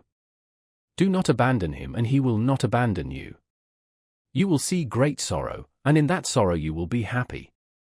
This is my last message to you: in sorrow seek happiness. Work, work unceasingly. Remember my words, for although I shall talk with you again, not only my days but my hours are numbered." Alyosha's face again betrayed strong emotion. The corners of his mouth quivered. "What is it again?" Father Zosima asked, smiling gently. "The worldly may follow the dead with tears, but here we rejoice over the Father who is departing. We rejoice and pray for him." "Leave me, I must pray." "Go, and make haste. Be near your brothers. And not near one only, but near both." Father Zosima raised his hand to bless him. Alyosha could make no protest, though he had a great longing to remain. He longed, moreover, to ask the significance of his bowing to Dmitri. The question was on the tip of his tongue, but he dared not ask it. He knew that the elder would have explained it unasked if he had thought fit. But evidently it was not his will. That action had made a terrible impression on Alyosha. He believed blindly in its mysterious significance. Mysterious, and perhaps awful. As he hastened out of the hermitage precincts to reach the monastery in time to serve at the Father Superior's dinner, he felt a sudden pang at his heart, and stopped short. He seemed to hear again Father Zosima's words, foretelling his approaching end. What he had foretold so exactly must infallibly come to pass. Alyosha believed that implicitly. But how could he be left without him? How could he live without seeing and hearing him? Where should he go? He had told him not to weep, and to leave the monastery. Good God! It was long since Alyosha had known such anguish. He hurried through the copse that divided the monastery from the hermitage, and unable to bear the burden of his thoughts, he gazed at the ancient pines beside the path. He had not far to go, about 500 paces. He expected to meet no one at that hour, but at the first turn of the path he noticed Rakitin. He was waiting for someone. "Are you waiting for me?" asked Alyosha, overtaking him. "Yes," grinned Rakitin. "You are hurrying to the Father Superior. I know, he has a banquet. There's not been such a banquet since the Superior entertained the Bishop and General Parhatov, do you remember? I shan't be there, but you go and hand the sauces. Tell me one thing, Alexei, what does that vision mean?" "That's what I want to ask you." "What vision?" "That bowing to your brother, Dmitri. And didn't he tap the ground with his forehead, too?" "You speak of Father Zosima." "Yes, of Father Zosima. Tap the ground." An irreverent expression. Well, what of it? Anyway, what does that vision mean? I don't know what it means, Misha. I knew he wouldn't explain it to you.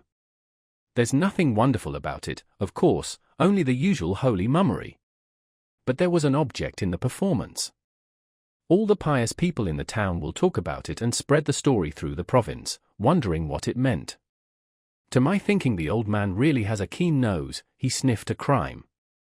Your house stinks of it. What crime? Rakitin evidently had something he was eager to speak of. It'll be in your family, this crime. Between your brothers and your rich old father. So Father Zosima flopped down to be ready for what may turn up. If something happens later on, it'll be the holy man foresaw it, prophesied it, though it's a poor sort of prophecy, flopping like that. But it was symbolic, they'll say, an allegory, and the devil knows what all. It'll be remembered to his glory, he predicted the crime and marked the criminal. That's always the way with these crazy fanatics, they cross themselves at the tavern and throw stones at the temple. Like your elder, he takes a stick to a just man and falls at the feet of a murderer. What crime? What murderer? What do you mean? Alyosha stopped dead. Rakitin stopped, too. What murderer? As though you didn't know. I'll bet you've thought of it before. That's interesting, too, by the way. Listen, Alyosha, you always speak the truth, though you're always between two stools. Have you thought of it or not? Answer. I have, answered Alyosha in a low voice. Even Rakitin was taken aback. What? Have you really? He cried. I've not exactly thought it, muttered Alyosha, but directly you began speaking so strangely, I fancied I had thought of it myself. You see? And how well you expressed it. Looking at your father and your brother Mitya today, you thought of a crime. Then I'm not mistaken. But wait a minute, Alyosha broke in uneasily. What has led you to see all this? Why does it interest you? That's the first question. Two questions, disconnected, but natural. I'll deal with them separately. What led me to see it? I shouldn't have seen it if I hadn't suddenly understood your brother Dmitri, seen right into the very heart of him all at once. I caught the whole man from one trait. These very honest but passionate people have a line which mustn't be crossed. If it were, he'd run at your father with a knife. But your father's a drunken and abandoned old sinner, who can never draw the line. If they both let themselves go, they'll both come to grief. No, Misha, no. If that's all, you've reassured me. It won't come to that. But why are you trembling? Let me tell you, he may be honest, our Mitya, he is stupid, but honest, but he's a sensualist. That's the very definition and inner essence of him. It's your father has handed him on his low sensuality. Do you know, I simply wonder at you, Alyosha, how you can have kept your purity. You're a Karamazov too, you know. In your family, sensuality is carried to a disease. But now, these three sensualists are watching one another with their knives in their belts. The three of them are knocking their heads together, and you may be the fourth. You are mistaken about that woman. Dmitri despises her, said Alyosha with a sort of shudder. Grushenka? No, brother, he doesn't despise her. Since he has openly abandoned his betrothed for her, he doesn't despise her. There's something here, my dear boy, that you don't understand yet. A man will fall in love with some beauty, with a woman's body, or even with a part of a woman's body. A sensualist can understand that, and he'll abandon his own children for her, sell his father and mother, and his country, Russia, too. If he's honest, he'll steal. If he's humane, he'll murder. If he's faithful, he'll deceive. Pushkin, the poet of women's feet, sung of their feet in his verse. Others don't sing their praises, but they can't look at their feet without a thrill, and it's not only their feet. Contempt's no help here, brother, even if he did despise Grushenka. He does, but he can't tear himself away. I understand that, Alyosha jerked out suddenly. Really? Well, I dare say you do understand, since you blurt it out at the first word," said Rakitin, malignantly. "That escaped you unawares, and the confession's the more precious. So it's a familiar subject, you've thought about it already, about sensuality, I mean. Oh, you virgin soul. You're a quiet one, Alyosha, you're a saint, I know, but the devil only knows what you've thought about, and what you know already. You are pure, but you've been down into the depths. I've been watching you a long time. You're a Karamazov yourself, you're a thorough Karamazov, no doubt birth and selection have something to answer for. You're a sensualist from your father, a crazy saint from your mother. Why do you tremble? Is it true, then? Do you know, Grushenka has been begging me to bring you along. I'll pull off his cassock, she says. You can't think how she keeps begging me to bring you. I wondered why she took such an interest in you. Do you know, she's an extraordinary woman, too. Thank her and say I'm not coming, said Alyosha, with a strained smile. Finish what you were saying, Misha. I'll tell you my idea after. There's nothing to finish. It's all clear. It's the same old tune, brother. If even you are a sensualist at heart, what of your brother, Ivan? He's a Karamazov, too. What is at the root of all you Karamazovs is that you're all sensual, grasping, and crazy. Your brother Ivan writes theological articles in joke for some idiotic, unknown motive of his own, though he's an atheist, and he admits it's a fraud himself. That's your brother Ivan. He's trying to get Mitya's betrothed for himself, and I fancy he'll succeed, too. And what's more, it's with Mitya's consent. For Mitya will surrender his betrothed to him to be rid of her, and escape to Grushenka. And he's ready to do that in spite of all his nobility and disinterestedness. Observe that. Those are the most fatal people. Who the devil can make you out? He recognizes his vileness and goes on with it. Let me tell you, too, the old man, your father, is standing in Mitya's way now. He has suddenly gone crazy over Grushenka. His mouth waters at the sight of her. It's simply on her account he made that scene in the cell just now, simply because Miusov called her an abandoned creature. He's worse than a tomcat in love. At first she was only employed by him in connection with his taverns and in some other shady business, but now he has suddenly realized all she is and has gone wild about her. He keeps pestering her with his offers, not honorable ones, of course. And they'll come into collision, the precious father and son, on that path. But Grushenka favors neither of them, she's still playing with them, and teasing them both, considering which she can get most out of. For though she could filch a lot of money from the papa, he wouldn't marry her, and maybe he'll turn stingy in the end, and keep his purse shut. That's where Mitya's value comes in. He has no money, but he's ready to marry her. Yes, ready to marry her. To abandon his betrothed, a rare beauty, Katerina Ivanovna, who's rich and the daughter of a colonel, and to marry Grushenka, who has been the mistress of a dissolute old merchant, Samsonov, a coarse, uneducated, provincial mayor. Some murderous conflict may well come to pass from all this, and that's what your brother Ivan is waiting for. It would suit him down to the ground. He'll carry off Katerina Ivanovna, for whom he is languishing, and pocket her dowry of 60,000. That's very alluring to start with, for a man of no consequence and a beggar. And, take note, he won't be wronging Mitya, but doing him the greatest service. For I know as a fact that Mitya only last week, when he was with some gypsy girls drunk in a tavern, cried out aloud that he was unworthy of his betrothed, Katya, but that his brother Ivan, he was the man who deserved her. And Katerina Ivanovna will not in the end refuse such a fascinating man as Ivan. She's hesitating between the two of them already. And how has that Ivan won you all, so that you all worship him? He is laughing at you, and enjoying himself at your expense. How do you know? How can you speak so confidently? Alyosha asked sharply, frowning. Why do you ask, and are frightened at my answer? It shows that you know I'm speaking the truth. You don't like Ivan. Ivan wouldn't be tempted by money. Really? And the beauty of Katerina Ivanovna? It's not only the money, though a fortune of 60,000 is an attraction. Ivan is above that. He wouldn't make up to anyone for thousands. It is not money, it's not comfort Ivan is seeking. Perhaps it's suffering he is seeking. What wild dream now? Oh, you, aristocrats. Ah, Misha, he has a stormy spirit.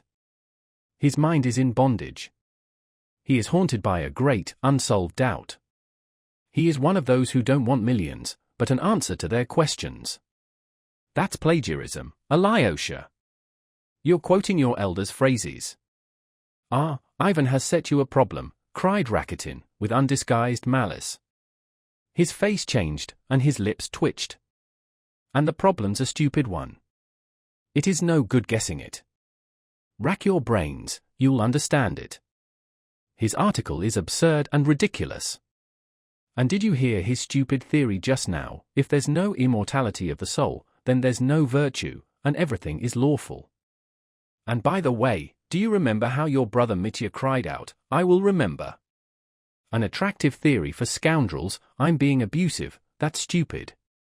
Not for scoundrels, but for pedantic poseurs, haunted by profound, unsolved doubts.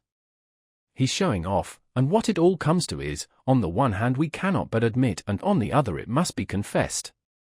His whole theory is a fraud. Humanity will find in itself the power to live for virtue even without believing in immortality. It will find it in love for freedom, for equality, for fraternity. Rakitin could hardly restrain himself in his heat, but suddenly, as though remembering something, he stopped short. Well, that's enough, he said, with a still more crooked smile. Why are you laughing? Do you think I'm a vulgar fool? No, I never dreamed of thinking you a vulgar fool. You are clever, but never mind, I was silly to smile. I understand you're getting hot about it, Misha. I guess from your warmth that you are not indifferent to Katerina Ivanovna yourself. I've suspected that for a long time, brother, that's why you don't like my brother Ivan. Are you jealous of him? And jealous of her money, too? Won't you add that? I'll say nothing about money. I am not going to insult you.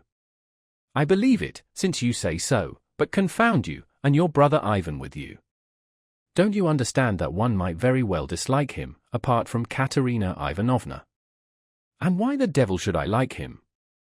He condescends to abuse me, you know. Why haven't I a right to abuse him? I never heard of his saying anything about you, good or bad. He doesn't speak of you at all. But I heard that the day before yesterday at Katerina Ivanovna's he was abusing me for all he was worth. You see what an interest he takes in your humble servant. And which is the jealous one after that, brother, I can't say. He was so good as to express the opinion that, if I don't go in for the career of an archimandrite in the immediate future and don't become a monk, I shall be sure to go to Petersburg and get onto some solid magazine as a reviewer, that I shall write for the next 10 years, and in the end become the owner of the magazine, and bring it out on the liberal and atheistic side, with a socialistic tinge, with a tiny gloss of socialism, but keeping a sharp lookout all the time, that is, keeping in with both sides and hoodwinking the fools. According to your brother's account, the tinge of socialism won't hinder me from laying by the proceeds and investing them under the guidance of some Jew, till at the end of my career I build a great house in Petersburg and move my publishing offices to it, and let out the upper stories to lodgers. He has even chosen the place for it, near the new stone bridge across the Neva, which they say is to be built in Petersburg. Ah, Misha, that's just what will really happen, every word of it, cried Alyosha, unable to restrain a good-humored smile. You are pleased to be sarcastic, too, Alexey Fyodorovitch. No, I'm joking, forgive me. I've something quite different in my mind. But, excuse me, who can have told you all this? You can't have been at Katerina Ivanovna's yourself when he was talking about you. I wasn't there, but Dmitri Fyodorovitch was, and I heard him tell it with my own ears. If you want to know, he didn't tell me, but I overheard him, unintentionally, of course, for I was sitting in Grushenka's bedroom and I couldn't go away because Dmitri Fyodorovitch was in the next room. Oh, yes, I'd forgotten she was a relation of yours. A relation? That Grushenka a relation of mine, cried Rakitin, turning crimson. Are you mad? You're out of your mind. Why, isn't she a relation of yours? I heard so. Where can you have heard it? You Karamazovs brag of being an ancient, noble family, though your father used to run about playing the buffoon at other men's tables, and was only admitted to the kitchen as a favor. I may be only a priest's son, and dirt in the eyes of noblemen like you, but don't insult me so lightly and wantonly. I have a sense of honor, too, Alexei Fyodorovitch. I couldn't be a relation of Grushenka, a common harlot. I beg you to understand that. Rakitin was intensely irritated. Forgive me, for goodness sake, I had no idea. Besides, how can you call her a harlot? Is she that sort of woman? Alyosha flushed suddenly. I tell you again, I heard that she was a relation of yours. You often go to see her, and you told me yourself you're not her lover. I never dreamed that you of all people had such contempt for her. Does she really deserve it? I may have reasons of my own for visiting her. That's not your business. But as for relationship, your brother, or even your father, is more likely to make her yours than mine. Well, here we are. You'd better go to the kitchen. Hello? What's wrong? What is it? Are we late? They can't have finished dinner so soon. Have the Karamazovs been making trouble again? No doubt they have. Here's your father and your brother Ivan after him. They've broken out from the Father Superiors. And look, Father Isidore's shouting out something after them from the steps. And your father's shouting and waving his arms. I expect he's swearing. Bah, and there goes Musov driving away in his carriage. You see, he's going. And there's old Maximov running. There must have been a row. There can't have been any dinner. Surely they've not been beating the Father Superior. Or have they, perhaps, been beaten? It would serve them right. There was reason for Rakitin's exclamations. There had been a scandalous and unprecedented scene.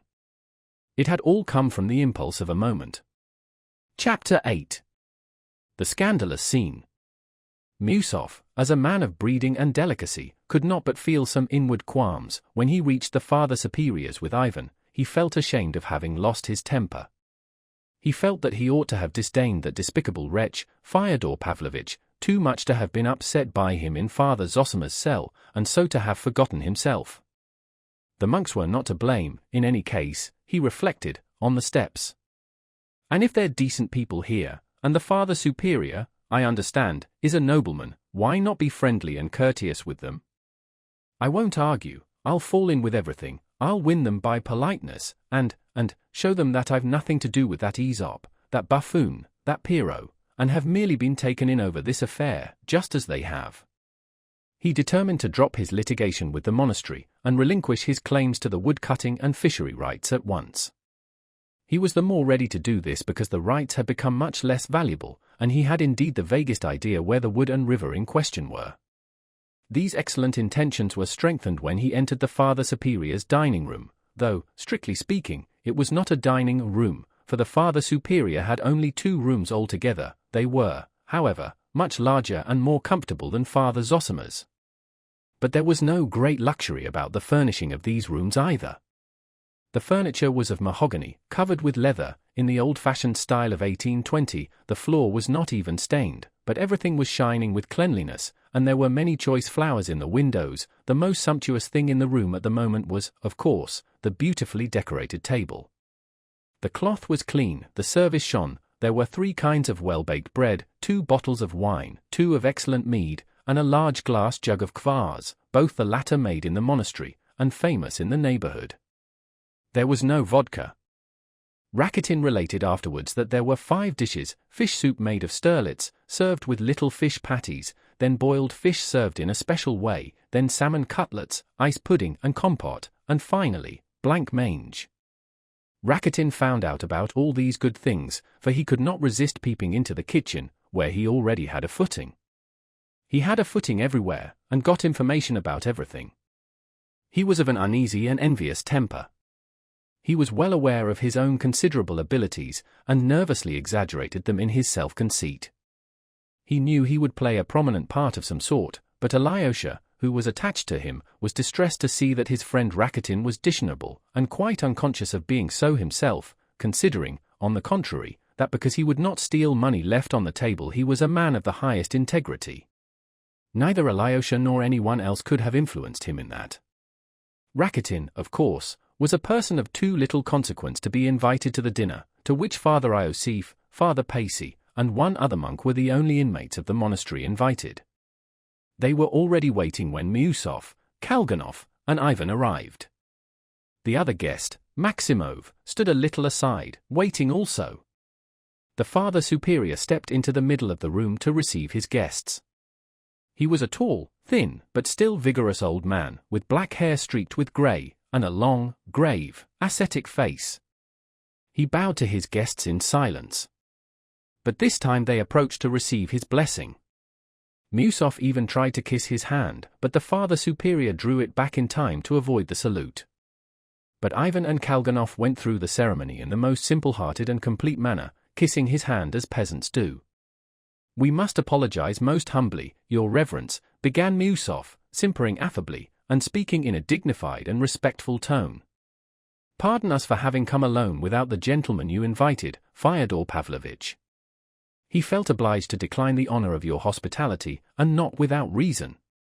In the Reverend Father Zosima's cell he was carried away by the unhappy dissension with his son, and let fall words which were quite out of keeping, in fact, quite unseemly, as he glanced at the monks. Your Reverence is, no doubt, already aware.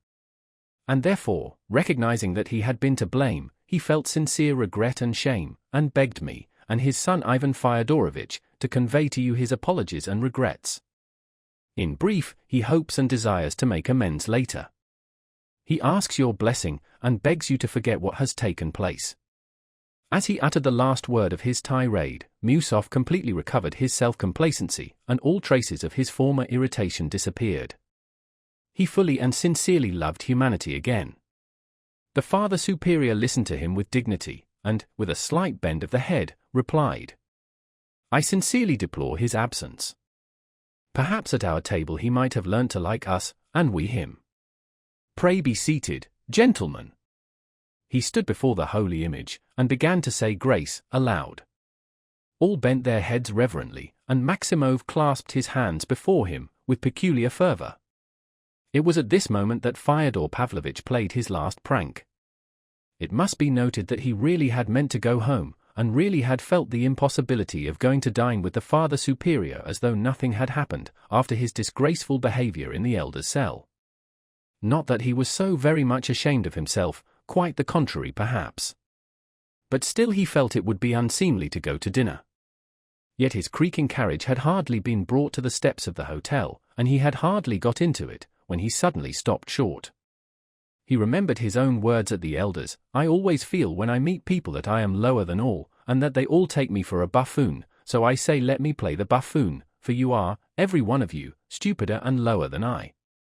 He longed to revenge himself on every one for his own unseemliness. He suddenly recalled how he had once in the past been asked, "Why do you hate so-and-so, so much?" And he had answered them, with his shameless impudence, "I'll tell you. He has done me no harm. But I played him a dirty trick, and ever since I have hated him." Remembering that now, he smiled quietly and malignantly, hesitating for a moment. His eyes gleamed, and his lips positively quivered. "Well, since I have begun, I may as well go on," he decided. His predominant sensation at that moment might be expressed in the following words, "Well, there is no rehabilitating myself now. So let me shame them for all I am worth. I will show them I don't care what they think, that's all." He told the coachman to wait, while with rapid steps he returned to the monastery and straight to the Father Superior's. He had no clear idea what he would do, but he knew that he could not control himself, and that a touch might drive him to the utmost limits of obscenity, but only to obscenity, to nothing criminal, nothing for which he could be legally punished. In the last resort, he could always restrain himself, and had marveled indeed at himself, on that score, sometimes. He appeared in the Father Superior's dining room, at the moment when the prayer was over, and all were moving to the table. Standing in the doorway, he scanned the company, and laughing his prolonged, impudent, malicious chuckle, looked them all boldly in the face. "They thought I had gone, and here I am again," he cried to the whole room. For one moment every one stared at him without a word, and at once every one felt that something revolting, grotesque, positively scandalous, was about to happen. Miusov passed immediately from the most benevolent frame of mind to the most savage. All the feelings that had subsided and died down in his heart revived instantly. "No! This I cannot endure," he cried. "I absolutely cannot. And I certainly cannot." The blood rushed to his head. He positively stammered, but he was beyond thinking of style, and he seized his hat. "What is it he cannot?" cried Fyodor Pavlovitch, "that he absolutely cannot and certainly cannot? Your Reverence, am I to come in or not? Will you receive me as your guest?" "You are welcome with all my heart," answered the superior. "Gentlemen," he added, "I venture to beg you most earnestly to lay aside your dissensions, and to be united in love and family harmony, with prayer to the Lord at our humble table." "No, no, it is impossible," cried Miusov, beside himself. "Well, if it is impossible for Pyotr Alexandrovitch, it is impossible for me, and I won't stop. That is why I came. I will keep with Pyotr Alexandrovitch everywhere now. If you will go away, Pyotr Alexandrovitch, I will go away too. If you remain, I will remain." "You stung him by what you said about family harmony, Father Superior. He does not admit he is my relation." "That's right, isn't it, von Sohn? Here's von Sohn." "How are you, von Sohn?" "Do you mean me?" muttered Maximov, puzzled. "Of course I mean you," cried Fyodor Pavlovitch. "Who else?" The Father Superior could not be von Sohn. "But I am not von Sohn either. I am Maximov." "No, you are von Sohn." "Your Reverence, do you know who von Sohn was?" "It was a famous murder case. He was killed in a house of harlotry. I believe that is what such places are called among you. He was killed and robbed, and in spite of his venerable age, he was nailed up in a box and sent from Petersburg to Moscow in the luggage van, and while they were nailing him up, the harlot sang songs and played the harp, that is to say, the piano. So this is that very von Sohn. He has risen from the dead, hasn't he, von Sohn? What is happening? What's this?" Voices were heard in the group of monks. "Let us go," cried Miusov, addressing Kalganov. "No, excuse me," Fyodor Pavlovitch broke in shrilly, taking another step into the room. "Allow me to finish.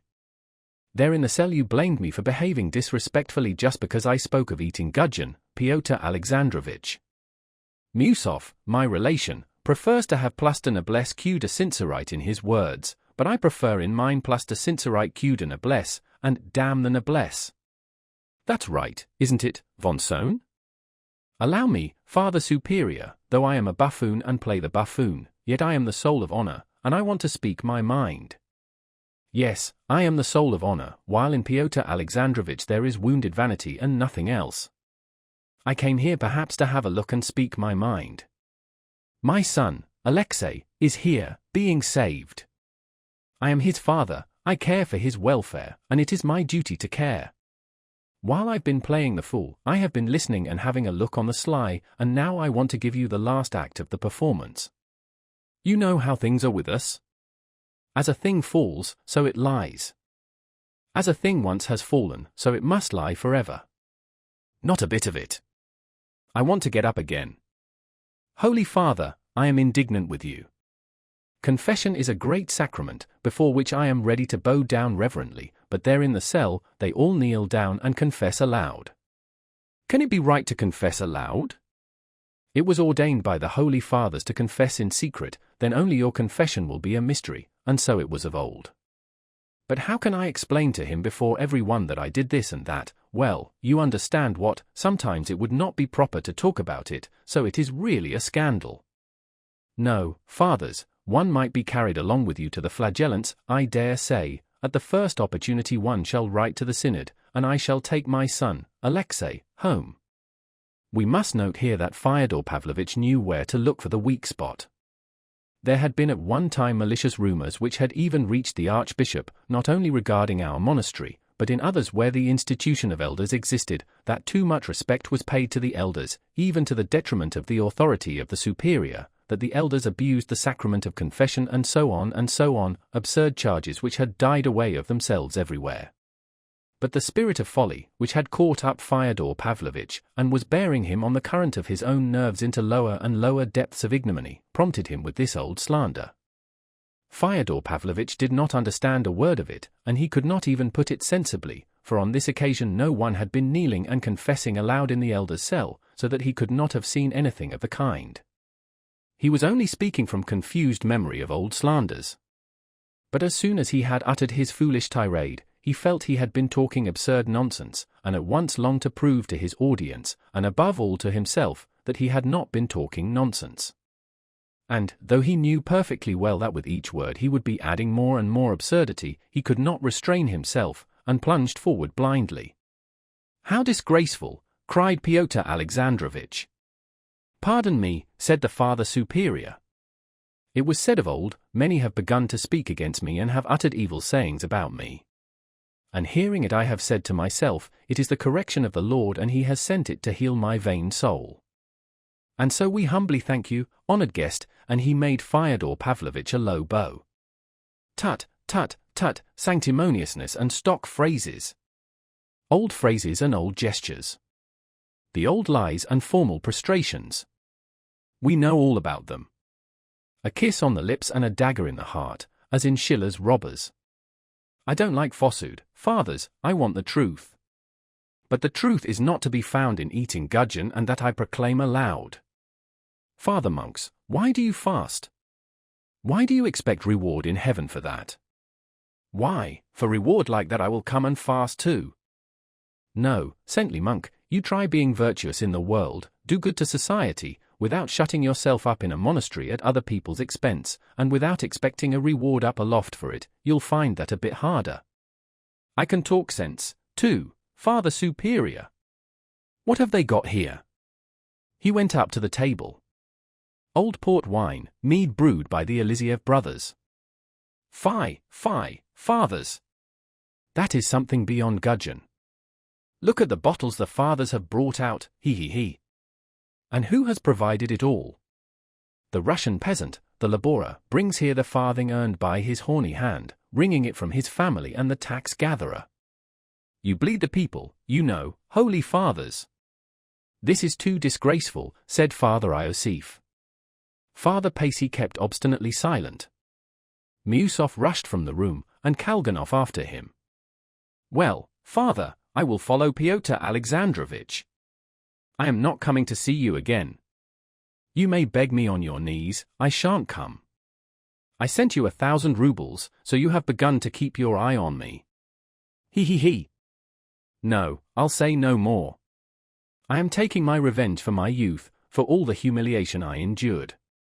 He thumped the table with his fist in a paroxysm of simulated feeling. This monastery has played a great part in my life. It has cost me many bitter tears. You used to set my wife, the crazy one, against me. You cursed me with bell and book, you spread stories about me all over the place. Enough, fathers! This is the age of liberalism, the age of steamers and railways. Neither 1,000, nor 100 rubles, no, nor 100 farthings will you get out of me. It must be noted again that our monastery never had played any great part in his life, and he never had shed a bitter tear owing to it. But he was so carried away by his simulated emotion, that he was for one moment almost believing it himself. He was so touched he was almost weeping. But at that very instant, he felt that it was time to draw back. The Father Superior bowed his head at his malicious lie, and again spoke impressively. It is written again, bear circumspectly and gladly dishonor that cometh upon thee by no act of thine own, be not confounded and hate not him who hath dishonored thee. And so will we. Tut, tut, tut! Bethinking thyself and the rest of the rigmarole. Bethink yourselves, fathers, I will go. But I will take my son, Alexei, away from here forever, on my parental authority. Ivan Fyodorovitch, my most dutiful son, permit me to order you to follow me. Von Sohn, what have you to stay for? Come and see me now in the town. It is fun there. It is only one short vest, instead of Lenten oil, I will give you sucking pig and kasha. We will have dinner with some brandy and liqueur to it. I've cloudberry wine. Hey, Von Sohn, don't lose your chance. He went out, shouting and gesticulating. It was at that moment Rakitin saw him and pointed him out to Alyosha. Alexei, his father shouted, from far off, catching sight of him. You come home to me today, for good, and bring your pillow and mattress, and leave no trace behind. Alyosha stood rooted to the spot, watching the scene in silence. Meanwhile, Fyodor Pavlovitch had got into the carriage, and Ivan was about to follow him in grim silence without even turning to say goodbye to Alyosha. But at this point another almost incredible scene of grotesque buffoonery gave the finishing touch to the episode. Maximov suddenly appeared by the side of the carriage. He ran up, panting, afraid of being too late. Rakitin and Alyosha saw him running. He was in such a hurry that in his impatience he put his foot on the step on which Ivan's left foot was still resting, and clutching the carriage he kept trying to jump in. I am going with you, he kept shouting, laughing a thin mirthful laugh with a look of reckless glee in his face. Take me, too. There, cried Fyodor Pavlovitch, delighted. Did I not say he was von Sohn? It is von Sohn himself, risen from the dead. Why, how did you tear yourself away? What did you von Sohn there? And how could you get away from the dinner? You must be a brazen-faced fellow. I am that myself, but I am surprised at you, brother. Jump in, jump in. Let him pass, Ivan. It will be fun. He can lie somewhere at our feet. Will you lie at our feet, von Sohn? Or perch on the box with the coachman? Skip onto the box, von Sohn. But Ivan, who had by now taken his seat, without a word gave Maximov a violent punch in the breast and sent him flying. It was quite by chance he did not fall. Drive on! Ivan shouted angrily to the coachman. Why, what are you doing? What are you about? Why did you do that? Fyodor Pavlovitch protested. But the carriage had already driven away. Ivan made no reply. Well, you are a fellow, Fyodor Pavlovitch said again. After a pause of 2 minutes, looking askance at his son, why, it was you got up all this monastery business. You urged it, you approved of it. Why are you angry now? You've talked rot enough. You might rest a bit now, Ivan snapped sullenly. Fyodor Pavlovitch was silent again for 2 minutes. A drop of brandy would be nice now, he observed sententiously, but Ivan made no response. You shall have some, too, when we get home. Ivan was still silent. Fyodor Pavlovitch waited another 2 minutes. But I shall take Alyosha away from the monastery, though you will dislike it so much, most honored Karl von Moor. Ivan shrugged his shoulders contemptuously, and turning away stared at the road. And they did not speak again all the way home. Book 3. The Sensualists. Chapter 1. In the servants' quarters. The Karamazovs' house was far from being in the center of the town, but it was not quite outside it. It was a pleasant-looking old house of 2 stories, painted grey, with a red iron roof. It was roomy and snug, and might still last many years. There were all sorts of unexpected little cupboards and closets and staircases. There were rats in it, but Fyodor Pavlovitch did not altogether dislike them. One doesn't feel so solitary when one's left alone in the evening, he used to say. It was his habit to send the servants away to the lodge for the night and to lock himself up alone. The lodge was a roomy and solid building in the yard.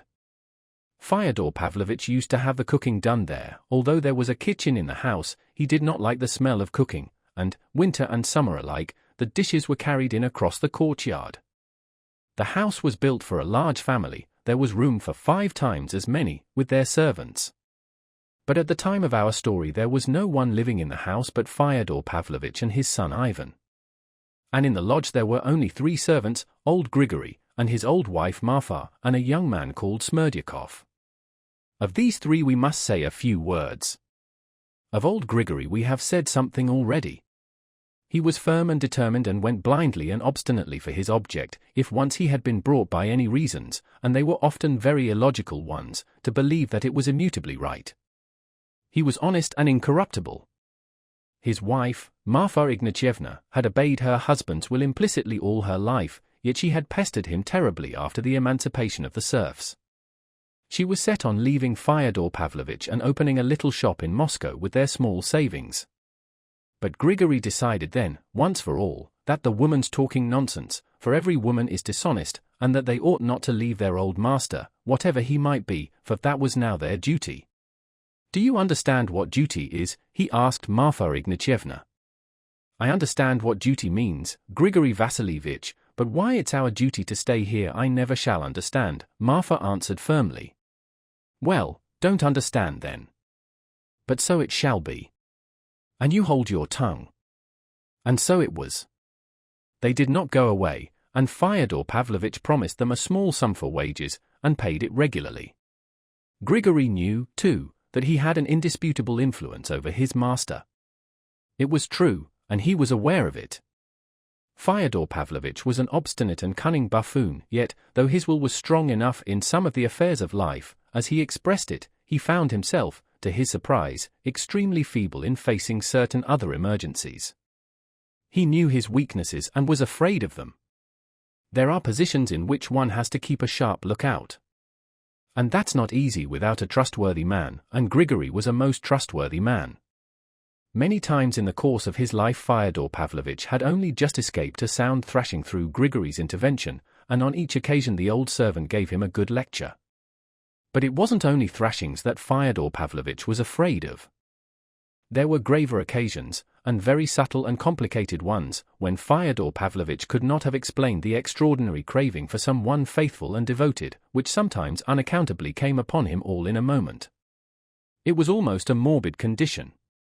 Corrupt and often cruel in his lust, like some noxious insect, Fyodor Pavlovich was sometimes, in moments of drunkenness, overcome by superstitious terror and a moral convulsion which took an almost physical form.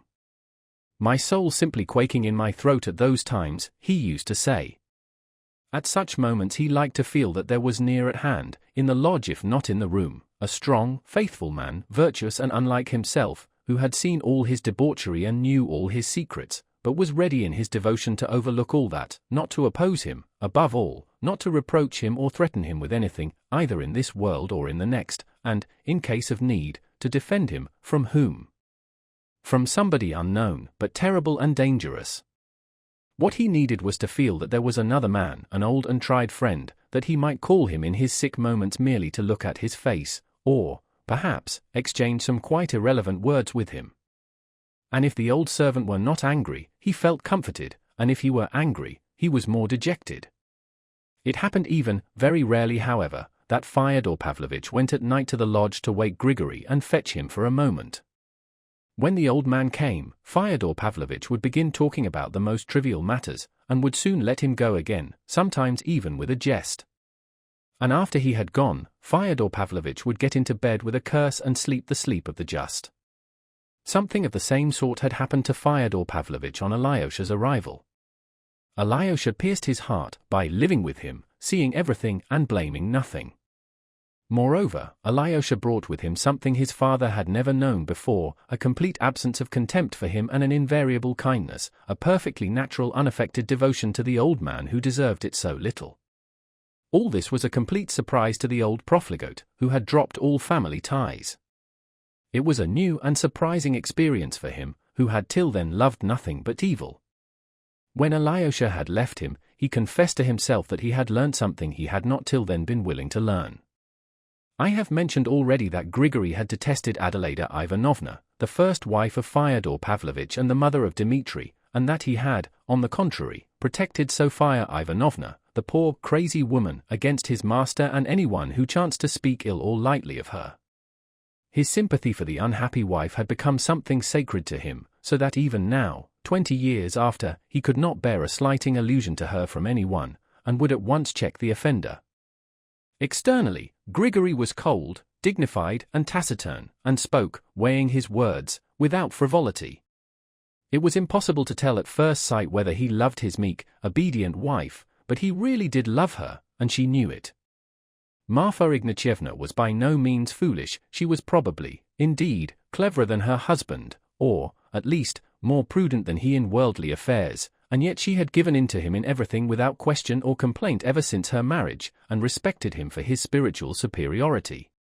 It was remarkable how little they spoke to one another in the course of their lives, and only of the most necessary daily affairs. The grave and dignified Grigory thought over all his cares and duties alone, so that Marfa Ignatyevna had long grown used to knowing that he did not need her advice. She felt that her husband respected her silence, and took it as a sign of her good sense. He had never beaten her but once, and then only slightly. Once during the year after Fyodor Pavlovitch's marriage with Adelaida Ivanovna, the village girls and women, at that time serfs, were called together before the house to sing and dance.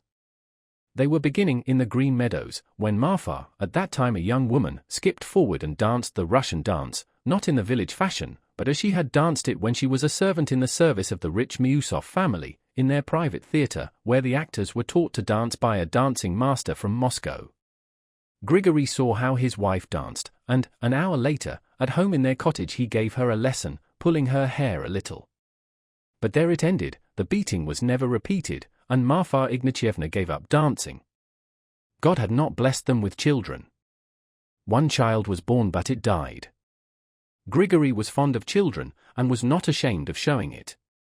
When Adelaida Ivanovna had run away, Grigory took Dmitri, then a child of 3 years old, combed his hair and washed him in a tub with his own hands, and looked after him for almost a year.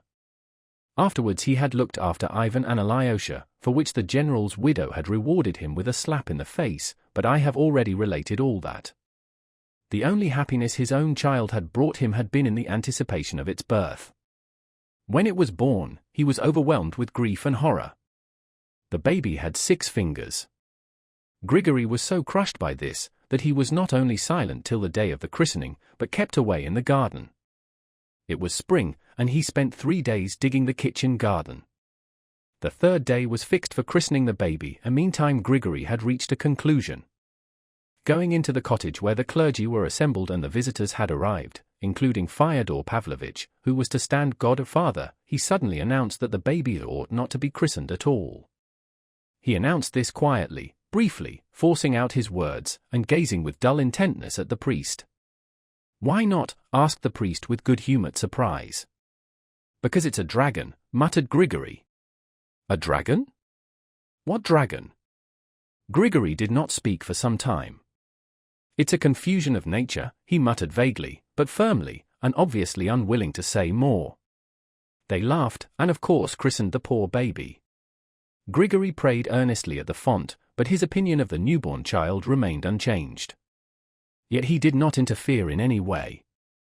As long as the sickly infant lived he scarcely looked at it, tried indeed not to notice it, and for the most part kept out of the cottage. But when, at the end of a fortnight, the baby died of thrush, he himself laid the child in its little coffin, looked at it in profound grief, and when they were filling up the shallow little grave he fell on his knees and bowed down to the earth. He did not for years afterwards mention his child, nor did Marfa speak of the baby before him, and, even if Grigory were not present, she never spoke of it above a whisper. Marfa observed that, from the day of the burial, he devoted himself to religion, and took to reading the lives of the saints, for the most part sitting alone and in silence, and always putting on his big, round, silver-rimmed spectacles. He rarely read aloud, only perhaps in Lent. He was fond of the Book of Job, and had somehow got hold of a copy of the sayings and sermons of the God-fearing Father Isaac the Syrian, which he read persistently for years together, understanding very little of it, but perhaps prizing and loving it the more for that. Of late he had begun to listen to the doctrines of the sect of flagellants settled in the neighborhood. He was evidently shaken by them, but judged it unfitting to go over to the new faith.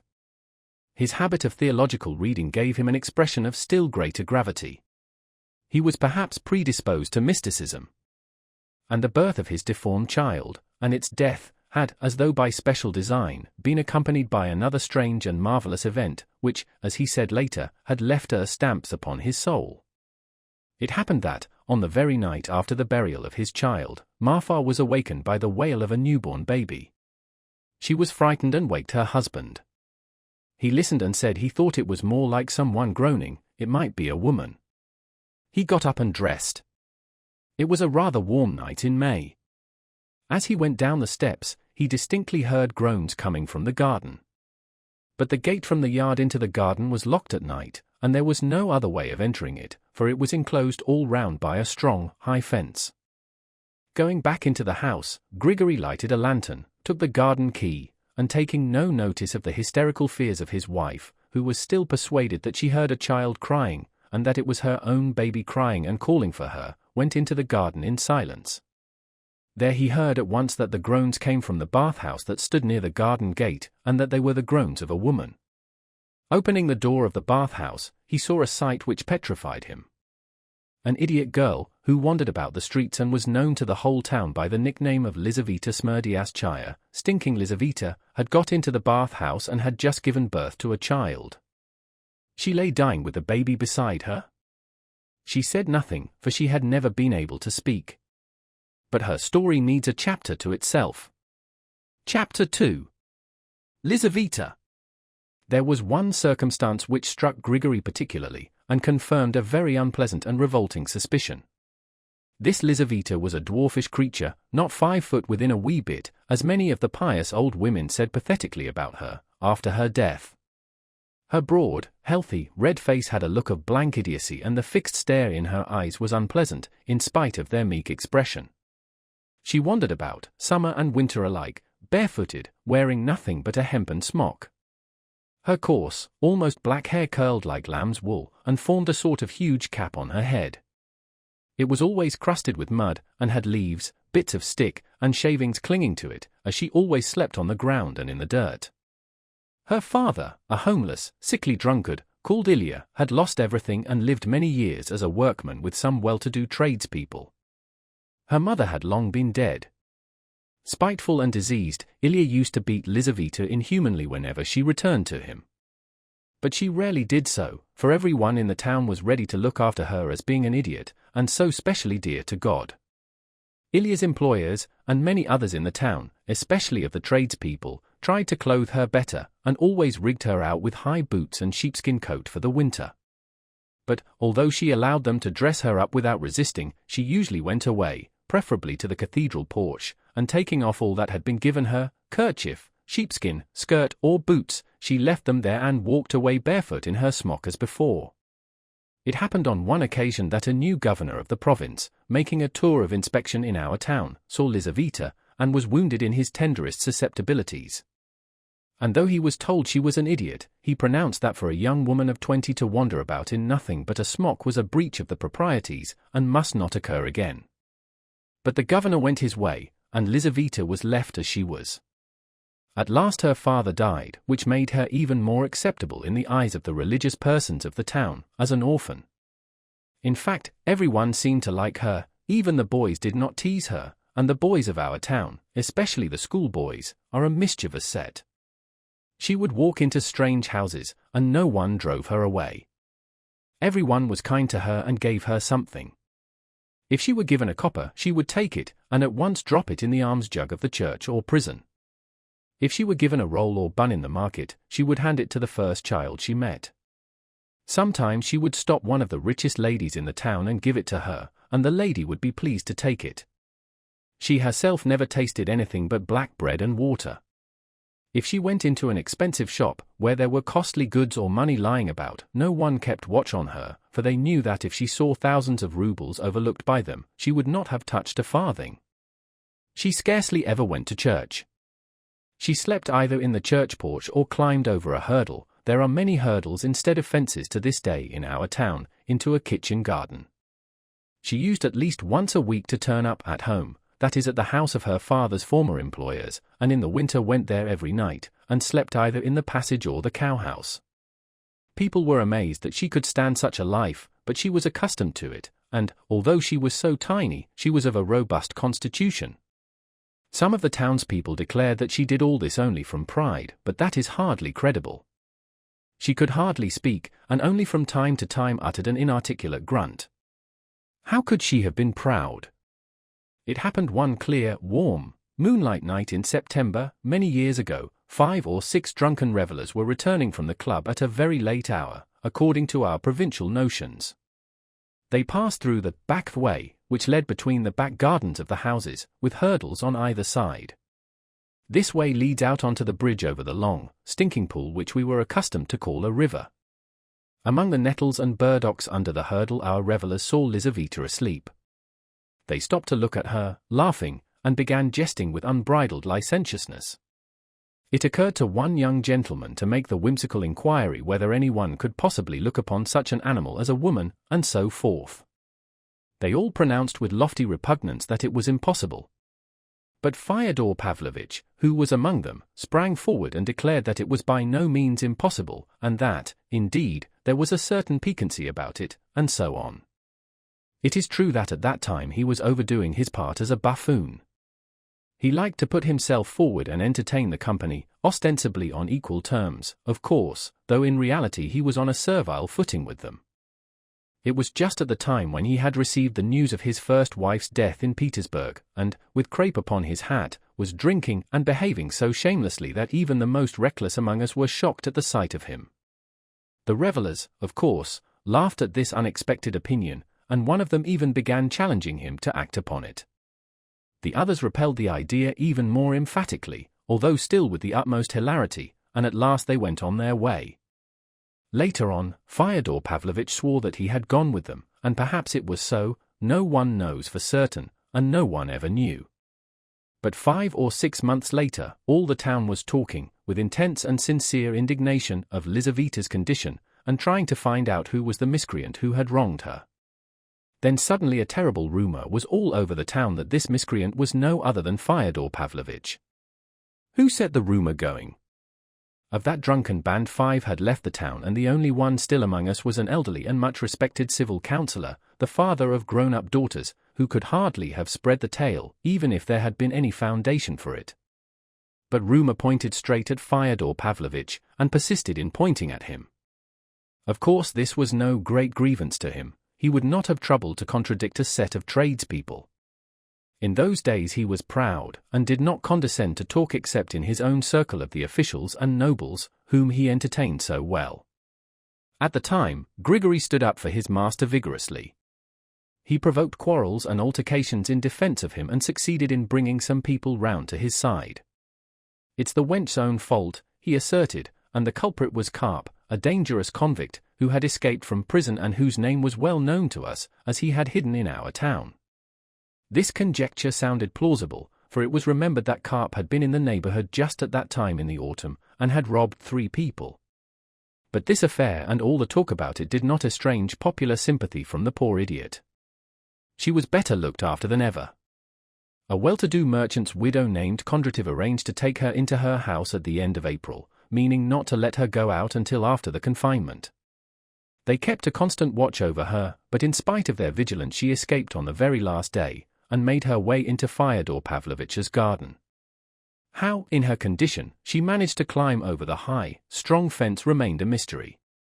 Some maintained that she must have been lifted over by somebody, others hinted at something more uncanny. The most likely explanation is that it happened naturally, that Lizaveta, accustomed to clambering over hurdles to sleep in gardens, had somehow managed to climb this fence, in spite of her condition, and had leapt down, injuring herself. Grigory rushed to Marfa and sent her to Lizaveta, while he ran to fetch an old midwife who lived close by. They saved the baby, but Lizaveta died at dawn. Grigory took the baby, brought it home, and making his wife sit down, put it on her lap. "A child of God, an orphan is akin to all," he said, "and to us above others. Our little lost one has sent us this, who has come from the devil's son and a holy innocent. Nurse him and weep no more." So Marfa brought up the child. He was christened Pavel, to which people were not slow in adding Fyodorovitch, son of Fyodor. Fyodor Pavlovitch did not object to any of this, and thought it amusing, though he persisted vigorously in denying his responsibility. The townspeople were pleased at his adopting the foundling. Later on, Fyodor Pavlovitch invented a surname for the child, calling him Smerdyakov, after his mother's nickname. So this Smerdyakov became Fyodor Pavlovitch's second servant, and was living in the lodge with Grigory and Marfa at the time our story begins. He was employed as cook. I ought to say something of this Smerdyakov, but I am ashamed of keeping my readers' attention so long occupied with these common menials, and I will go back to my story, hoping to say more of Smerdyakov in the course of it. Chapter 3. The Confession of a Passionate Heart, in verse. Alyosha remained for some time irresolute after hearing the command his father shouted to him from the carriage. But in spite of his uneasiness he did not stand still. That was not his way. He went at once to the kitchen to find out what his father had been doing above. Then he set off, trusting that on the way he would find some answer to the doubt tormenting him. I hasten to add that his father's shouts, commanding him to return home with his mattress and pillow, did not frighten him in the least. He understood perfectly that those peremptory shouts were merely a flourish to produce an effect. In the same way a tradesman in our town who was celebrating his name day with a party of friends, getting angry at being refused more vodka, smashed up his own crockery and furniture and tore his own and his wife's clothes, and finally broke his windows, all for the sake of effect. Next day, of course, when he was sober, he regretted the broken cups and saucers.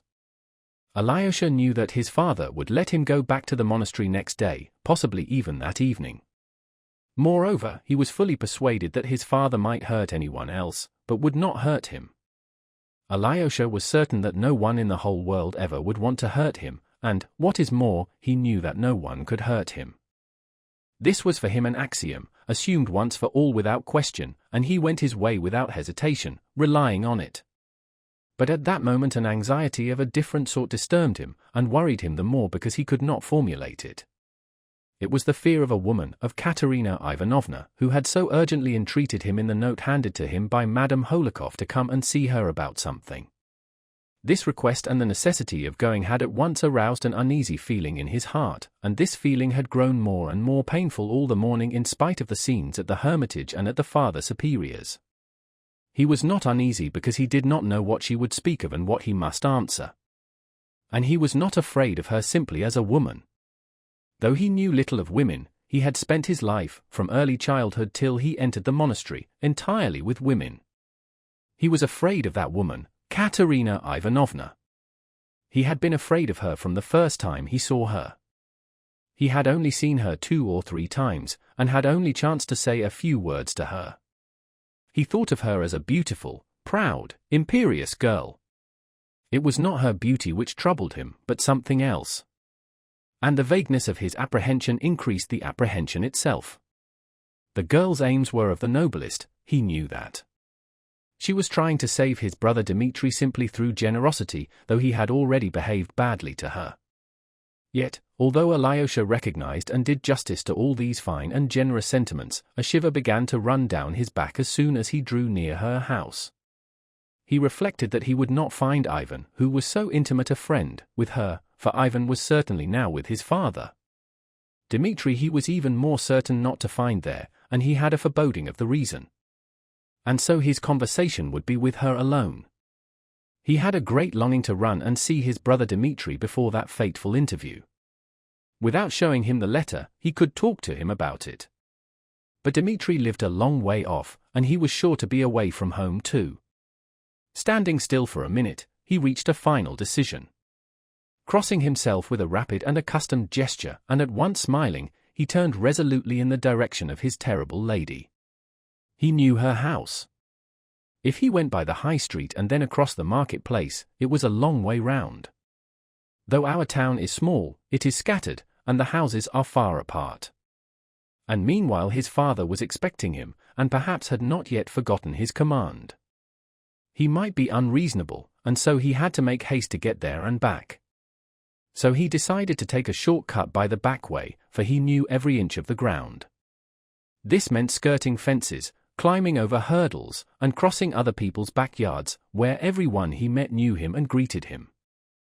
In this way he could reach the high street in half the time. He had to pass the garden adjoining his father's, and belonging to a little tumble-down house with 4 windows. The owner of this house, as Alyosha knew, was a bedridden old woman, living with her daughter, who had been a genteel maidservant in generals' families in Petersburg. Now she had been at home a year, looking after her sick mother. She always dressed up in fine clothes, though her old mother and she had sunk into such poverty that they went every day to Fyodor Pavlovitch's kitchen for soup and bread, which Marfa gave readily. Yet, though the young woman came up for soup, she had never sold any of her dresses, and one of these even had a long train, a fact which Alyosha had learned from Rakitin, who always knew everything that was going on in the town.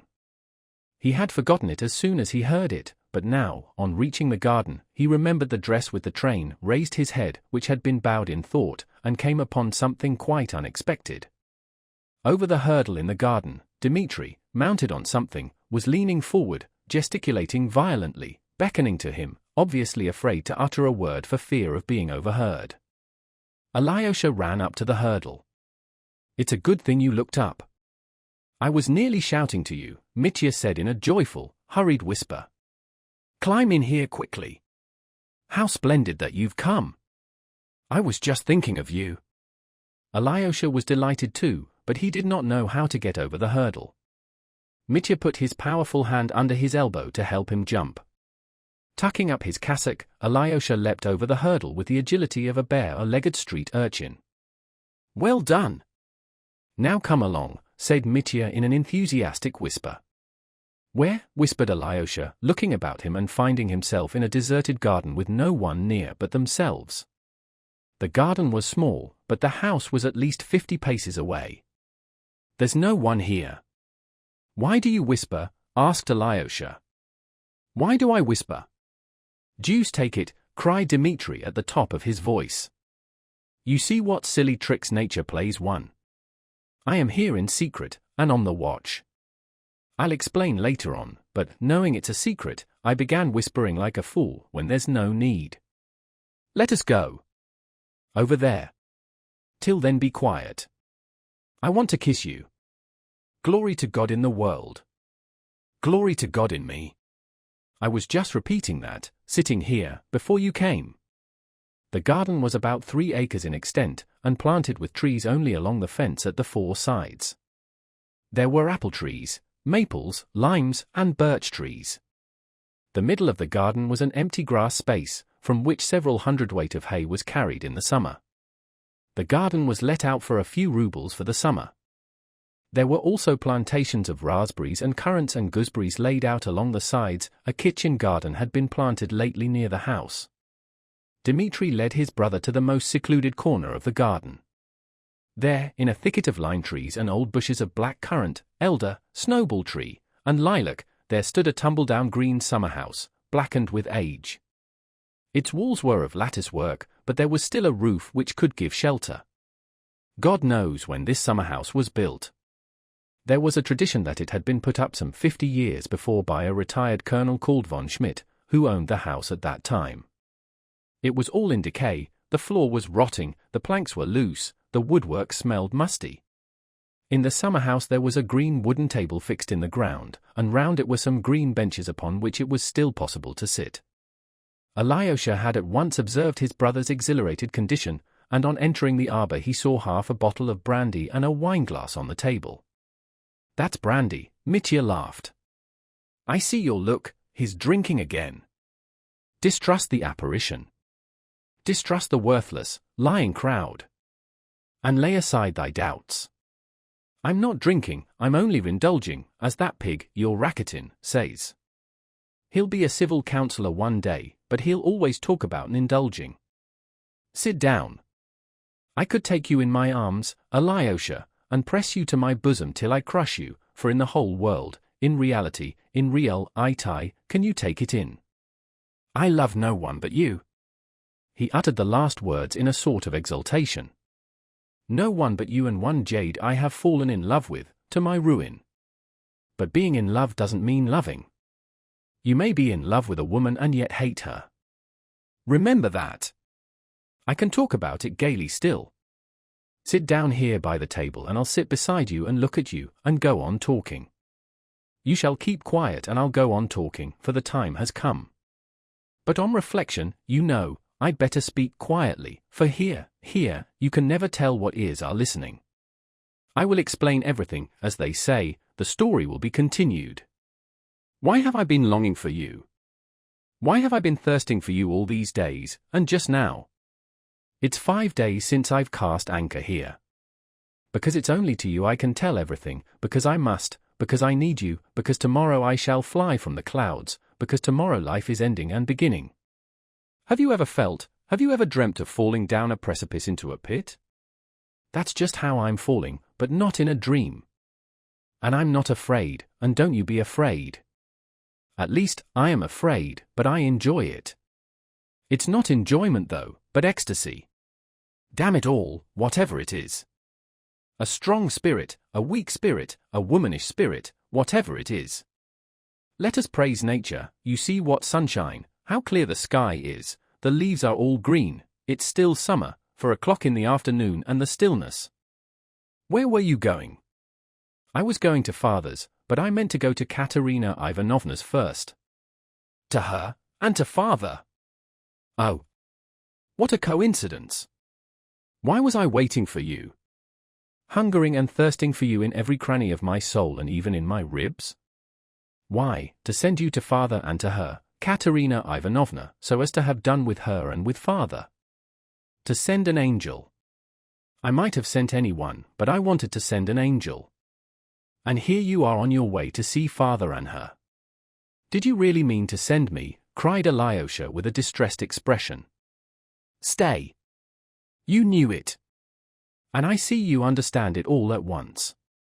But be quiet for a time. Don't be sorry, and don't cry. Dmitri stood up, thought a moment, and put his finger to his forehead. She's asked you, written to you a letter or something, that's why you're going to her? You wouldn't be going except for that. Here is her note. Alyosha took it out of his pocket. Mitya looked through it quickly.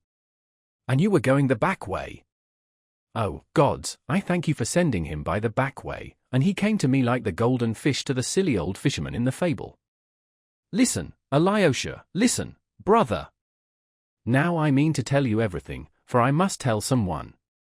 An angel in heaven I've told already, but I want to tell an angel on earth. You are an angel on earth. You will hear and judge and forgive. And that's what I need, that someone above me should forgive. Listen. If 2 people break away from everything on earth and fly off into the unknown, or at least one of them, and before flying off or going to ruin he comes to someone else and says, do this for me, some favor never asked before that could only be asked on one's deathbed, would that other refuse, if he were a friend or a brother? I will do it, but tell me what it is, and make haste, said Alyosha. Make haste. H.M. Don't be in a hurry, Alyosha, you hurry and worry yourself. There's no need to hurry now. Now the world has taken a new turning. Ah, Alyosha, what a pity you can't understand ecstasy. But what am I saying to him? As though you didn't understand it. What an ass I am. What am I saying? Be noble, oh man. Who says that? Alyosha made up his mind to wait. He felt that, perhaps, indeed, his work lay here. Mitya sank into thought for a moment, with his elbow on the table and his head in his hand. Both were silent. Alyosha, said Mitya, you're the only one who won't laugh. I should like to begin, in my confession, with Schiller's hymn to joy, and Die Freud. I don't know German, I only know it's called that. Don't think I'm talking nonsense because I'm drunk. I'm not a bit drunk. Brandy's all very well, but I need 2 bottles to make me drunk. Silenus with his rosy fizz. Upon his stumbling ass. But I've not drunk a quarter of a bottle, and I'm not Silenus. I'm not Silenus, though I am strong, for I've made a decision once for all. Forgive me the pun, you'll have to forgive me a lot more than puns today. Don't be uneasy. I'm not spinning it out. I'm talking sense, and I'll come to the point in a minute. I won't keep you in suspense. Stay, how does it go? He raised his head, thought a minute, and began with enthusiasm. Wild and fearful in his cavern. Hid the naked troglodyte. And the homeless nomad wandered. Laying waste the fertile plain. Menacing with spear and arrow. In the woods the hunter strayed. Woe to all poor wretches stranded. On those cruel and hostile shores. From the peak of high Olympus. Came the mother Ceres down. Seeking in those savage regions. Her lost daughter Proserpine. But the goddess found no refuge. Found no kindly welcome there. And no temple bearing witness. To the worship of the gods. From the fields and from the vineyards. Came no fruits to deck the feasts. Only flesh of blood-stained victims, smouldered on the altar fires. And where are the grieving goddess? Turns her melancholy gaze, sunk in vilest degradation. Man his loathsomeness displays. Mitya broke into sobs and seized Alyosha's hand. My dear, in degradation now, too. There's a terrible amount of suffering for man on earth, a terrible lot of trouble. Don't think I'm only a brute in an officer's uniform, wallowing in dirt and drink. I hardly think of anything but of that degraded man, if only I'm not lying. I pray God I'm not lying and showing off. I think about that man because I am that man myself. Would he purge his soul from vileness and attain to light and worth? He must turn and cling forever to his ancient Mother Earth. But the difficulty is, how am I to cling forever to Mother Earth? I don't kiss her. I don't cleave to her bosom. Am I to become a peasant or a shepherd? I go on and I don't know whether I'm going to shame or to light and joy. That's the trouble, for everything in the world is a riddle. And whenever I've happened to sink into the vilest degradation, and it's always been happening, I always read that poem about Ceres and man. Has it reformed me? Never. For I'm a Karamazov. For when I do leap into the pit, I go headlong with my heels up, and am pleased to be falling in that degrading attitude, and pride myself upon it. And in the very depths of that degradation I begin a hymn of praise. Let me be accursed. Let me be vile and base, only let me kiss the hem of the veil in which my God is shrouded. Though I may be following the devil, I am thy son, O Lord, and I love thee, and I feel the joy without which the world cannot stand. Joy everlasting fostereth the soul of all creation. It is her secret ferment fires the cup of life with flame. 'Tis at her beck the grass hath turned each blade towards the light. And solar systems have evolved from chaos and dark night, filling the realms of boundless space, beyond the sage sight. At bounteous nature's kindly breast, all things that breathe drink joy, and birds and beasts and creeping things all follow where she leads. Her gifts to man are friends in need. The wreath, the foaming must. To angels, vision of God's throne. To insects, sensual lust. But enough poetry. I am in tears, let me cry. It may be foolishness that everyone would laugh at. But you won't laugh. Your eyes are shining, too. Enough poetry. I want to tell you now about the insects to whom God gave sensual lust. To insects, sensual lust. I am that insect, brother, and it is said of me specially. All we Karamazovs are such insects, and, angel as you are, that insect lives in you, too, and will stir up a tempest in your blood. Tempests, because sensual lust is a tempest, worse than a tempest. Beauty is a terrible and awful thing. It is terrible because it has not been fathomed and never can be fathomed, for God sets us nothing but riddles. Here the boundaries meet and all contradictions exist side by side. I am not a cultivated man, brother, but I've thought a lot about this. It's terrible what mysteries there are. Too many riddles weigh men down on earth. We must solve them as we can, and try to keep a dry skin in the water. Beauty. I can't endure the thought that a man of lofty mind and heart begins with the ideal of the Madonna and ends with the ideal of Sodom. What's still more awful is that a man with the ideal of Sodom in his soul does not renounce the ideal of the Madonna, and his heart may be on fire with that ideal, genuinely on fire, just as in his days of youth and innocence. Yes, man is broad, too broad, indeed. I'd have him narrower. The devil only knows what to make of it. What to the mind is shameful is beauty and nothing else to the heart.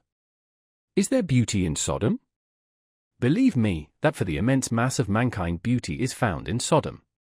Did you know that secret? The awful thing is that beauty is mysterious as well as terrible.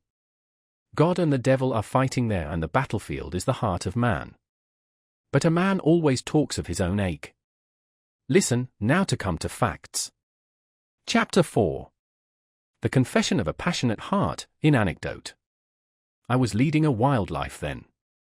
Father said just now that I spent several thousand rubles in seducing young girls. That's a swinish invention, and there was nothing of the sort. And if there was, I didn't need money simply for that.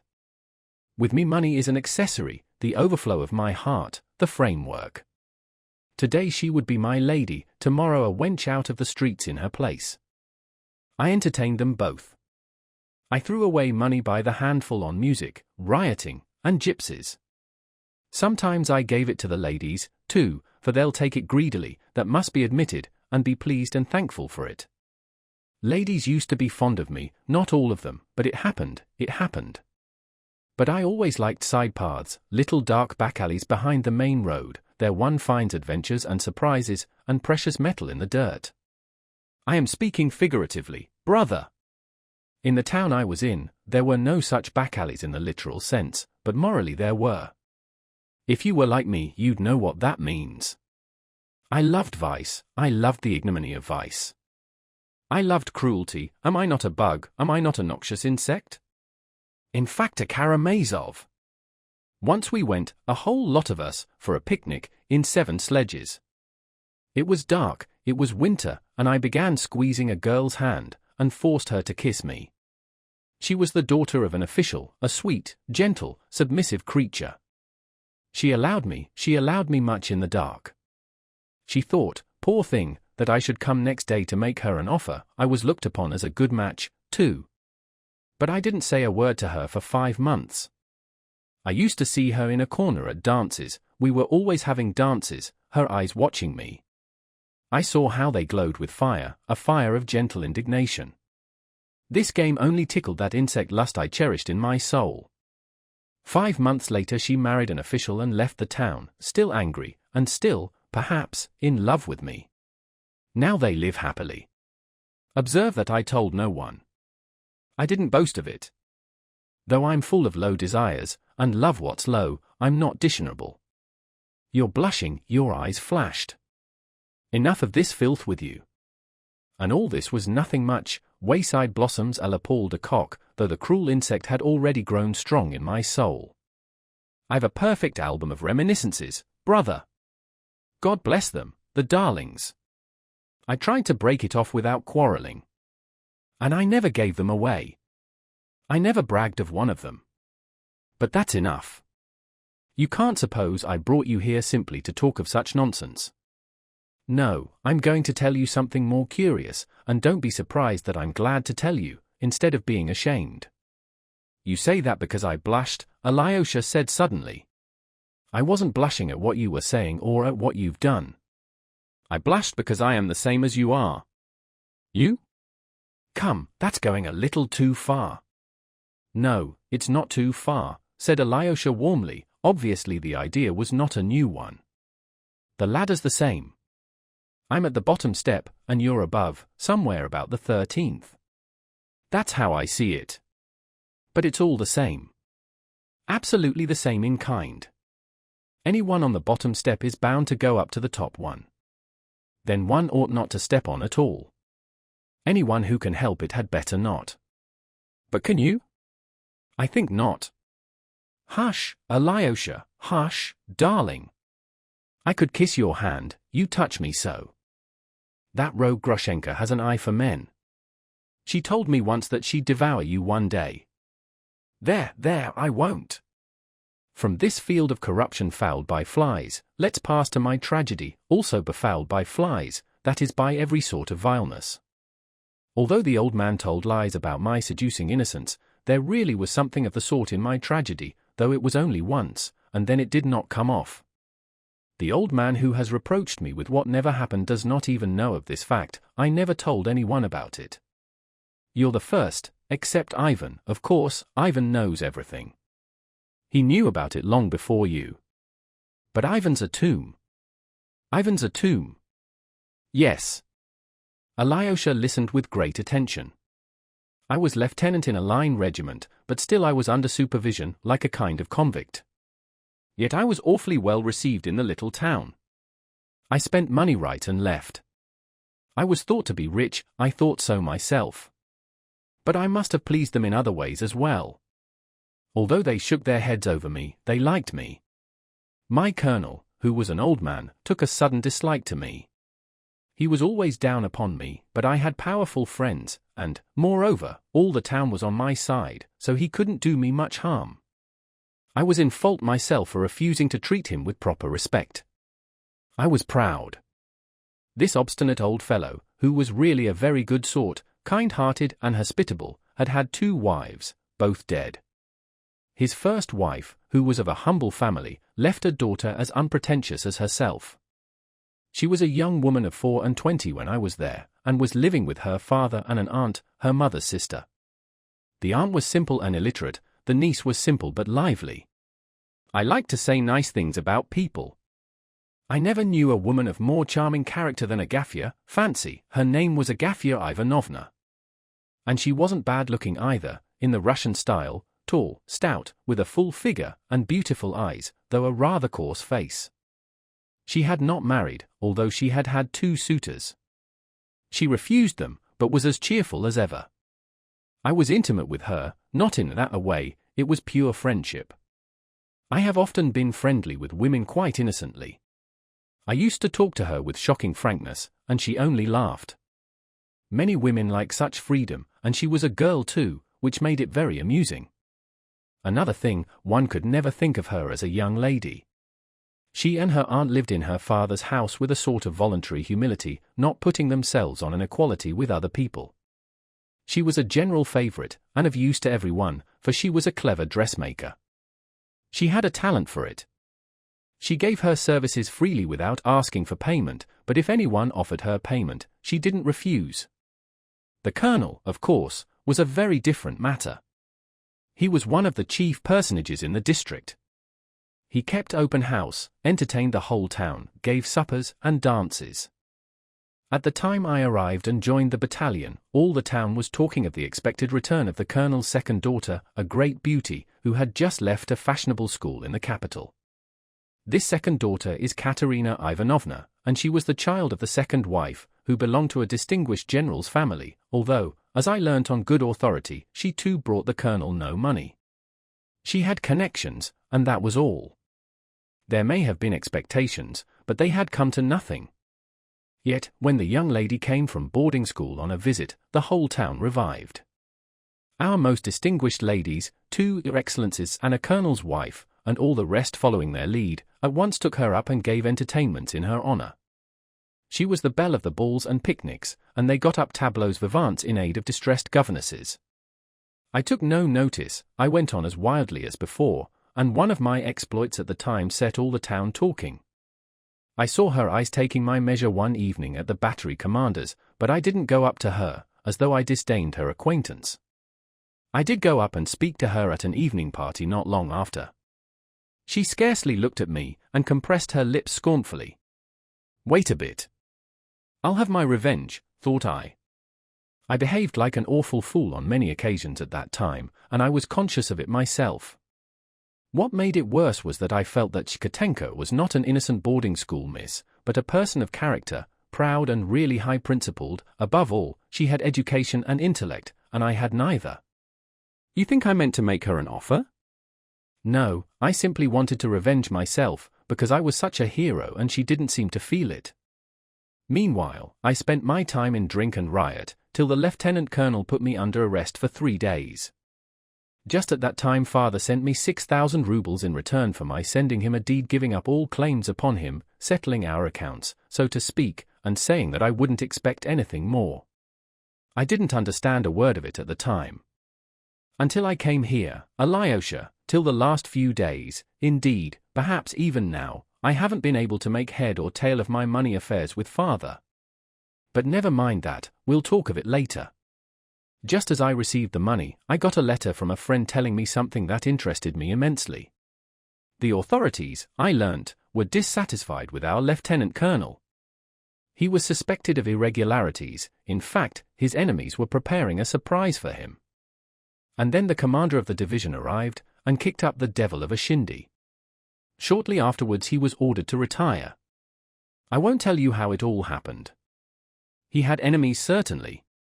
Suddenly there was a marked coolness in the town towards him and all his family. His friends all turned their backs on him.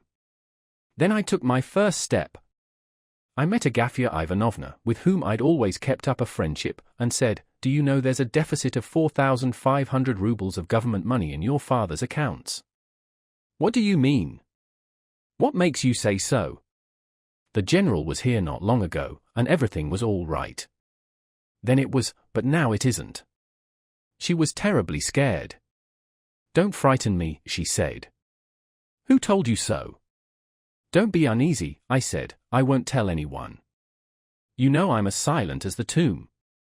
I only wanted, in view of possibilities, to add that when they demand that 4,500 rubles from your father, and he can't produce it, he'll be tried and made to serve as a common soldier in his old age, unless you like to send me your young lady secretly.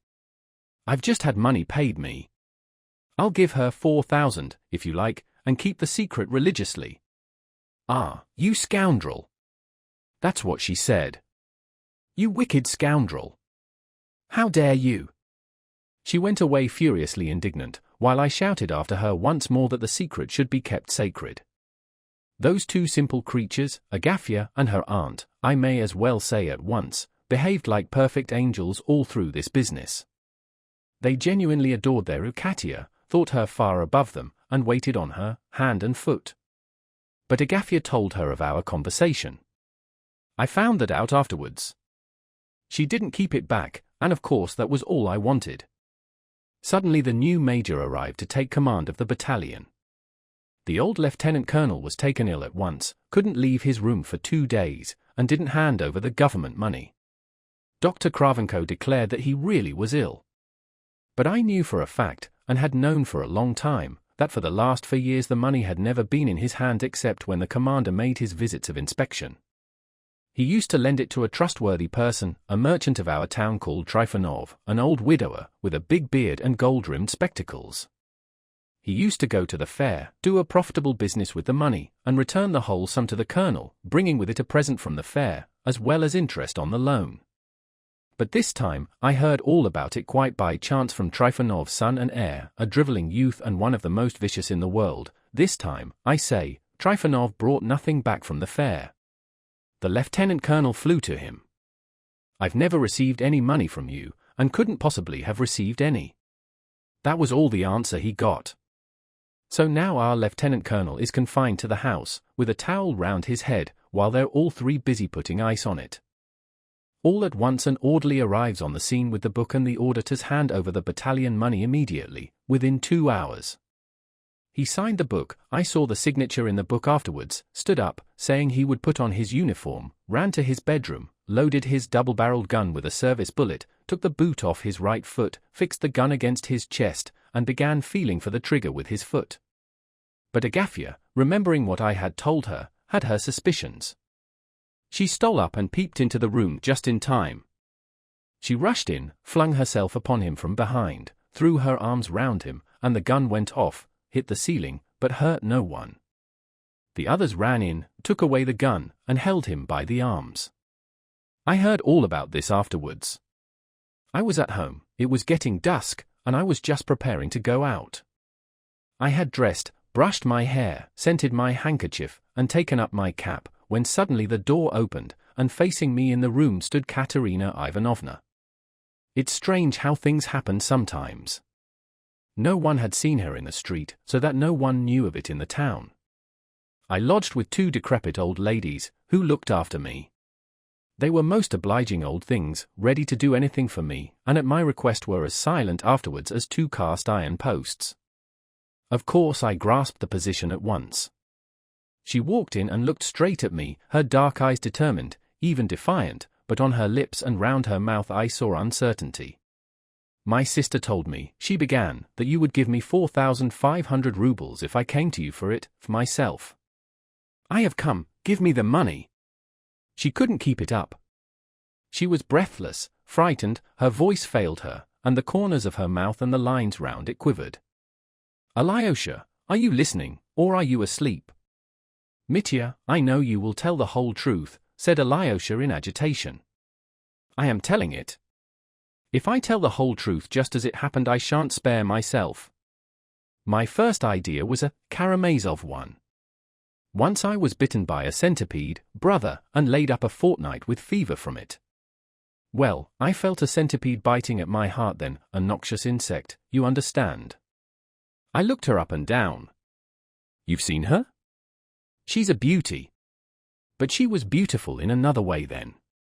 At that moment she was beautiful because she was noble, and I was a scoundrel, she in all the grandeur of her generosity and sacrifice for her father, and I, a bug. And, scoundrel as I was, she was altogether at my mercy, body and soul. She was hemmed in. I tell you frankly, that thought, that venomous thought, so possessed my heart that it almost swooned with suspense. It seemed as if there could be no resisting it, as though I should act like a bug, like a venomous spider, without a spark of pity. I could scarcely breathe. Understand, I should have gone next day to ask for her hand, so that it might end honorably, so to speak, and that nobody would or could know. For though I'm a man of base desires, I'm honest. And at that very second some voice seemed to whisper in my ear, but when you come tomorrow to make your proposal, that girl won't even see you, she'll order her coachman to kick you out of the yard. Publish it through all the town, she would say, I'm not afraid of you. I looked at the young lady, my voice had not deceived me. That is how it would be, not a doubt of it. I could see from her face now that I should be turned out of the house.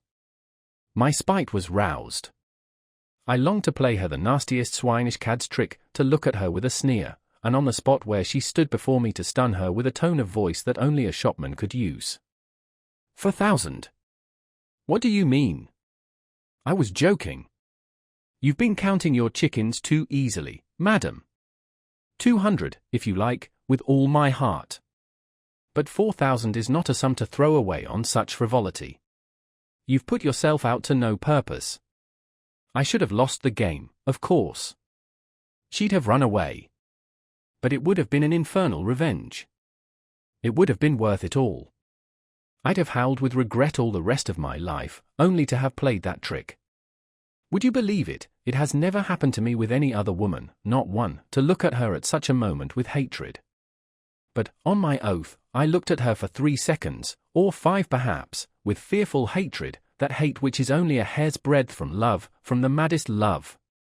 I went to the window, put my forehead against the frozen pane, and I remember the ice burnt my forehead like fire. I did not keep her long, don't be afraid. I turned round, went up to the table, opened the drawer and took out a banknote for 5,000 rubles, it was lying in a French dictionary. Then I showed it her in silence, folded it, handed it to her, opened the door into the passage, and, stepping back, made her a deep bow, a most respectful, a most impressive bow, believe me. She shuddered all over, gazed at me for a second, turned horribly pale, white as a sheet, in fact, and all at once, not impetuously but softly, gently, bowed down to my feet, not a boarding school curtsy, but a Russian bow, with her forehead to the floor. She jumped up and ran away. I was wearing my sword. I drew it and nearly stabbed myself with it on the spot. Why, I don't know. It would have been frightfully stupid, of course. I suppose it was from delight. Can you understand that one might kill oneself from delight? But I didn't stab myself.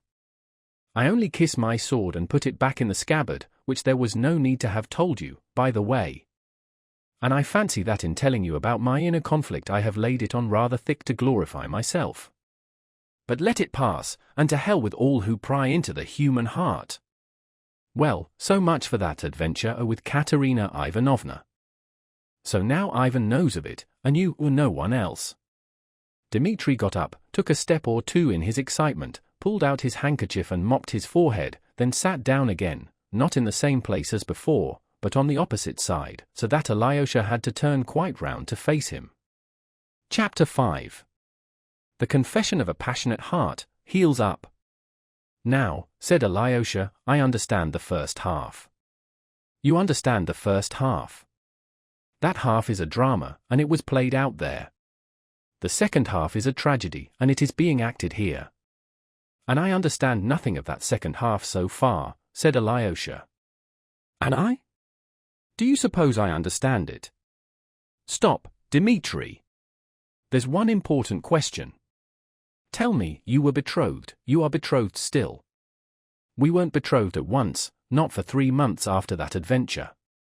The next day I told myself that the incident was closed, concluded that there would be no sequel. It seemed to me caddish to make her an offer. On her side she gave no sign of life for the 6 weeks that she remained in the town, except, indeed, for one action.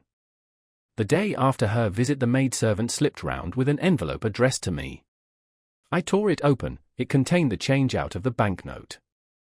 Only 4,500 rubles was needed, but there was a discount of about 200 on changing it. She only sent me about 260. I don't remember exactly, but not a note, not a word of explanation. I searched the packet for a pencil mark, and nothing. Well, I spent the rest of the money on such an orgy that the new major was obliged to reprimand me. Well, the lieutenant colonel produced the battalion money, to the astonishment of everyone, for nobody believed that he had the money untouched. He'd no sooner paid it than he fell ill, took to his bed, and, 3 weeks later, softening of the brain set in, and he died 5 days afterwards. He was buried with military honors, for he had not had time to receive his discharge. 10 days after his funeral, Katerina Ivanovna, with her aunt and sister, went to Moscow.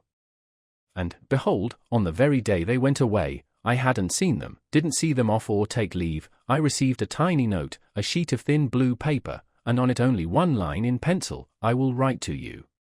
Wait. K. And that was all. I'll explain the rest now, in 2 words. In Moscow their fortunes changed with the swiftness of lightning and the unexpectedness of an Arabian fairy tale. That general's widow, their nearest relation, suddenly lost the 2 nieces who were her heiresses and next of kin. Both died in the same week of smallpox. The old lady, prostrated with grief, welcomed Katia as a daughter, as her one hope, clutched at her, altered her will in Katia's favor. But that concerned the future. Meanwhile she gave her, for present use, 80,000 rubles, as a marriage portion, to do what she liked with. She was an hysterical woman. I saw something of her in Moscow, later. Well, suddenly I received by post 4,500 rubles. I was speechless with surprise, as you may suppose. 3 days later came the promised letter. I have it with me now. You must read it.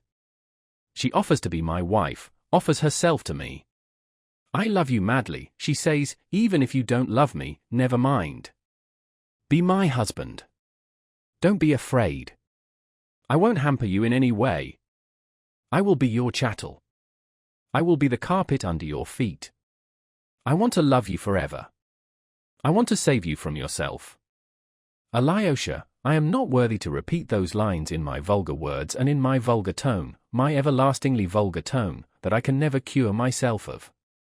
That letter stabs me even now. Do you think I don't mind, that I don't mind still?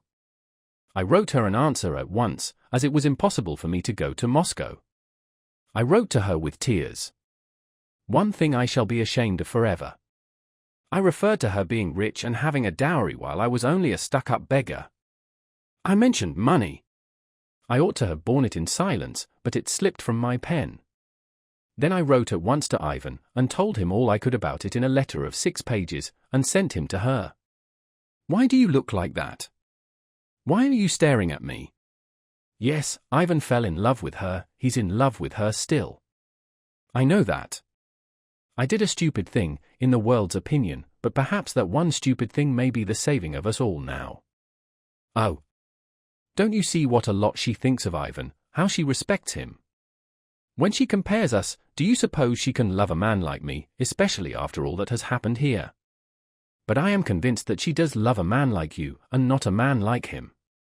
She loves her own virtue, not me. The words broke involuntarily, and almost malignantly, from Dmitri. He laughed, but a minute later his eyes gleamed, he flushed crimson and struck the table violently with his fist. I swear, Alyosha, he cried, with intense and genuine anger at himself, you may not believe me, but as God is holy, and as Christ is God, I swear that though I smiled at her lofty sentiments just now, I know that I am a million times baser in soul than she, and that these lofty sentiments of hers are as sincere as a heavenly angel's. That's the tragedy of it, that I know that for certain. What if anyone does show off a bit? Don't I do it myself? And yet I'm sincere. As for Ivan, I can understand how he must be cursing nature now, with his intellect, too. To see the preference given, to whom, to what? To a monster who, though he is betrothed and all eyes are fixed on him, can't restrain his debaucheries, and before the very eyes of his betrothed. And a man like me is preferred, while he is rejected. And why? Because a girl wants to sacrifice her life and destiny out of gratitude. It's ridiculous. I've never said a word of this to Ivan, and Ivan of course has never dropped a hint of the sort to me. But destiny will be accomplished, and the best man will hold his ground while the undeserving one will vanish into his back alley forever, his filthy back alley, his beloved back alley, where he is at home and where he will sink in filth and stench at his own free will and with enjoyment. I've been talking foolishly. I've no words left. I use them at random, but it will be as I have said. I shall drown in the back alley, and she will marry Ivan. Stop, Dmitri, Alyosha interrupted again with great anxiety. There's one thing you haven't made clear yet, you are still betrothed all the same, aren't you? How can you break off the engagement if she, your betrothed, doesn't want to? Yes, formally and solemnly betrothed. It was all done on my arrival in Moscow, with great ceremony, with icons, all in fine style. The general's wife blessed us, and, would you believe it, congratulated Katya. You've made a good choice, she said, I see right through him. And, would you believe it, she didn't like Ivan, and hardly greeted him. I had a lot of talk with Katya in Moscow. I told her about myself, sincerely, honorably. She listened to everything. There was sweet confusion. There were tender words. Though there were proud words, too. She wrung out of me a mighty promise to reform. I gave my promise, and here. What? Why, I called to you and brought you out here today, this very day, remember it, to send you, this very day again, to Katerina Ivanovna, and... What? To tell her that I shall never come to see her again. Say, he sends you his compliments. But is that possible? That's just the reason I'm sending you, in my place, because it's impossible. And, how could I tell her myself? And where are you going? To the back alley. To Grushenka, then? Alyosha exclaimed mournfully, clasping his hands. Can Rakitin really have told the truth? I thought that you had just visited her, and that was all. Can a betrothed man pay such visits? Is such a thing possible, and with such a betrothed, and before the eyes of all the world? Confound it, I have some honor. As soon as I began visiting Grushenka, I ceased to be betrothed, and to be an honest man. I understand that. Why do you look at me? You see, I went in the first place to beat her. I had heard, and I know for a fact now, that captain, father's agent, had given Grushenka an IOU of mine for her to sue me for payment, so as to put an end to me. They wanted to scare me. I went to beat her. I had had a glimpse of her before. She doesn't strike one at first sight. I knew about her old merchant, who's lying ill now, paralyzed, but is leaving her a decent little sum. I knew, too, that she was fond of money, that she hoarded it, and lent it at a wicked rate of interest, that she's a merciless cheat and swindler. I went to beat her, and I stayed. The storm broke, it struck me down like the plague. I'm plague-stricken still, and I know that everything is over, that there will never be anything more for me. The cycle of the ages is accomplished. That's my position. And though I'm a beggar, as fate would have it, I had 3,000 just then in my pocket. I drove with Grushenka to Mokroe, a place 25 versts from here. I got gypsies there and champagne and made all the peasants there drunk on it, and all the women and girls. I sent the thousands flying. In 3 days' time I was stripped bare, but a hero. Do you suppose the hero had gained his end? Not a sign of it from her. I tell you that rogue, Grushenka, has a supple curve all over her body. You can see it in her little foot, even in her little toe. I saw it, and kissed it, but that was all, I swear. I'll marry you if you like, she said, you're a beggar, you know. Say that you won't beat me, and will let me do anything I choose, and perhaps I will marry you. She laughed, and she's laughing still." Dmitri leapt up with a sort of fury. He seemed all at once as though he were drunk. His eyes became suddenly bloodshot. "And do you really mean to marry her?" "At once, if she will. And if she won't, I shall stay all the same. I'll be the porter at her gate." "Alyosha!" he cried. He stopped short before him, and taking him by the shoulders began shaking him violently. "Do you know, you innocent boy, that this is all delirium, senseless delirium, for there's a tragedy here? Let me tell you, Alexei, that I may be a low man, with low and degraded passions, but a thief and a pickpocket Dmitri Karamazov never can be. Well, then, let me tell you that I am a thief and a pickpocket. That very morning, just before I went to beat Grushenka, Katerina Ivanovna sent for me, and in strict secrecy, why I don't know, I suppose she had some reason, asked me to go to the chief town of the province and to post 3,000 rubles to Agafya Ivanovna in Moscow, so that nothing should be known of it in the town here. So I had that 3,000 rubles in my pocket when I went to see Grushenka, and it was that money we spent at Mokroe. Afterwards I pretended I had been to the town, but did not show her the post office receipt. I said I had sent the money and would bring the receipt, and so far I haven't brought it. I've forgotten it. Now what do you think you're going to her today to say? He sends his compliments, and she'll ask you, what about the money? You might still have said to her, he's a degraded sensualist, and a low creature with uncontrolled passions. He didn't send your money then, but wasted it, because, like a low brute, he couldn't control himself. But still you might have added, he isn't a thief though. Here is your 3,000, he sends it back. Send it yourself to Agafya Ivanovna.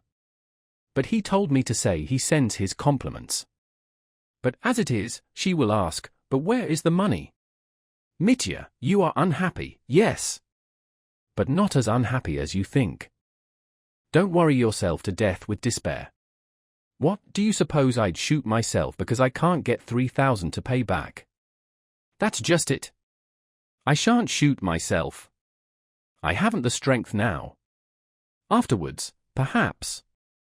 But now I'm going to Grushenka. I don't care what happens.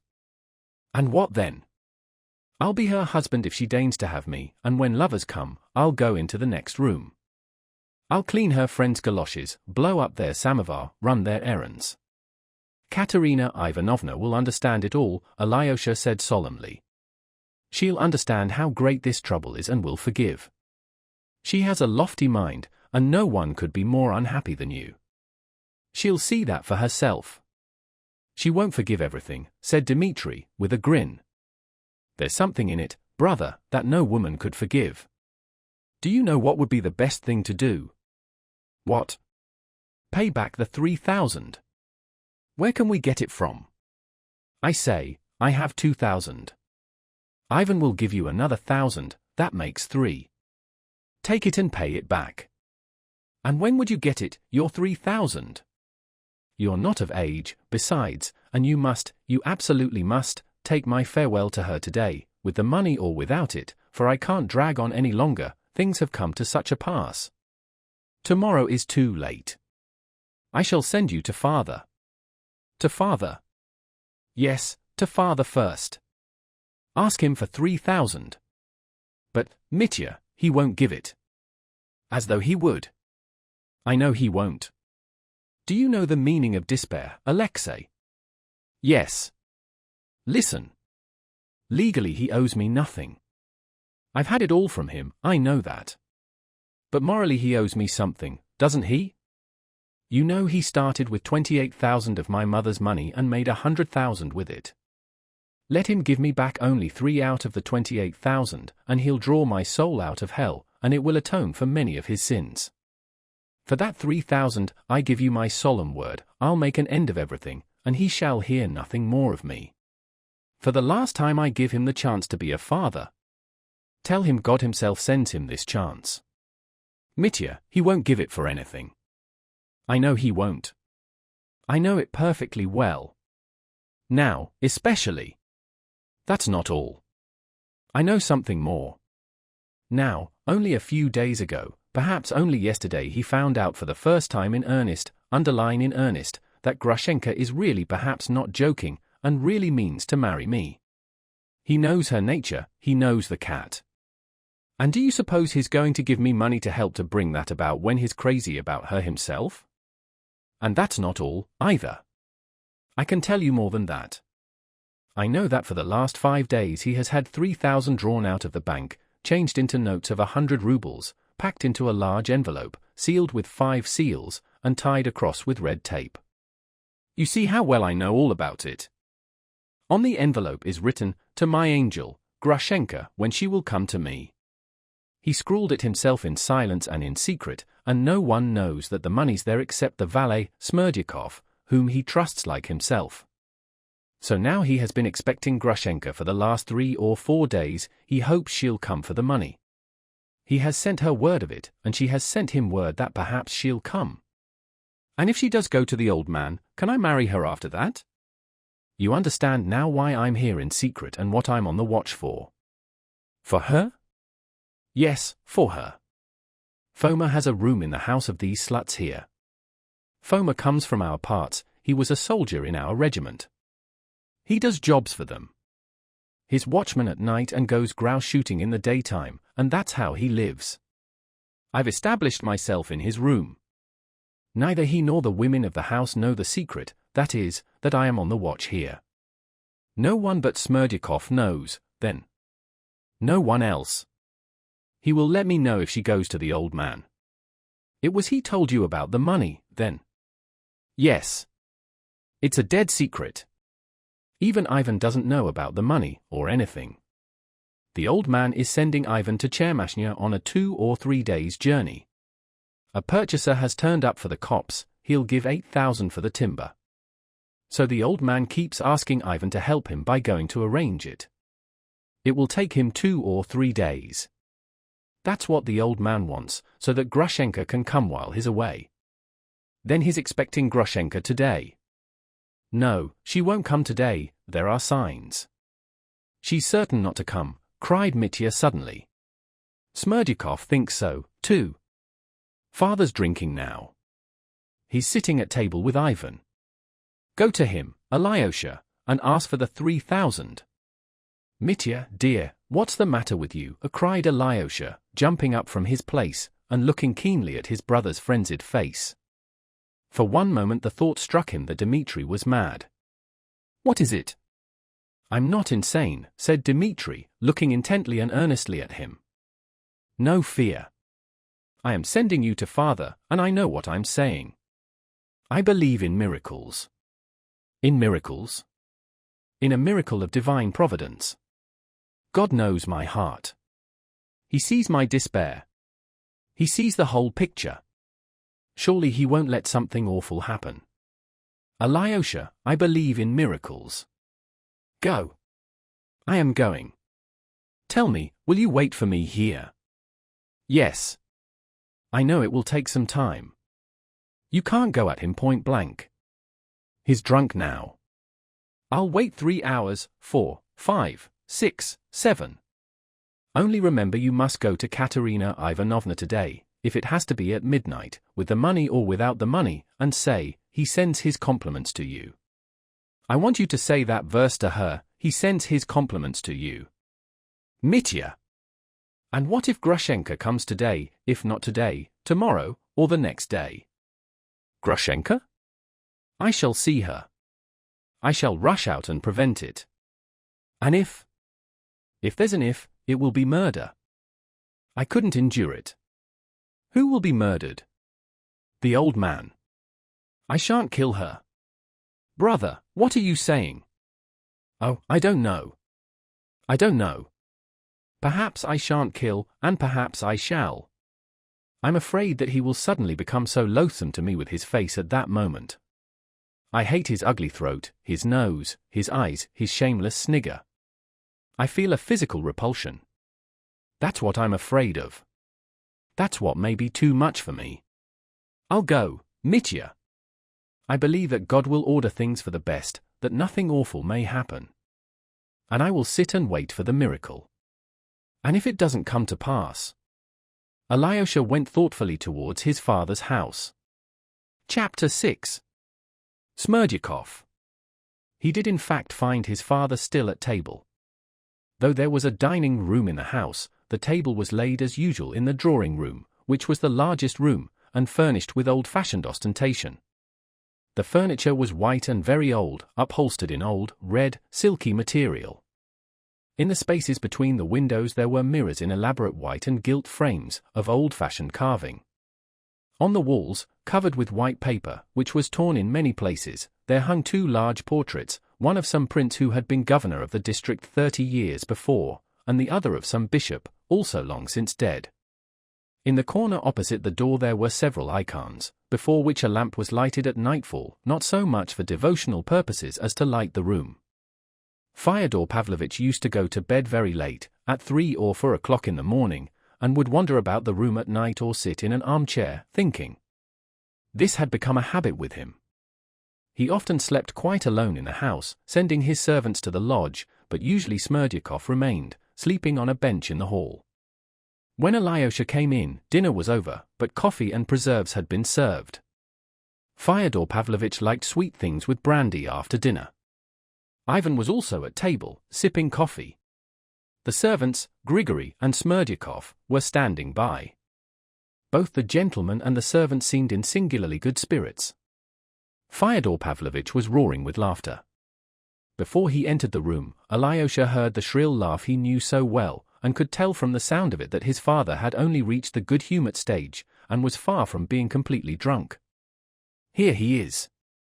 Here he is!" yelled Fyodor Pavlovitch, highly delighted at seeing Alyosha. "Join us. Sit down. Coffee is a Lenten dish, but it's hot and good. I don't offer you brandy, you're keeping the fast. But would you like some? No, I'd better give you some of our famous liqueur. Smerdyakov, go to the cupboard, the second shelf on the right. Here are the keys. Look sharp." Alyosha began refusing the liqueur. "Never mind. If you won't have it, we will," said Fyodor Pavlovitch, beaming. "But stay, have you dined?" "Yes," answered Alyosha, who had in truth only eaten a piece of bread and drunk a glass of kvass in the Father Superior's kitchen. "Though I should be pleased to have some hot coffee." "Bravo, my darling! He'll have some coffee. Does it want warming?" "No, it's boiling. It's capital coffee Smerdyakov's making. My Smerdyakov's an artist at coffee and at fish patties, and at fish soup, too. You must come one day and have some fish soup. Let me know beforehand. But, stay, didn't I tell you this morning to come home with your mattress and pillow and all? Have you brought your mattress?" "He. No, I haven't," said Alyosha, smiling, too.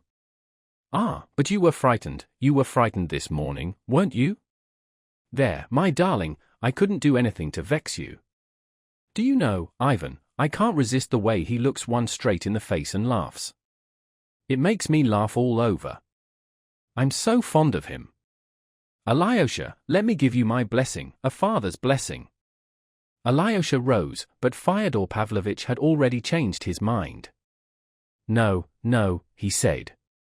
"I'll just make the sign of the cross over you, for now. Sit still. Now we've a treat for you, in your own line, too. It'll make you laugh. Balaam's ass has begun talking to us here, and how he talks. Balaam's ass, it appeared, was the valet, Smerdyakov. He was a young man of about 24, remarkably unsociable and taciturn. Not that he was shy or bashful. On the contrary, he was conceited and seemed to despise everybody. But we must pause to say a few words about him now. He was brought up by Grigory and Marfa, but the boy grew up with no sense of gratitude. As Grigory expressed it, he was an unfriendly boy, and seemed to look at the world mistrustfully. In his childhood he was very fond of hanging cats, and burying them with great ceremony. He used to dress up in a sheet as though it were a surplice, and sang, and waved some object over the dead cat as though it were a censer. All this he did on the sly, with the greatest secrecy. Grigory caught him once at this diversion and gave him a sound beating. He shrank into a corner and sulked there for a week. He doesn't care for you or me, the monster, Grigory used to say to Marfa, and he doesn't care for anyone. Are you a human being? He said, addressing the boy directly. You're not a human being. You grew from the mildew in the bathhouse. That's what you are. Smerdyakov, it appeared afterwards, could never forgive him those words. Grigory taught him to read and write, and when he was 12 years old, began teaching him the scriptures. But this teaching came to nothing. At the second or third lesson the boy suddenly grinned. What's that for? Asked Grigory, looking at him threateningly from under his spectacles. Oh, nothing. God created light on the first day, and the sun, moon, and stars on the fourth day. Where did the light come from on the first day? Grigory was thunderstruck. The boy looked sarcastically at his teacher. There was something positively condescending in his expression. Grigory could not restrain himself. I'll show you where, he cried, and gave the boy a violent slap on the cheek. The boy took the slap without a word, but withdrew into his corner again for some days. A week later he had his first attack of the disease to which he was subject all the rest of his life, epilepsy. When Fyodor Pavlovitch heard of it, his attitude to the boy seemed changed at once. Till then he had taken no notice of him, though he never scolded him, and always gave him a kopeck when he met him. Sometimes, when he was in good humor, he would send the boy something sweet from his table. But as soon as he heard of his illness, he showed an active interest in him, sent for a doctor, and tried remedies, but the disease turned out to be incurable. The fits occurred, on an average, once a month, but at various intervals. The fits varied too, in violence, some were light and some were very severe. Fyodor Pavlovitch strictly forbade Grigory to use corporal punishment to the boy, and began allowing him to come upstairs to him. He forbade him to be taught anything whatever for a time, too. One day when the boy was about 15, Fyodor Pavlovitch noticed him lingering by the bookcase, and reading the titles through the glass. Fyodor Pavlovitch had a fair number of books, over 100, but no one ever saw him reading. He at once gave Smerdyakov the key of the bookcase. Come, read. You shall be my librarian. You'll be better sitting reading than hanging about the courtyard. Come, read this, and Fyodor Pavlovitch gave him evenings in a cottage near Dikanka. He read a little but didn't like it. He did not once smile, and ended by frowning. Why? Isn't it funny? Asked Fyodor Pavlovitch. Smerdyakov did not speak. Answer, stupid. It's all untrue, mumbled the boy, with a grin. Then go to the devil. You have the soul of a lackey. Stay, here's Smaragdov's Universal History. That's all true. Read that. But Smerdyakov did not get through 10 pages of Smaragdov. He thought it dull. So the bookcase was closed again. Shortly afterwards Marfa and Grigory reported to Fyodor Pavlovitch that Smerdyakov was gradually beginning to show an extraordinary fastidiousness. He would sit before his soup, take up his spoon and look into the soup, bend over it, examine it, take a spoonful and hold it to the light. What is it? A beetle. Grigory would ask. A fly, perhaps, observed Marfa. The squeamish youth never answered, but he did the same with his bread, his meat, and everything he ate. He would hold a piece on his fork to the light, scrutinize it microscopically, and only after long deliberation decide to put it in his mouth. Ack! What fine gentleman's airs! Grigory muttered, looking at him. When Fyodor Pavlovitch heard of this development in Smerdyakov, he determined to make him his cook, and sent him to Moscow to be trained. He spent some years there and came back remarkably changed in appearance. He looked extraordinarily old for his age. His face had grown wrinkled, yellow, and strangely emasculate. In character he seemed almost exactly the same as before he went away. He was just as unsociable, and showed not the slightest inclination for any companionship. In Moscow, too, as we heard afterwards, he had always been silent. Moscow itself had little interest for him, he saw very little there, and took scarcely any notice of anything. He went once to the theatre, but returned silent and displeased with it. On the other hand, he came back to us from Moscow well dressed, in a clean coat and clean linen. He brushed his clothes most scrupulously twice a day invariably, and was very fond of cleaning his smart calf boots with a special English polish so that they shone like mirrors. He turned out a first-rate cook. Fyodor Pavlovitch paid him a salary, almost the whole of which Smerdyakov spent on clothes, pomade, perfumes, and such things. But he seemed to have as much contempt for the female sex as for men. He was discreet, almost unapproachable, with them. Fyodor Pavlovitch began to regard him rather differently. His fits were becoming more frequent, and on the days he was ill Marfa cooked, which did not suit Fyodor Pavlovitch at all. "Why are your fits getting worse?" asked Fyodor Pavlovitch, looking askance at his new cook. "Would you like to get married? Shall I find you a wife?" But Smerdyakov turned pale with anger and made no reply. Fyodor Pavlovitch left him with an impatient gesture. The great thing was that he had absolute confidence in his honesty. It happened once, when Fyodor Pavlovitch was drunk, that he dropped in the muddy courtyard 300-ruble notes which he had only just received. He only missed them next day, and was just hastening to search his pockets when he saw the notes lying on the table. Where had they come from? Smerdyakov had picked them up and brought them in the day before. "Well, my lad, I've never met anyone like you," Fyodor Pavlovitch said shortly, and gave him 10 rubles. We may add that he not only believed in his honesty, but had, for some reason, a liking for him, although the young man looked as morosely at him as at everyone and was always silent. He rarely spoke. If it had occurred to anyone to wonder at the time what the young man was interested in, and what was in his mind, it would have been impossible to tell by looking at him. Yet he used sometimes to stop suddenly in the house, or even in the yard or street, and would stand still for 10 minutes, lost in thought. A physiognomist studying his face would have said that there was no thought in it, no reflection, but only a sort of contemplation. There is a remarkable picture by the painter Kramskoy, called Contemplation. There is a forest in winter, and on a roadway through the forest, in absolute solitude, stands a peasant in a torn kaftan and bark shoes. He stands, as it were, lost in thought. Yet he is not thinking, he is contemplating.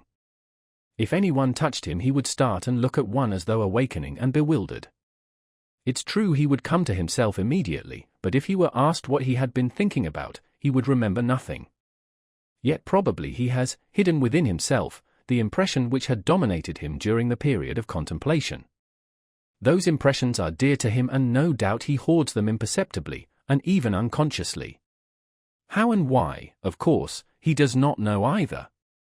He may suddenly, after hoarding impressions for many years, abandon everything and go off to Jerusalem on a pilgrimage for his soul's salvation, or perhaps he will suddenly set fire to his native village, and perhaps do both. There are a good many contemplatives among the peasantry. Well, Smerdyakov was probably one of them, and he probably was greedily hoarding up his impressions, hardly knowing why. Chapter 7. The Controversy. But Balaam's had suddenly spoken. The subject was a strange one. Grigory had gone in the morning to make purchases, and had heard from the shopkeeper Lukian of the story of a Russian soldier which had appeared in the newspaper of that day. This soldier had been taken prisoner in some remote part of Asia, and was threatened with an immediate agonizing death if he did not renounce Christianity and follow Islam. He refused to deny his faith, and was tortured, flayed alive, and died, praising and glorifying Christ. Grigory had related the story at table. Fyodor Pavlovitch always liked, over the dessert after dinner, to laugh and talk, if only with Grigory. This afternoon he was in a particularly good-humored and expansive mood. Sipping his brandy and listening to the story, he observed that they ought to make a saint of a soldier like that, and to take his skin to some monastery. That would make the people flock, and bring the money in. Grigory frowned, seeing that Fyodor Pavlovitch was by no means touched, but, as usual, was beginning to scoff. At that moment Smerdyakov, who was standing by the door, smiled. Smerdyakov often waited at table towards the end of dinner, and since Ivan's arrival in our town he had done so every day. "What are you grinning at?" asked Fyodor Pavlovitch, catching the smile instantly, and knowing that it referred to Grigory. "Well, my opinion is," Smerdyakov began suddenly and unexpectedly in a loud voice, "that if that laudable soldier's exploit was so very great there would have been, to my thinking, no sin in it if he had on such an emergency renounced, so to speak, the name of Christ and his own christening, to save by that same his life, for good deeds, by which, in the course of years to expiate his cowardice. How could it not be a sin? You're talking nonsense. For that you'll go straight to hell and be roasted there like mutton, put in Fyodor Pavlovitch. It was at this point that Alyosha came in, and Fyodor Pavlovitch, as we have seen, was highly delighted at his appearance. We're on your subject, he chuckled gleefully, making Alyosha sit down to listen. As for mutton, that's not so, and there'll be nothing there for this, and there shouldn't be either, if it's according to justice, Smerdyakov maintained stoutly. How do you mean according to justice? Fyodor Pavlovitch cried still more gaily, nudging Alyosha with his knee. He's a rascal, that's what he is, burst from Grigory. He looked Smerdyakov wrathfully in the face. As for being a rascal, wait a little, Grigory Vasilievich, answered Smerdyakov with perfect composure. You'd better consider yourself that, once I am taken prisoner by the enemies of the Christian race, and they demand from me to curse the name of God and to renounce my holy christening, I am fully entitled to act by my own reason, since there would be no sin in it. But you've said that before. Don't waste words. Prove it, cried Fyodor Pavlovitch. Soup-maker, muttered Grigory contemptuously. As for being a soup-maker, wait a bit, too, and consider for yourself, Grigory Vasilievich, without abusing me. For as soon as I say to those enemies, no, I'm not a Christian, and I curse my true God, then at once, by God's high judgment, I become immediately and specially anathema accursed, and am cut off from the Holy Church, exactly as though I were a heathen, so that at that very instant, not only when I say it aloud, but when I think of saying it, before a quarter of a second has passed, I am cut off. Is that so or not, Grigory Vasilievich? He addressed Grigory with obvious satisfaction, though he was really answering Fyodor Pavlovitch's questions, and was well aware of it, and intentionally pretending that Grigory had asked the questions. Ivan, cried Fyodor Pavlovitch suddenly, stooped down for me to whisper. He's got this all up for your benefit. He wants you to praise him. Praise him. Ivan listened with perfect seriousness to his father's excited whisper. Stay, Smerdyakov, be quiet a minute, cried Fyodor Pavlovitch once more. Ivan, you're here again. Ivan bent down again with a perfectly grave face. I love you as I do Alyosha. Don't think I don't love you. Some brandy. Yes, but you're rather drunk yourself, thought Ivan, looking steadily at his father. He was watching Smerdyakov with great curiosity. You're anathema accursed, as it is, Grigory suddenly burst out, and how dare you argue, you rascal, after that, if... Don't scold him, Grigory, don't scold him, Fyodor Pavlovitch cut him short. You should wait, Grigory Vasilievich, if only a short time, and listen, for I haven't finished all I had to say. For at the very moment I become accursed, at that same highest moment, I become exactly like a heathen, and my christening is taken off me and becomes of no avail. Isn't that so?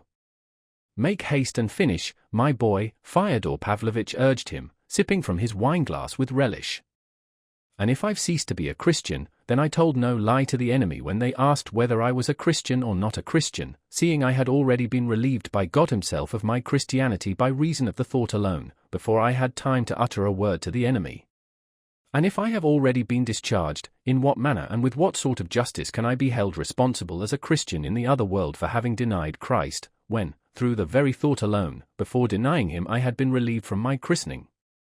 If I'm no longer a Christian, then I can't renounce Christ, for I've nothing then to renounce. Who will hold an unclean Tatar responsible, Grigory Vasilievich, even in heaven, for not having been born a Christian? And who would punish him for that, considering that you can't take two skins off one ox?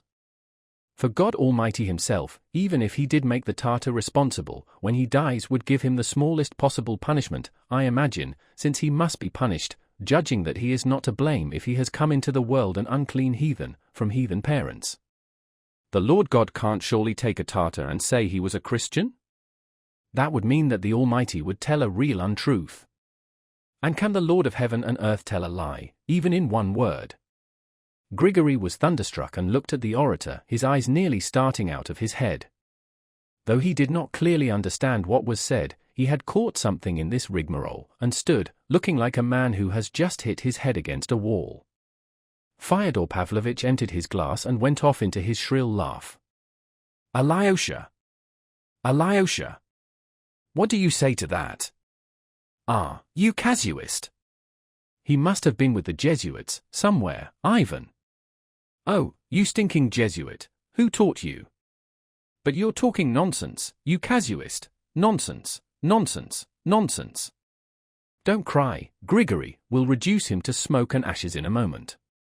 Tell me this, oh ass, you may be right before your enemies, but you have renounced your faith all the same in your own heart, and you say yourself that in that very hour you became anathema accursed. And if once you're anathema they won't pat you on the head for it in hell. What do you say to that, my fine Jesuit? There is no doubt that I have renounced it in my own heart, but there was no special sin in that. Or if there was sin, it was the most ordinary. How's that the most ordinary? You lie, accursed one, hissed Grigory.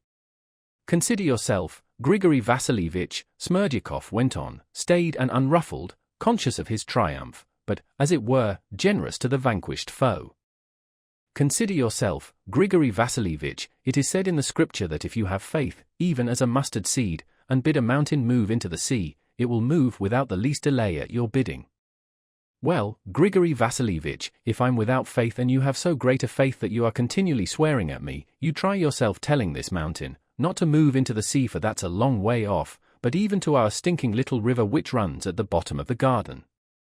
You'll see for yourself that it won't budge, but will remain just where it is however much you shout at it, and that shows, Grigory Vasilievich, that you haven't faith in the proper manner, and only abuse others about it.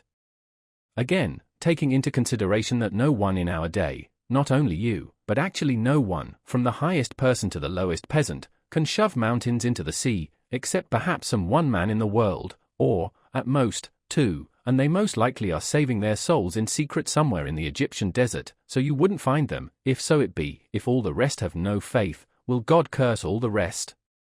That is, the population of the whole earth, except about 2 hermits in the desert, and in his well-known mercy will he not forgive one of them. And so I'm persuaded that though I may once have doubted I shall be forgiven if I shed tears of repentance. Stay, cried Fyodor Pavlovitch, in a transport of delight. So you do suppose there are 2 who can move mountains? Ivan, make a note of it, write it down. There you have the Russian all over. You're quite right in saying it's characteristic of the people's faith, Ivan assented, with an approving smile. You agree? Then it must be so, if you agree. It's true, isn't it, Alyosha? That's the Russian faith all over, isn't it? No, Smerdyakov has not the Russian faith at all, said Alyosha firmly and gravely. I'm not talking about his faith. I mean those 2 in the desert, only that idea. Surely that's Russian, isn't it? Yes, that's purely Russian, said Alyosha smiling. Your words are worth a gold piece, oh ass, and I'll give it to you today. But as to the rest you talk nonsense, nonsense, nonsense. Let me tell you, stupid, that we here are all of little faith, only from carelessness, because we haven't time, things are too much for us, and, in the second place, the Lord God has given us so little time, only 24 hours in the day, so that one hasn't even time to get sleep enough, much less to repent of one's sins. While you have denied your faith to your enemies when you'd nothing else to think about but to show your faith. So I consider, brother, that it constitutes a sin. Constitute a sin it may, but consider yourself, Grigory Vasilievich, that it only extenuates it, if it does constitute.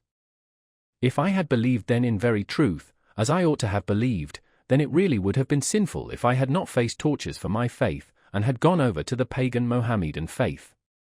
But, of course, it wouldn't have come to torture then, because I should only have had to say at that instant to the mountain, move and crush the tormentor, and it would have moved and at the very instant have crushed him like a black beetle, and I should have walked away as though nothing had happened, praising and glorifying God.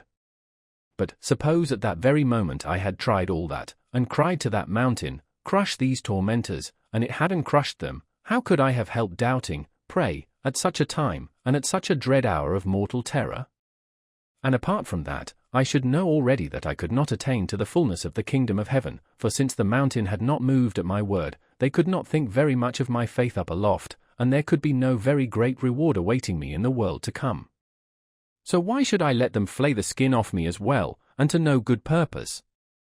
For, even though they had flayed my skin half off my back, even then the mountain would not have moved at my word or at my cry. And at such a moment not only doubt might come over one, but one might lose one's reason from fear, so that one would not be able to think at all. And, therefore, how should I be particularly to blame if not seeing my advantage or reward there or here, I should, at least, save my skin. And so trusting fully in the grace of the Lord I should cherish the hope that I might be altogether forgiven. Chapter 8. Over the brandy. The controversy was over. But, strange to say, Fyodor Pavlovitch, who had been so gay, suddenly began frowning. He frowned and gulped brandy, and it was already a glass too much. "Get along with you, Jesuits," he cried to the servants. "Go away, Smerdyakov. I'll send you the gold piece I promised you today, but be off. Don't cry, Grigory. Go to Marfa. She'll comfort you and put you to bed. The rascals won't let us sit in peace after dinner," he snapped peevishly, as the servants promptly withdrew at his word. "Smerdyakov always pokes himself in now, after dinner. It's you he's so interested in. What have you done to fascinate him?" he added to Ivan. "Nothing whatever," answered Ivan. "He's pleased to have a high opinion of me, he's a lackey and a mean soul. Raw material for revolution, however, when the time comes." "For revolution? There will be others and better ones. But there will be some like him as well. His kind will come first, and better ones after. And when will the time come? The rocket will go off and fizzle out, perhaps. The peasants are not very fond of listening to these soup makers, so far. Ah, brother, but a Balaam's us like that thinks, and the devil knows where he gets to." "He's storing up ideas," said Ivan, smiling. "You see, I know he can't bear me, nor anyone else, even you, though you fancy that he has a high opinion of you. Worse still with Alyosha, he despises Alyosha. But he doesn't steal, that's one thing, and he's not a gossip, he holds his tongue, and doesn't wash our dirty linen in public. He makes capital fish pasties too. But damn him, is he worth talking about so much? Of course he isn't. And as for the ideas he may be hatching, the Russian peasant, generally speaking, needs thrashing. That I've always maintained. Our peasants are swindlers, and don't deserve to be pitied, and it's a good thing they're still flogged sometimes. Russia is rich in birches. If they destroyed the forests, it would be the ruin of Russia. I stand up for the clever people. We've left off thrashing the peasants, we've grown so clever, but they go on thrashing themselves. And a good thing too. For with what measure ye mete it shall be measured to you again, or how does it go? Anyhow, it will be measured. But Russia's all swinishness. My dear, if you only knew how I hate Russia. That is, not Russia, but all this vice. But maybe I mean Russia. Tautsela say de la cochonnerie. Do you know what I like? I like wit. You've had another glass. That's enough. Wait a bit. I'll have one more, and then another, and then I'll stop. No, stay, you interrupted me. At Mokroe I was talking to an old man, and he told me, there's nothing we like so much as sentencing girls to be thrashed, and we always give the lads the job of thrashing them. And the girl he has thrashed today, the young man will ask in marriage tomorrow. So it quite suits the girls, too, he said. There's a set of Dosades for you. But it's clever, anyway. Shall we go over and have a look at it, eh? Alyosha, are you blushing? Don't be bashful, child. I'm sorry I didn't stay to dinner at the superior's and tell the monks about the girls at Mokroe. Alyosha, don't be angry that I offended your superior this morning. I lost my temper. If there is a God, if he exists, then, of course, I'm to blame, and I shall have to answer for it. But if there isn't a God at all, what do they deserve, your fathers? It's not enough to cut their heads off, for they keep back progress. Would you believe it, Ivan, that lacerates my sentiments? No, you don't believe it as I see from your eyes. You believe what people say, that I'm nothing but a buffoon.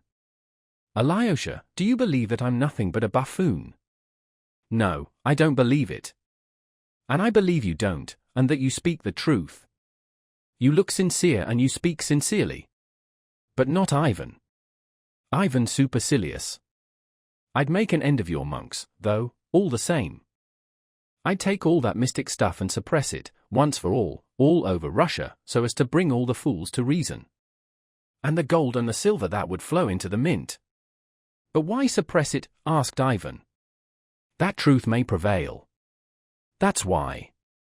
Well, if truth were to prevail, you know, you'd be the first to be robbed and suppressed. Ah. I dare say you're right. Ah, I'm an ass, burst out Fyodor Pavlovitch, striking himself lightly on the forehead. Well, your monastery may stand then, Alyosha, if that's how it is. And we clever people will sit snug and enjoy our brandy. You know, Ivan, it must have been so ordained by the Almighty himself. Ivan, speak, is there a God or not? Stay, speak the truth, speak seriously. Why are you laughing again? I'm laughing that you should have made a clever remark just now about Smerdyakov's belief in the existence of two saints who could move mountains. Why, am I like him now, then? Very much. Well, that shows I'm a Russian, too, and I have a Russian characteristic. And you may be caught in the same way, though you are a philosopher. Shall I catch you? What do you bet that I'll catch you tomorrow? Speak, all the same, is there a God, or not? Only, be serious. I want you to be serious now. No, there is no God. Alyosha, is there a God? There is. Ivan, and is there immortality of some sort, just a little, just a tiny bit? There is no immortality either. None at all. None at all. There's absolute nothingness then. Perhaps there is just something? Anything is better than nothing. Absolute nothingness. Alyosha, is there immortality? There is. God and immortality. God and immortality. In God is immortality. It's more likely Ivan's right. Good Lord! To think what faith, what force of all kinds, man has lavished for nothing, on that dream, and for how many thousand years. Who is it laughing at man? Ivan. For the last time, once for all, is there a God or not? I ask for the last time. And for the last time there is not. Who is laughing at mankind, Ivan? It must be the devil, said Ivan, smiling. And the devil? Does he exist? No, there's no devil either. It's a pity. Damn it all, what wouldn't I do to the man who first invented God? Hanging on a bitter aspen tree would be too good for him. There would have been no civilization if they hadn't invented God. Wouldn't there have been? Without God? No. And there would have been no brandy either. But I must take your brandy away from you, anyway. Stop, stop, stop, dear boy, one more little glass. I've hurt Alyosha's feelings. You're not angry with me, Alyosha? My dear little Alexei. No, I am not angry. I know your thoughts. Your heart is better than your head. My heart better than my head, is it? Oh, Lord! And that from you. Ivan, do you love Alyosha? Yes. You must love him. Fyodor Pavlovitch was by this time very drunk. Listen, Alyosha, I was rude to your elder this morning. But I was excited.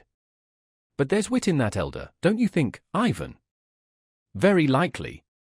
There is. Illinois ya du pire and la da da.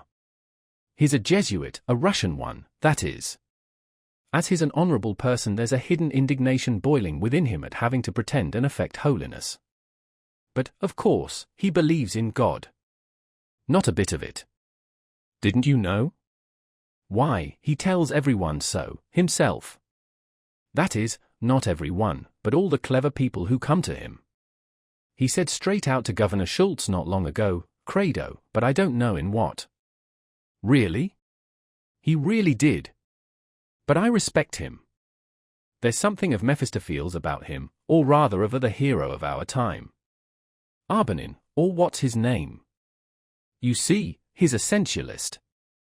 He's such a sensualist that I should be afraid for my daughter or my wife if she went to confess to him. You know, when he begins telling stories. The year before last he invited us to tea with liqueur, the ladies send him liqueur, and began telling us about old times till we nearly split our sides. Especially how he once cured a paralyzed woman.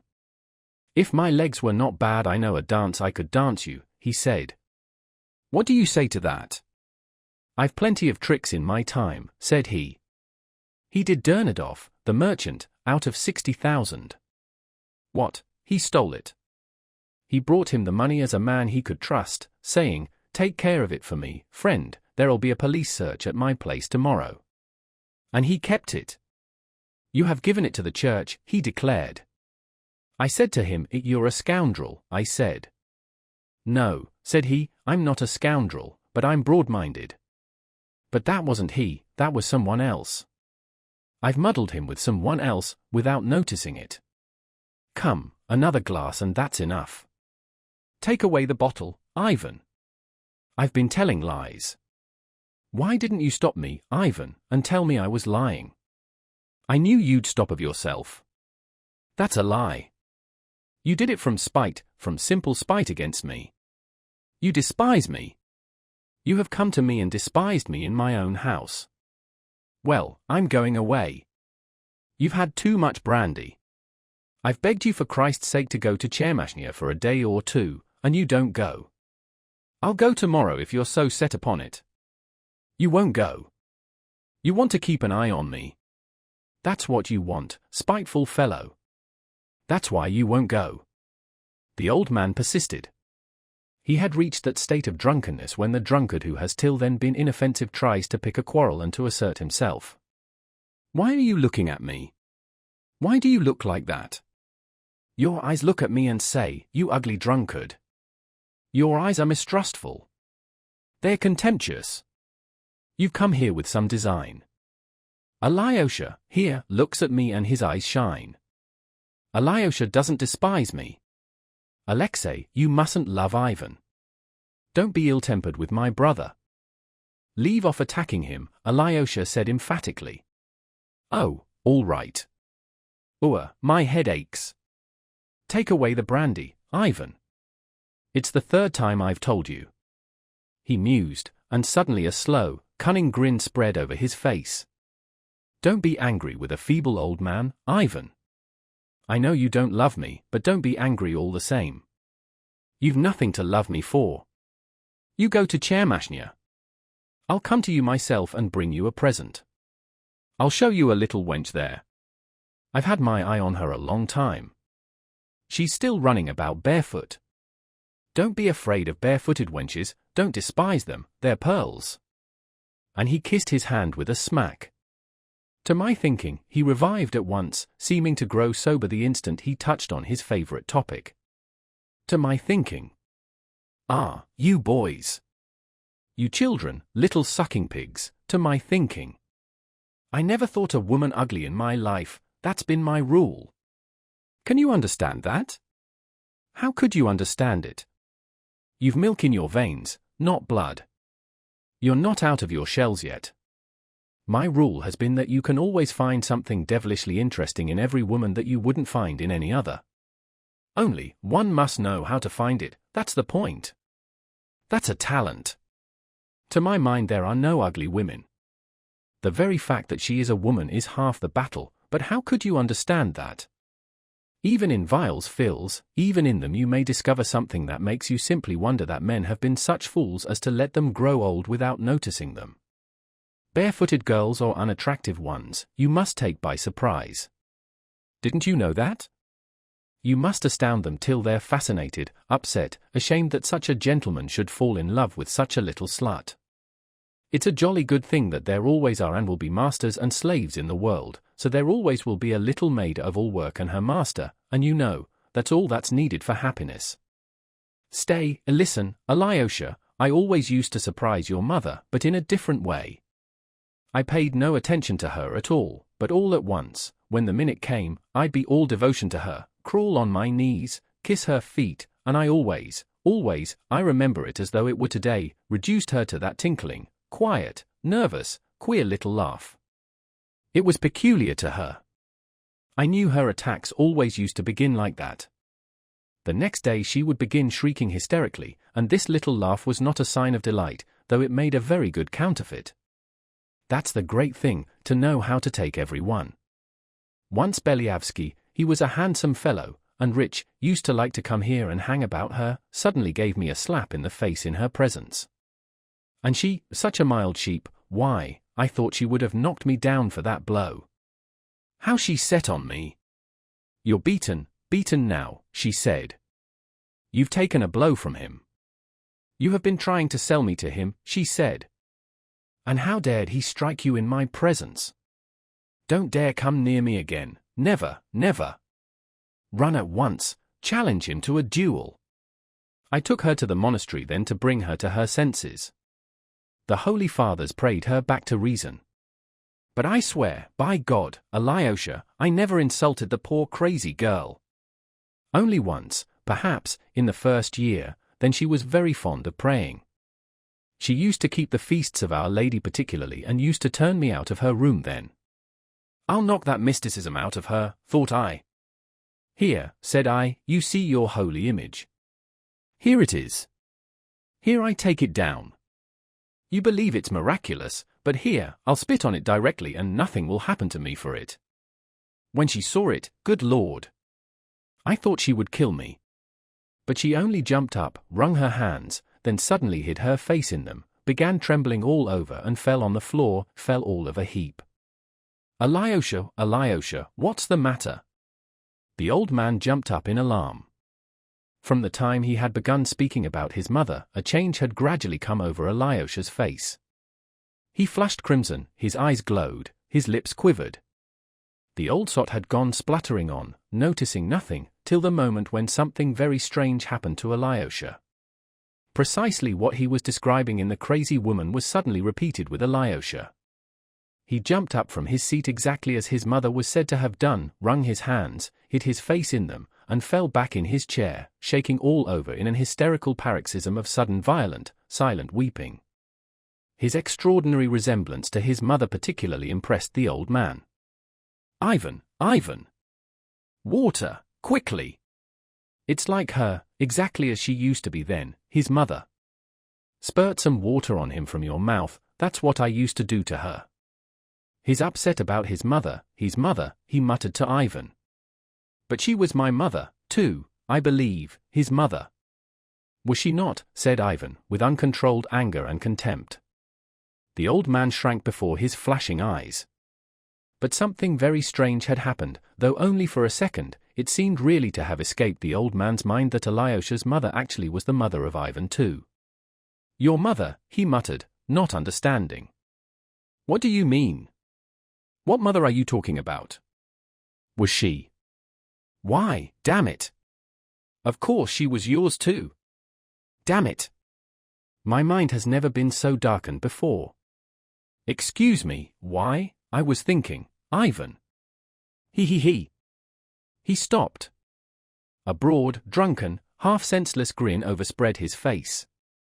At that moment a fearful noise and clamour was heard in the hall, there were violent shouts, the door was flung open, and Dmitri burst into the room. The old man rushed to Ivan in terror. He'll kill me.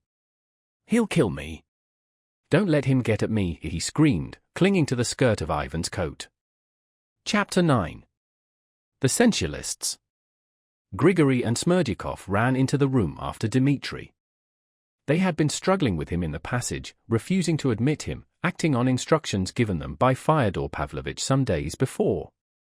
Taking advantage of the fact that Dmitri stopped a moment on entering the room to look about him, Grigory ran round the table, closed the double doors on the opposite side of the room leading to the inner apartments, and stood before the closed doors, stretching wide his arms, prepared to defend the entrance, so to speak, with the last drop of his blood.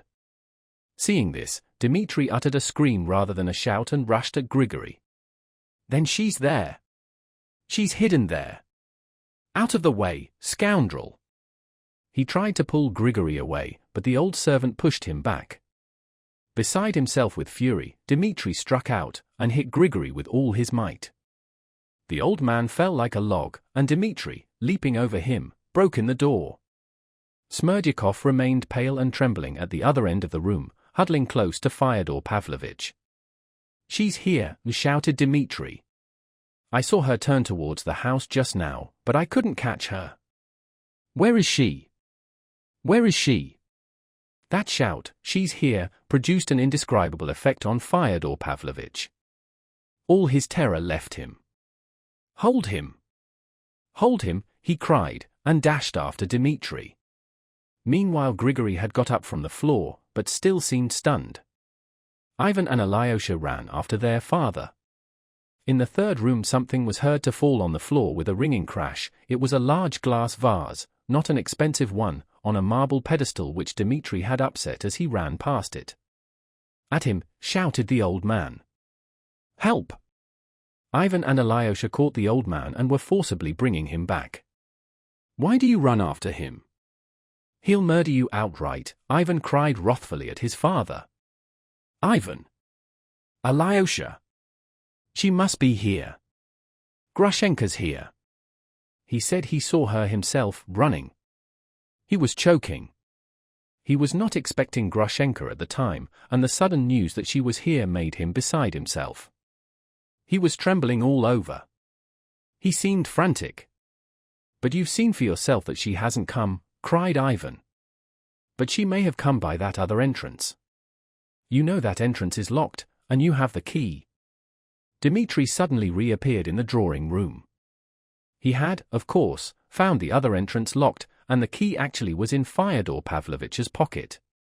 The windows of all the rooms were also closed, so Grushenka could not have come in anywhere nor have run out anywhere. "Hold him!" shrieked Fyodor Pavlovitch, as soon as he saw him again. "He's been stealing money in my bedroom." And tearing himself from Ivan he rushed again at Dmitri. But Dmitri threw up both hands and suddenly clutched the old man by the 2 tufts of hair that remained on his temples, tugged at them, and flung him with a crash on the floor. He kicked him 2 or 3 times with his heel in the face. The old man moaned shrilly. Ivan, though not so strong as Dmitri, threw his arms round him, and with all his might pulled him away. Alyosha helped him with his slender strength, holding Dmitri in front. "Madman! You've killed him!" cried Ivan. "Serve him right," shouted Dmitri breathlessly. "If I haven't killed him, I'll come again and kill him." "You can't protect him." "Dmitri!" "Go away at once," cried Alyosha commandingly. "Alexei! You tell me. It's only you I can believe. Was she here just now, or not? I saw her myself creeping this way by the fence from the lane. I shouted, she ran away. I swear she's not been here, and no one expected her. But I saw her? So she must? I'll find out at once where she is. Goodbye, Alexei. Not a word to Aesop about the money now. But go to Katerina Ivanovna at once and be sure to say, he sends his compliments to you. Compliments, his compliments. Just compliments and farewell. Describe the scene to her. Meanwhile Ivan and Grigory had raised the old man and seated him in an armchair. His face was covered with blood, but he was conscious and listened greedily to Dmitri's cries. He was still fancying that Grushenka really was somewhere in the house. Dmitri looked at him with hatred as he went out. I don't repent shedding your blood, he cried. Beware, old man, beware of your dream, for I have my dream, too. I curse you, and disown you altogether. He ran out of the room. She's here. She must be here. Smerdyakov. Smerdyakov, the old man wheezed, scarcely audibly, beckoning to him with his finger. No, she's not here, you old lunatic. Ivan shouted at him angrily. Here, he's fainting. Water. A towel. Make haste, Smerdyakov. Smerdyakov ran for water. At last they got the old man undressed and put him to bed. They wrapped a wet towel round his head. Exhausted by the brandy, by his violent emotion, and the blows he had received, he shut his eyes and fell asleep as soon as his head touched the pillow. Ivan and Alyosha went back to the drawing-room. Smerdyakov removed the fragments of the broken vase, while Grigory stood by the table looking gloomily at the floor. "Shouldn't you put a wet bandage on your head and go to bed, too?" Alyosha said to him. "We'll look after him. My brother gave you a terrible blow, on the head. He's insulted me," Grigory articulated gloomily and distinctly. "He's insulted his father, not only you," observed Ivan with a forced smile. "I used to wash him in his tub." "He's insulted me," repeated Grigory. "Damn it all, if I hadn't pulled him away perhaps he'd have murdered him." "It wouldn't take much to do for Aesop, would it?" whispered Ivan to Alyosha. "God forbid," cried Alyosha. "Why should he forbid?" Ivan went on in the same whisper, with a malignant grimace. "One reptile will devour the other. And serve them both right, too." Alyosha shuddered. "Of course I won't let him be murdered as I didn't just now. Stay here, Alyosha, I'll go for a turn in the yard. My head's begun to ache." Alyosha went to his father's bedroom and sat by his bedside behind the screen for about an hour. The old man suddenly opened his eyes and gazed for a long while at Alyosha, evidently remembering and meditating.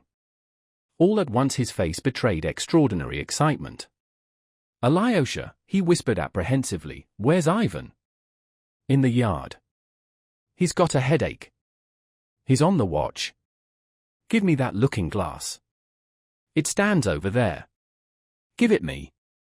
Alyosha gave him a little round folding looking-glass which stood on the chest of drawers. The old man looked at himself in it. His nose was considerably swollen, and on the left side of his forehead there was a rather large crimson bruise. "What does Ivan say?" "Alyosha, my dear, my only son, I'm afraid of Ivan. I'm more afraid of Ivan than the other. You're the only one I'm not afraid of.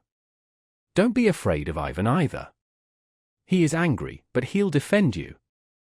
"Alyosha, and what of the other?" "He's run to Grushenka." "My angel, tell me the truth, was she here just now or not?" "No one has seen her. It was a mistake. She has not been here. You know Mitya wants to marry her, She won't marry him. She won't. She won't. She won't. She won't on any account." The old man fairly fluttered with joy, as though nothing more comforting could have been said to him. In his delight he seized Alyosha's hand and pressed it warmly to his heart. Tears positively glittered in his eyes. "That image of the Mother of God of which I was telling you just now," he said. "Take it home and keep it for yourself. And I'll let you go back to the monastery. I was joking this morning, don't be angry with me. My head aches, Alyosha. Alyosha, comfort my heart. Be an angel and tell me the truth. You're still asking whether she has been here or not." Alyosha said sorrowfully. "No, no, no. I believe you. I'll tell you what it is, you go to Grushenka yourself, or see her somehow, make haste and ask her, see for yourself, which she means to choose, him or me." "Eh? What? Can you?"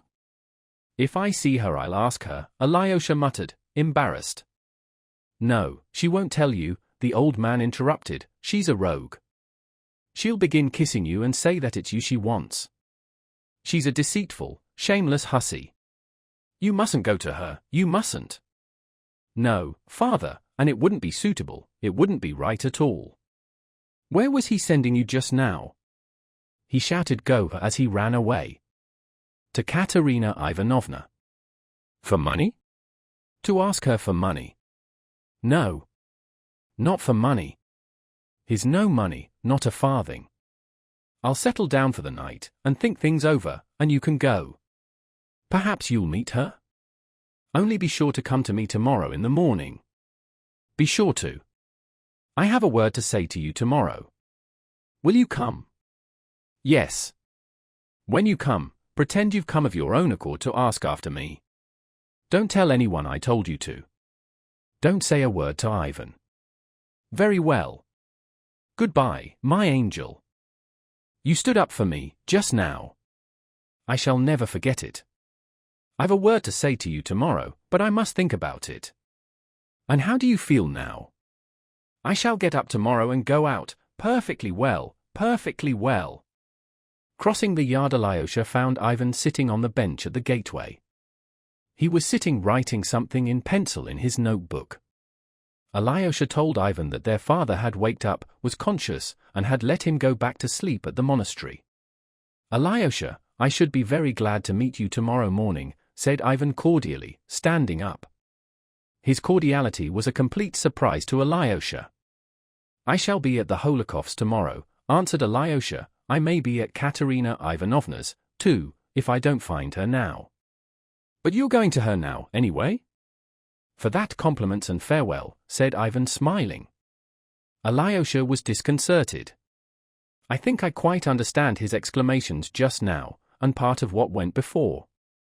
Dmitri has asked you to go to her and say that he, well, in fact, takes his leave of her. Brother, how will all this horror end between father and Dmitri? Exclaimed Alyosha. One can't tell for certain. Perhaps in nothing, it may all fizzle out. That woman is a beast. In any case, we must keep the old man indoors and not let Dmitri in the house. Brother, let me ask one thing more. Has any man a right to look at other men and decide which is worthy to live? Why bring in the question of worth? The matter is most often decided in men's hearts on other grounds much more natural. And as for rights, who has not the right to wish? Not for another man's death. What even if for another man's death? Why lie to oneself, since all men live so and perhaps cannot help living so? Are you referring to what I said just now, that one reptile will devour the other? In that case, let me ask you, do you think me like Dmitri capable of shedding Aesop's blood, murdering him, eh? What are you saying, Ivan? Such an idea never crossed my mind. I don't think Dmitri is capable of it, either. Thanks, if only for that, smiled Ivan. Be sure I should always defend him. But in my wishes I reserve myself full latitude in this case. Goodbye till tomorrow. Don't condemn me, and don't look on me as a villain, he added with a smile. They shook hands warmly as they had never done before. Alyosha felt that his brother had taken the first step towards him, and that he had certainly done this with some definite motive. Chapter 10. Both together. Alyosha left his father's house feeling even more exhausted and dejected in spirit than when he had entered it. His mind too seemed shattered and unhinged, while he felt that he was afraid to put together the disjointed fragments and form a general idea from all the agonizing and conflicting experiences of the day. He felt something bordering upon despair which he had never known till then. Towering like a mountain above all the rest stood the fatal, insoluble question: how would things end between his father and his brother Dmitri with this terrible woman? Now he had himself been a witness of it, he had been present and seen them face to face. Yet only his brother Dmitri could be made unhappy, terribly, completely unhappy. There was trouble awaiting him. It appeared too that there were other people concerned, far more so than Alyosha could have supposed before. There was something positively mysterious in it, too. Ivan had made a step towards him, which was what Alyosha had been long desiring. Yet now he felt for some reason that he was frightened at it. And these women? Strange to say, that morning he had set out for Katerina Ivanovna's in the greatest embarrassment. Now he felt nothing of the kind. On the contrary, he was hastening there as though expecting to find guidance from her. Yet to give her this message was obviously more difficult than before. The matter of the 3,000 was decided irrevocably, and Dmitri, feeling himself dishonored and losing his last hope, might sink to any depth. He had, moreover, told him to describe to Katerina Ivanovna the scene which had just taken place with his father. It was by now 7 o'clock, and it was getting dark as Alyosha entered the very spacious and convenient house in the high street occupied by Katerina Ivanovna. Alyosha knew that she lived with two aunts. One of them, a woman of little education, was that aunt of her half-sister Agafya Ivanovna who had looked after her in her father's house when she came from boarding school. The other aunt was a Moscow lady of style and consequence, though in straitened circumstances. It was said that they both gave way in everything to Katerina Ivanovna, and that she only kept them with her as chaperones. Katerina Ivanovna herself gave way to no one but her benefactress, the general's widow, who had been kept by illness in Moscow, and to whom she was obliged to write twice a week a full account of all her doings. When Alyosha entered the hall and asked the maid who opened the door to him to take his name up, it was evident that they were already aware of his arrival. Possibly he had been noticed from the window.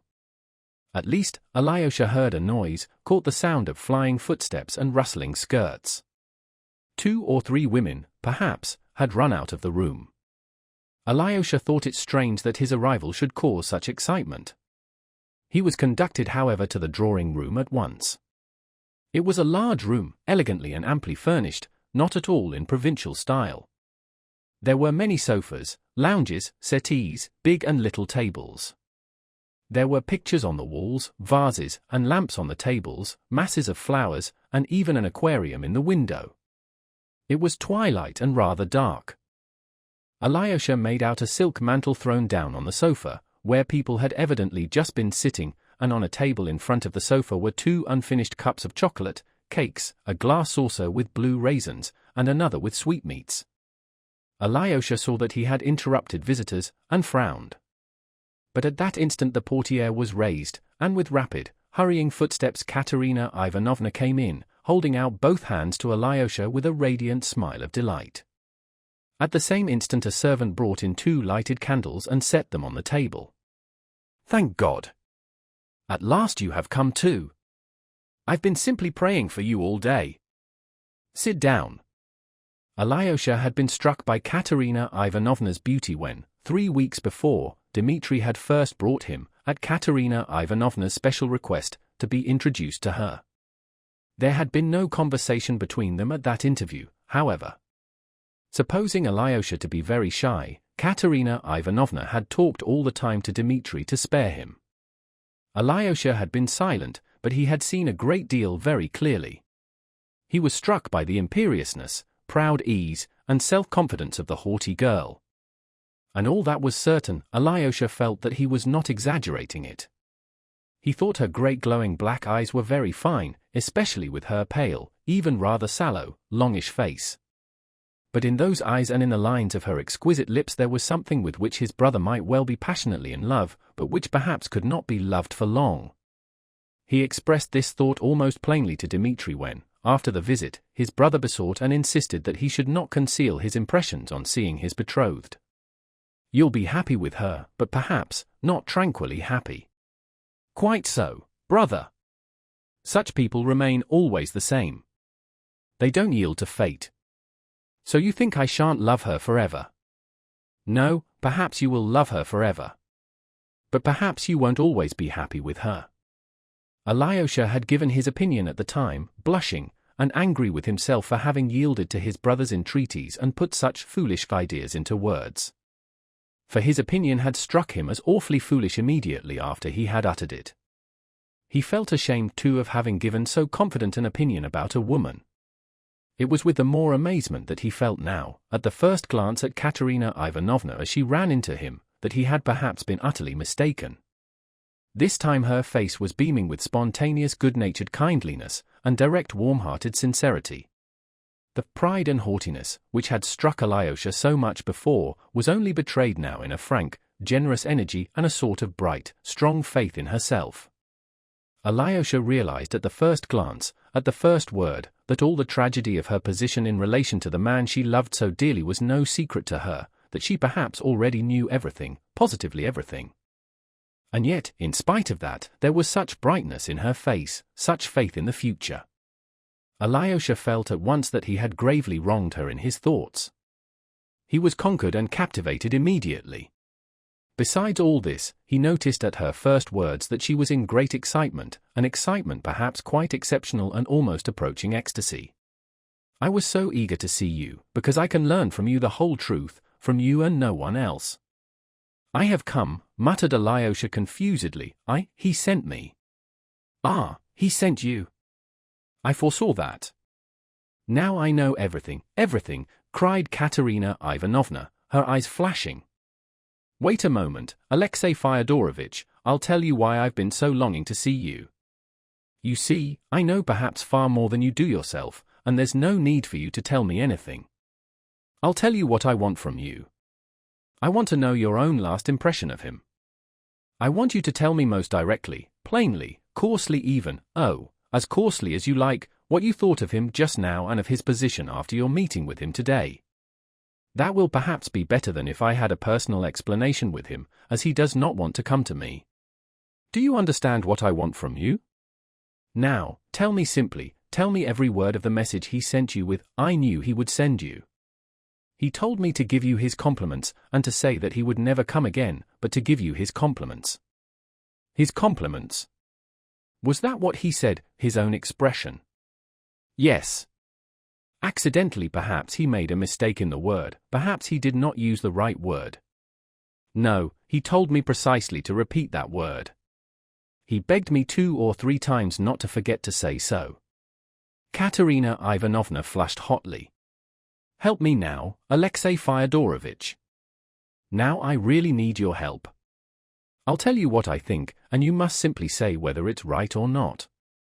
Listen.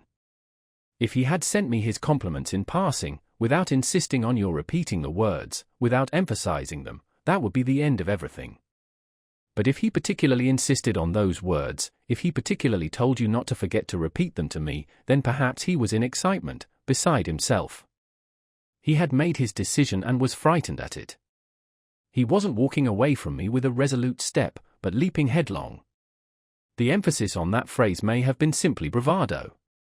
Yes, yes, cried Alyosha warmly. I believe that is it.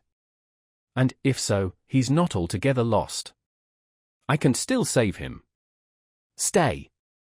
Did he not tell you anything about money, about 3,000 rubles? He did speak about it, and it's that more than anything that's crushing him. He said he had lost his honor and that nothing matters now, Alyosha answered warmly, feeling a rush of hope in his heart and believing that there really might be a way of escape and salvation for his brother. But do you know about the money, he added, and suddenly broke off. I've known of it a long time. I telegraphed to Moscow to inquire, and heard long ago that the money had not arrived. He hadn't sent the money, but I said nothing. Last week I learnt that he was still in need of money. My only object in all this was that he should know to whom to turn, and who was his true friend. No, he won't recognize that I am his truest friend, he won't know me, and looks on me merely as a woman.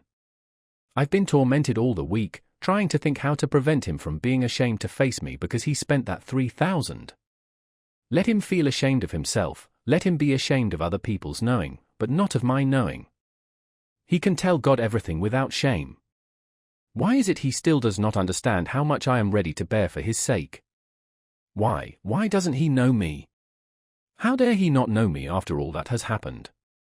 I want to save him forever. Let him forget me as his betrothed. And here he fears that he is dishonored in my eyes.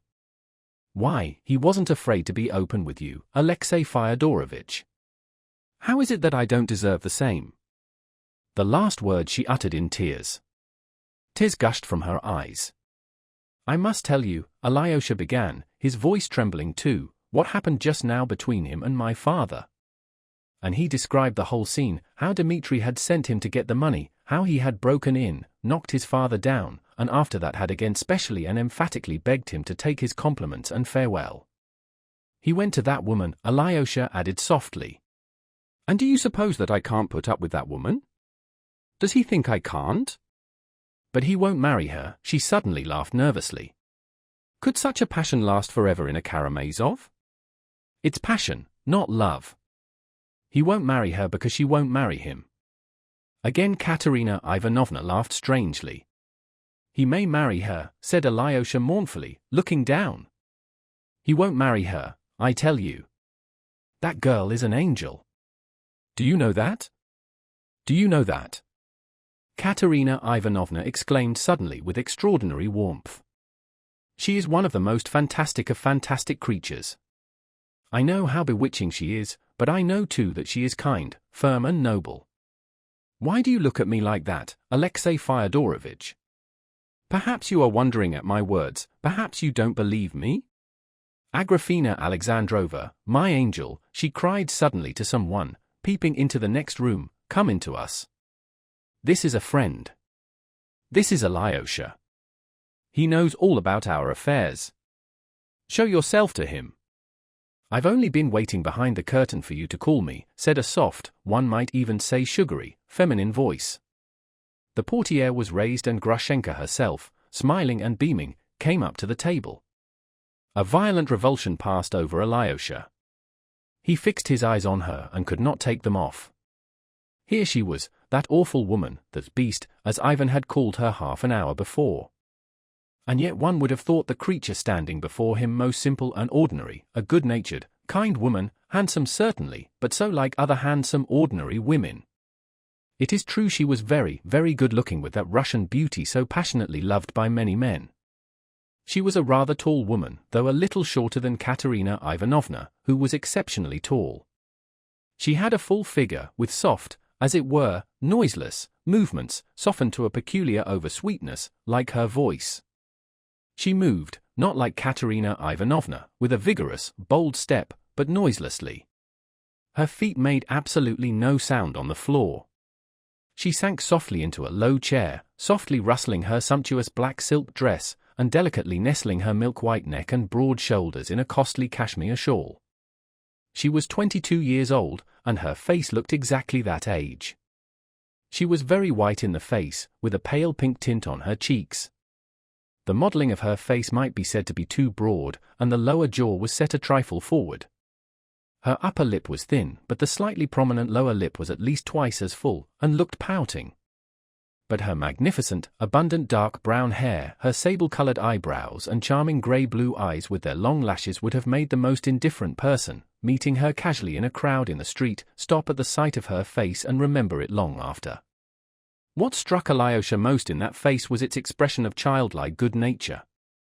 There was a childlike look in her eyes, a look of childish delight. She came up to the table, beaming with delight and seeming to expect something with childish, impatient, and confiding curiosity. The light in her eyes gladdened the soul. Alyosha felt that. There was something else in her which he could not understand, or would not have been able to define, and which yet perhaps unconsciously affected him. It was that softness, that voluptuousness of her bodily movements, that cat-like noiselessness. Yet it was a vigorous, ample body.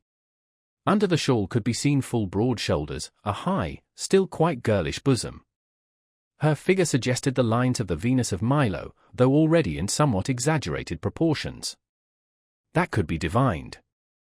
Connoisseurs of Russian beauty could have foretold with certainty that this fresh, still youthful beauty would lose its harmony by the age of 30, would spread, that the face would become puffy, and that wrinkles would very soon appear upon her forehead and round the eyes, the complexion would grow coarse and red perhaps, in fact, that it was the beauty of the moment, the fleeting beauty which is so often met with in Russian women.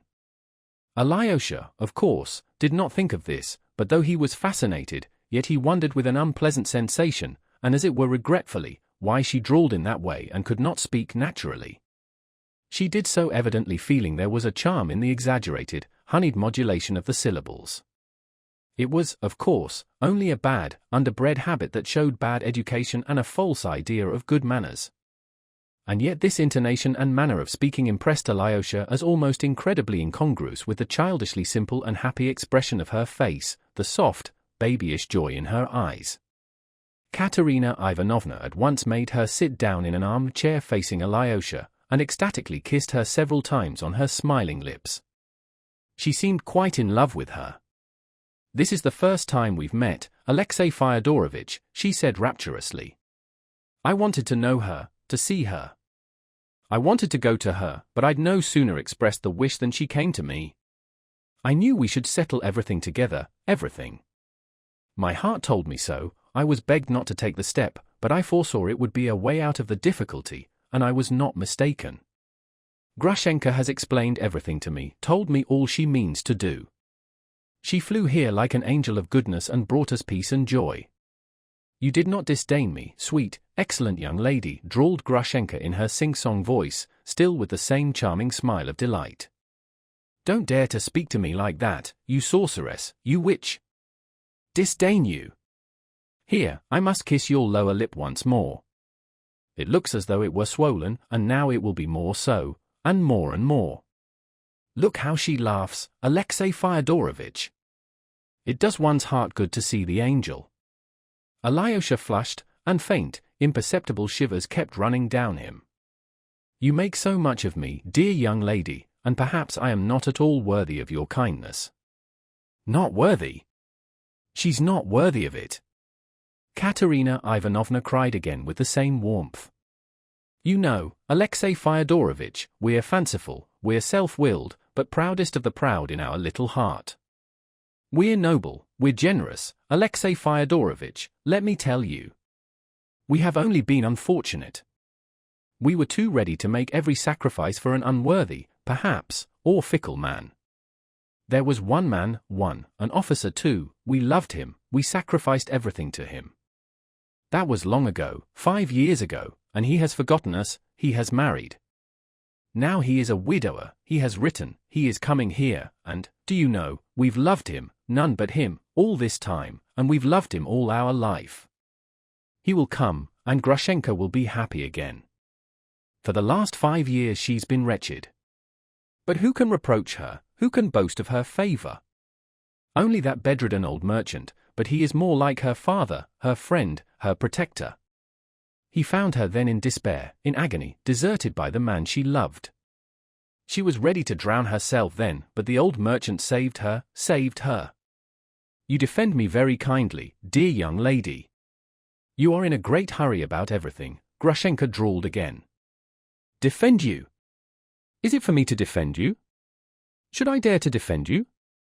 Grushenka, angel, give me your hand.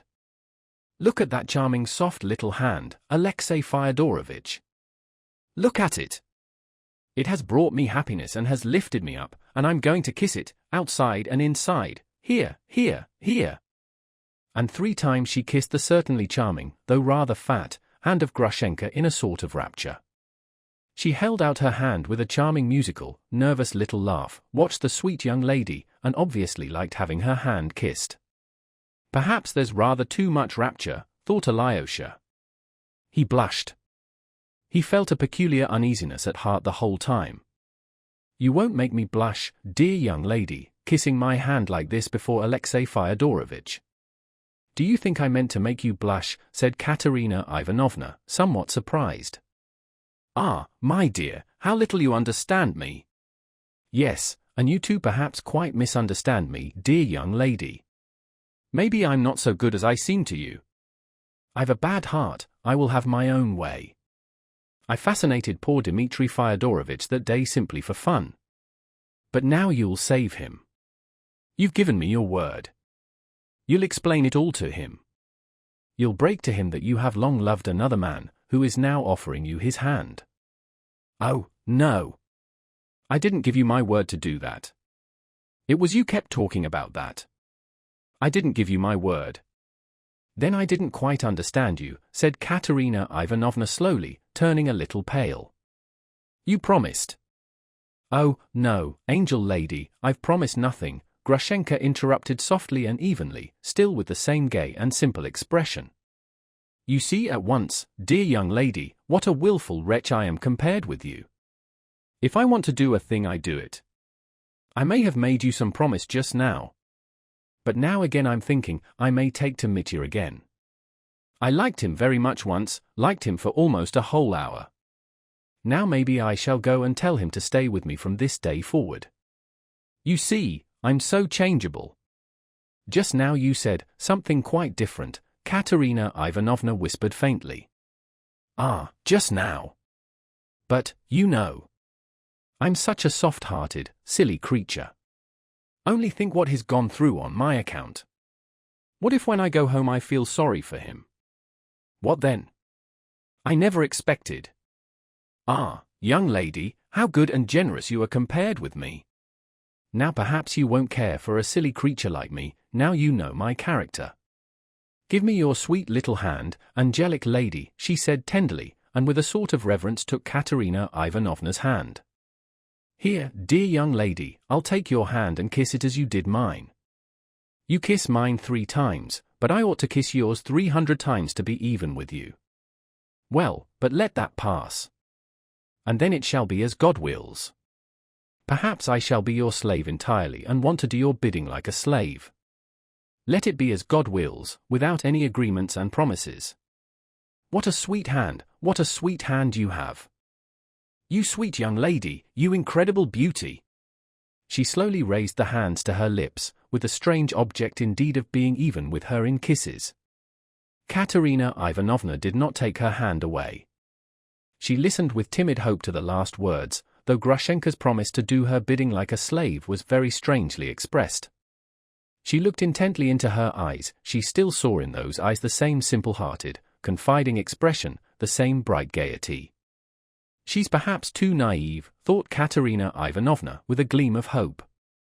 Grushenka meanwhile seemed enthusiastic over the sweet hand.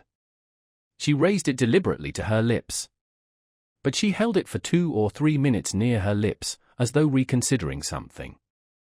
Do you know, angel lady, she suddenly drawled in an even more soft and sugary voice, do you know, after all, I think I won't kiss your hand. And she laughed a little merry laugh. As you please. What's the matter with you, said Katerina Ivanovna, starting suddenly. So that you may be left to remember that you kissed my hand, but I didn't kiss yours. There was a sudden gleam in her eyes. She looked with awful intentness at Katerina Ivanovna.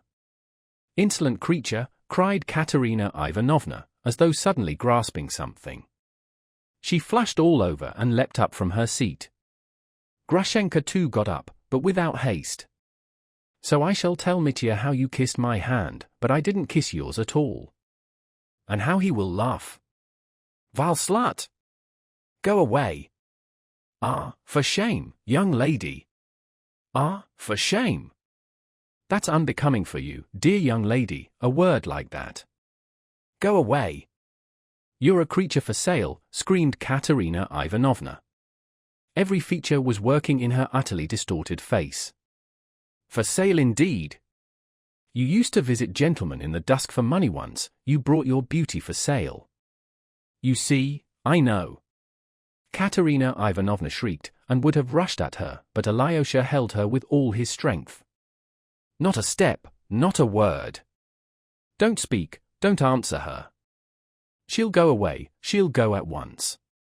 At that instant Katerina Ivanovna's 2 aunts ran in at her cry, and with them a maid-servant. All hurried to her. I will go away, said Grushenka, taking up her mantle from the sofa. Alyosha, darling, see me home. Go away, make haste, cried Alyosha, clasping his hands imploringly. Dear little Alyosha, see me home.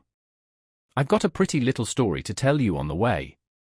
I got up this scene for your benefit, Alyosha. See me home, dear, you'll be glad of it afterwards. Alyosha turned away, wringing his hands. Grushenka ran out of the house, laughing musically. Katerina Ivanovna went into a fit of hysterics. She sobbed, and was shaken with convulsions. Everyone fussed round her. I warned you, said the elder of her aunts. I tried to prevent your doing this. You're too impulsive. How could you do such a thing? You don't know these creatures, and they say she's worse than any of them. You are too self-willed. She's a tigress, yelled Katerina Ivanovna. Why did you hold me, Alexey Fyodorovitch? I'd have beaten her. She could not control herself before Alyosha, perhaps she did not care to, indeed. She ought to be flogged in public on a scaffold. Alyosha withdrew towards the door. But, my God, cried Katerina Ivanovna, clasping her hands. He could be so dishonorable, so inhuman. Why, he told that creature what happened on that fatal, accursed day. You brought your beauty for sale, dear young lady. She knows it. Your brother's a scoundrel, Alexey Fyodorovitch. Alyosha wanted to say something, but he couldn't find a word. His heart ached. Go away, Alexey Fyodorovitch. It's shameful, it's awful for me. Tomorrow, I beg you on my knees, come tomorrow. Don't condemn me. Forgive me. I don't know what I shall do with myself now. Alyosha walked out into the street reeling. He could have wept as she did. Suddenly he was overtaken by the maid. The young lady forgot to give you this letter from Madame Holikov. It's been left with her since dinner time. Alyosha took the little pink envelope mechanically and put it, almost unconsciously, into his pocket. Chapter 11. Another reputation ruined. It was not much more than 3/4 of a mile from the town to the monastery. Alyosha walked quickly along the road, at that hour deserted. It was almost night, and too dark to see anything clearly at 30 paces ahead. There were crossroads halfway. A figure came into sight under a solitary willow at the crossroads. As soon as Alyosha reached the crossroads, the figure moved out and rushed at him, shouting savagely, "Your money or your life!" "So it's you, Mitya," cried Alyosha, in surprise, violently startled however. "Ha ha ha! You didn't expect me? I wondered where to wait for you. By her house? There are 3 ways from it, and I might have missed you. At last I thought of waiting here, for you had to pass here. There's no other way to the monastery. Come, tell me the truth. Crush me like a beetle." "But what's the matter?" "Nothing, brother, it's the fright you gave me." "Oh, Dmitri! Father's blood just now." Alyosha began to cry. He had been on the verge of tears for a long time, and now something seemed to snap in his soul. "You almost killed him, cursed him, and now, here, you're making jokes, your money or your life. Well, what of that? It's not seemly, is that it? Not suitable in my position? No, I only. Stay. Look at the night. You see what a dark night, what clouds, what a wind has risen. I hid here under the willow waiting for you.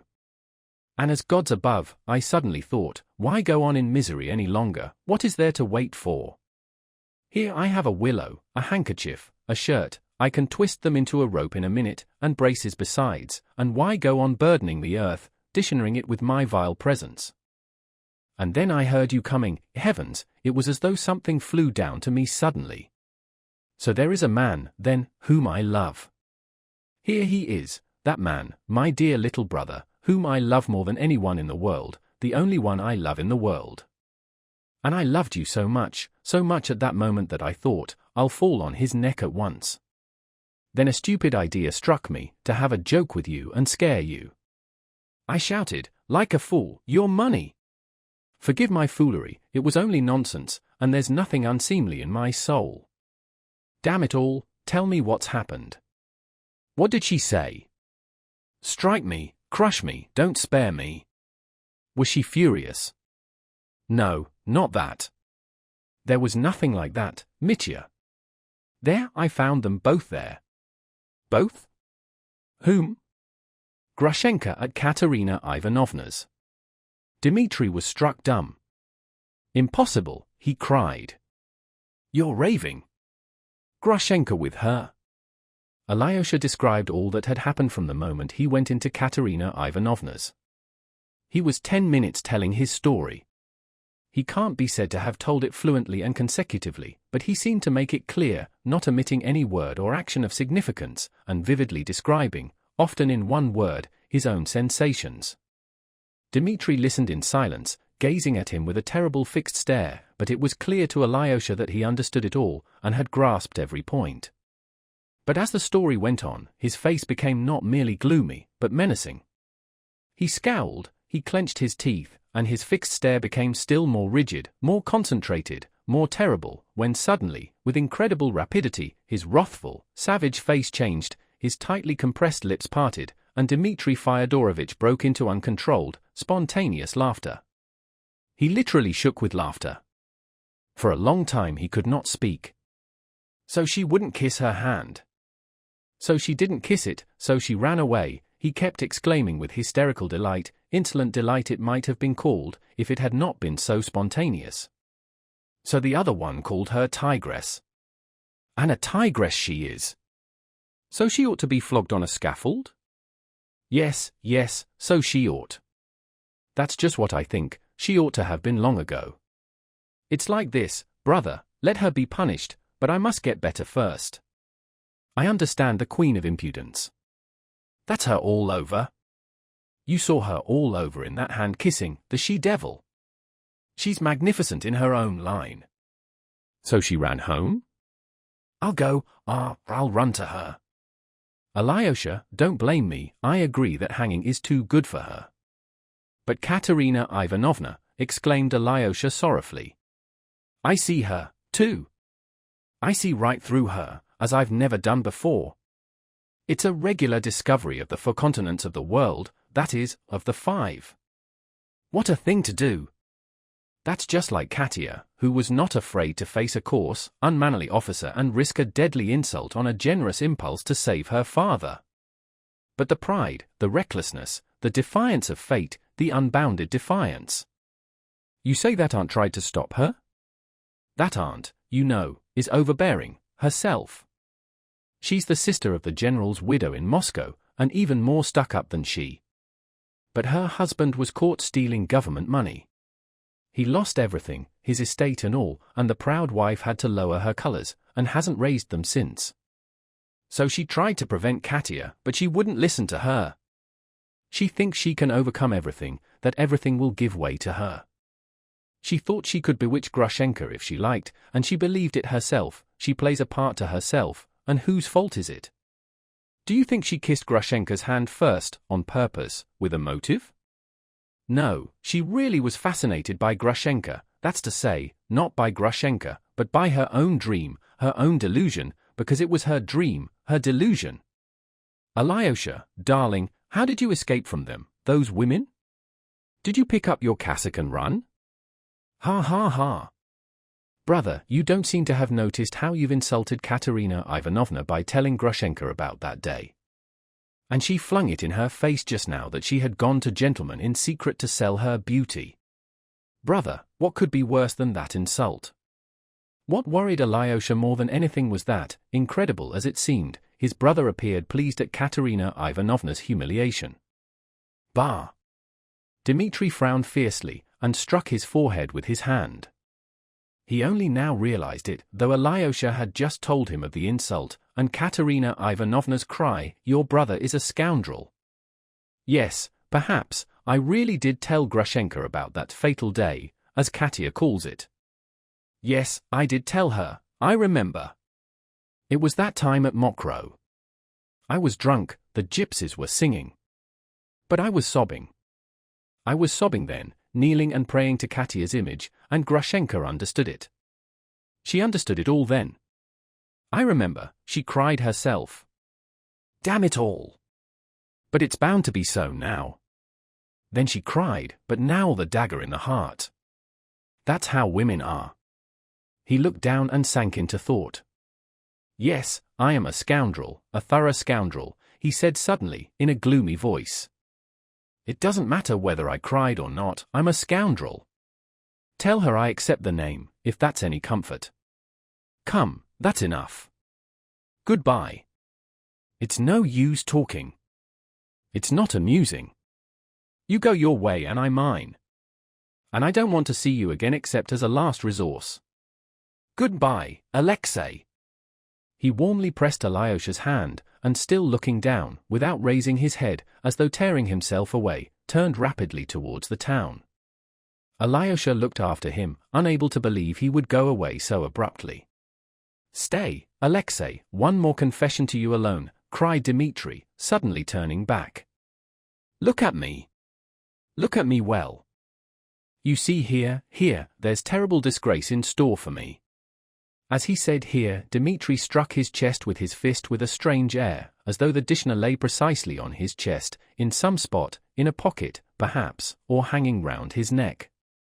You know me now, a scoundrel, an avowed scoundrel, but let me tell you that I've never done anything before and never shall again, anything that can compare in baseness with the Dishna which I bear now at this very minute on my breast, here, which will come to pass, though I'm perfectly free to stop it. I can stop it or carry it through, note that. Well, let me tell you, I shall carry it through. I shan't stop it. I told you everything just now, but I didn't tell you this, because even I had not brass enough for it.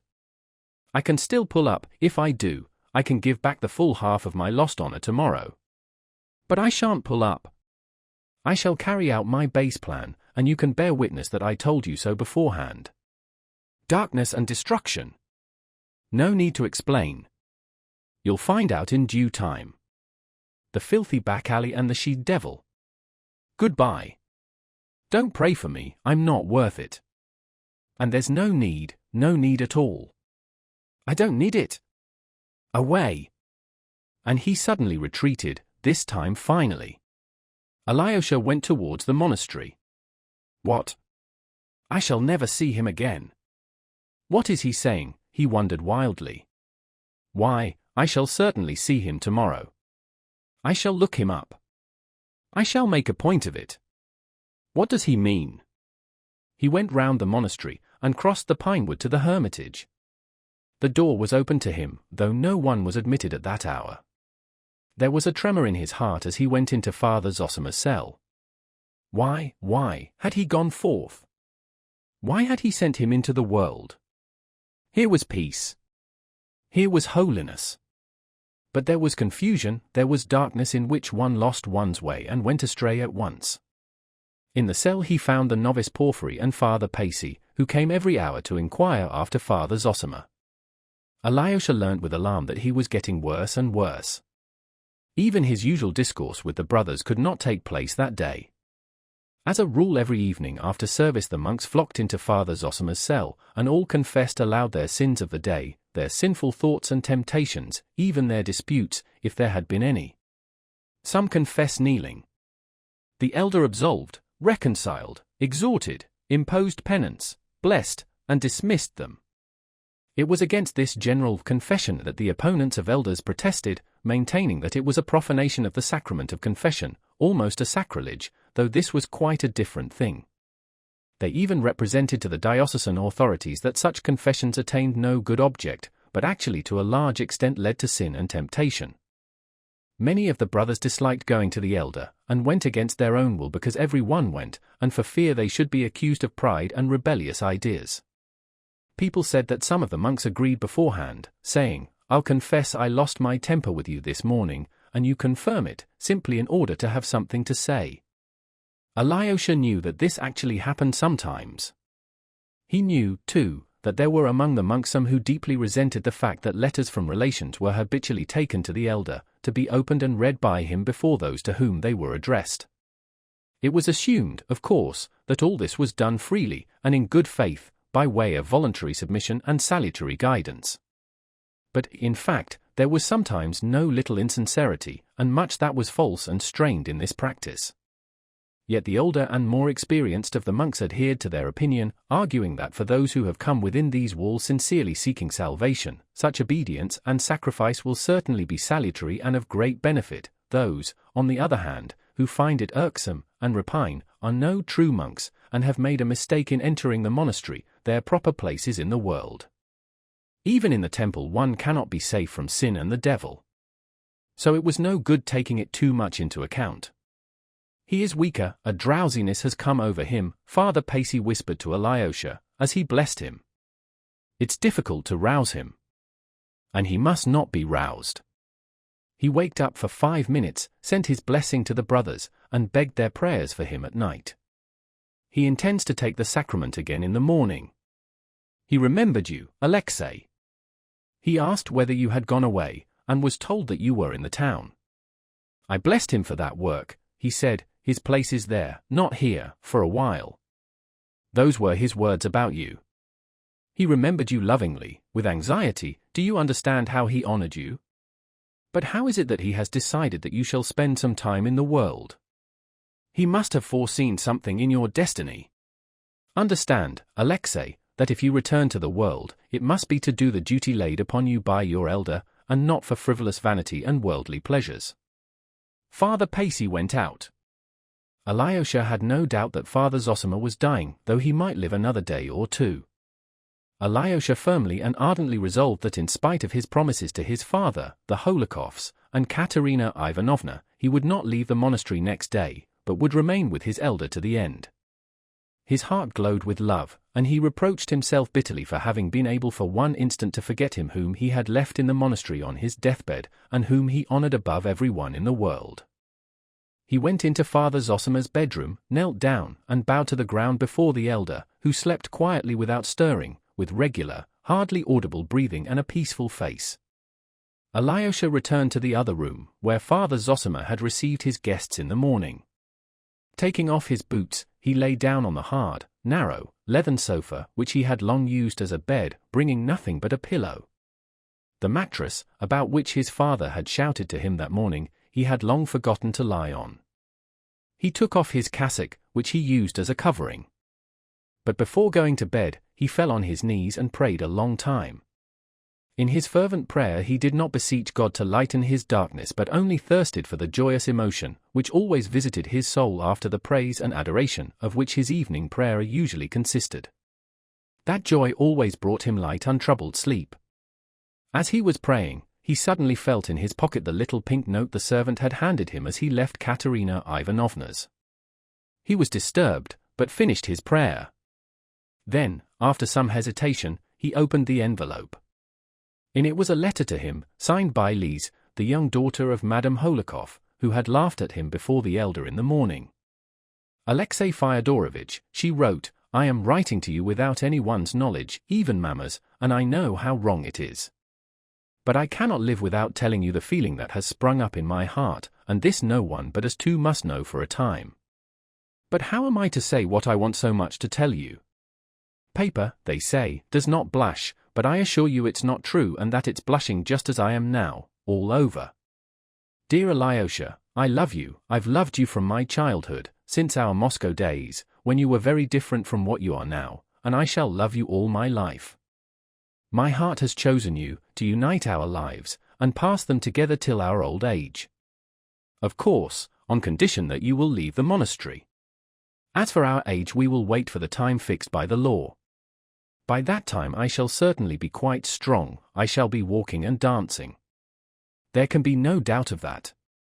You see how I've thought of everything. There's only one thing I can't imagine, what you'll think of me when you read this. I'm always laughing and being naughty. I made you angry this morning, but I assure you before I took up my pen, I prayed before the image of the Mother of God, and now I'm praying, and almost crying. My secret is in your hands. When you come tomorrow, I don't know how I shall look at you. Ah, Alexey Fyodorovitch, what if I can't restrain myself like a silly and laugh when I look at you as I did today? You'll think I'm a nasty girl making fun of you, and you won't believe my letter. And so I beg you, dear one, if you've any pity for me, when you come tomorrow, don't look me straight in the face, for if I meet your eyes, it will be sure to make me laugh, especially as you'll be in that long gown. I feel cold all over when I think of it, so when you come, don't look at me at all for a time, look at Mamma or at the window. Here I've written you a love letter. Oh, dear, what have I done? Alyosha, don't despise me, and if I've done something very horrid and wounded you, forgive me. Now the secret of my reputation, ruined perhaps forever, is in your hands. I shall certainly cry today. Goodbye till our meeting, our awful meeting. Lise. P.S. Alyosha. You must come, Lise. Alyosha read the note in amazement, read it through twice, thought a little, and suddenly laughed a soft, sweet laugh. He started. That laugh seemed to him sinful. But a minute later he laughed again just as softly and happily. He slowly replaced the note in the envelope, crossed himself and lay down. The agitation in his heart passed at once. God, have mercy upon all of them, have all these unhappy and turbulent souls in thy keeping, and set them in the right path. All ways are thine. Save them according to thy wisdom. Thou art love. Thou wilt send joy to all. Alyosha murmured, crossing himself, and falling into peaceful sleep.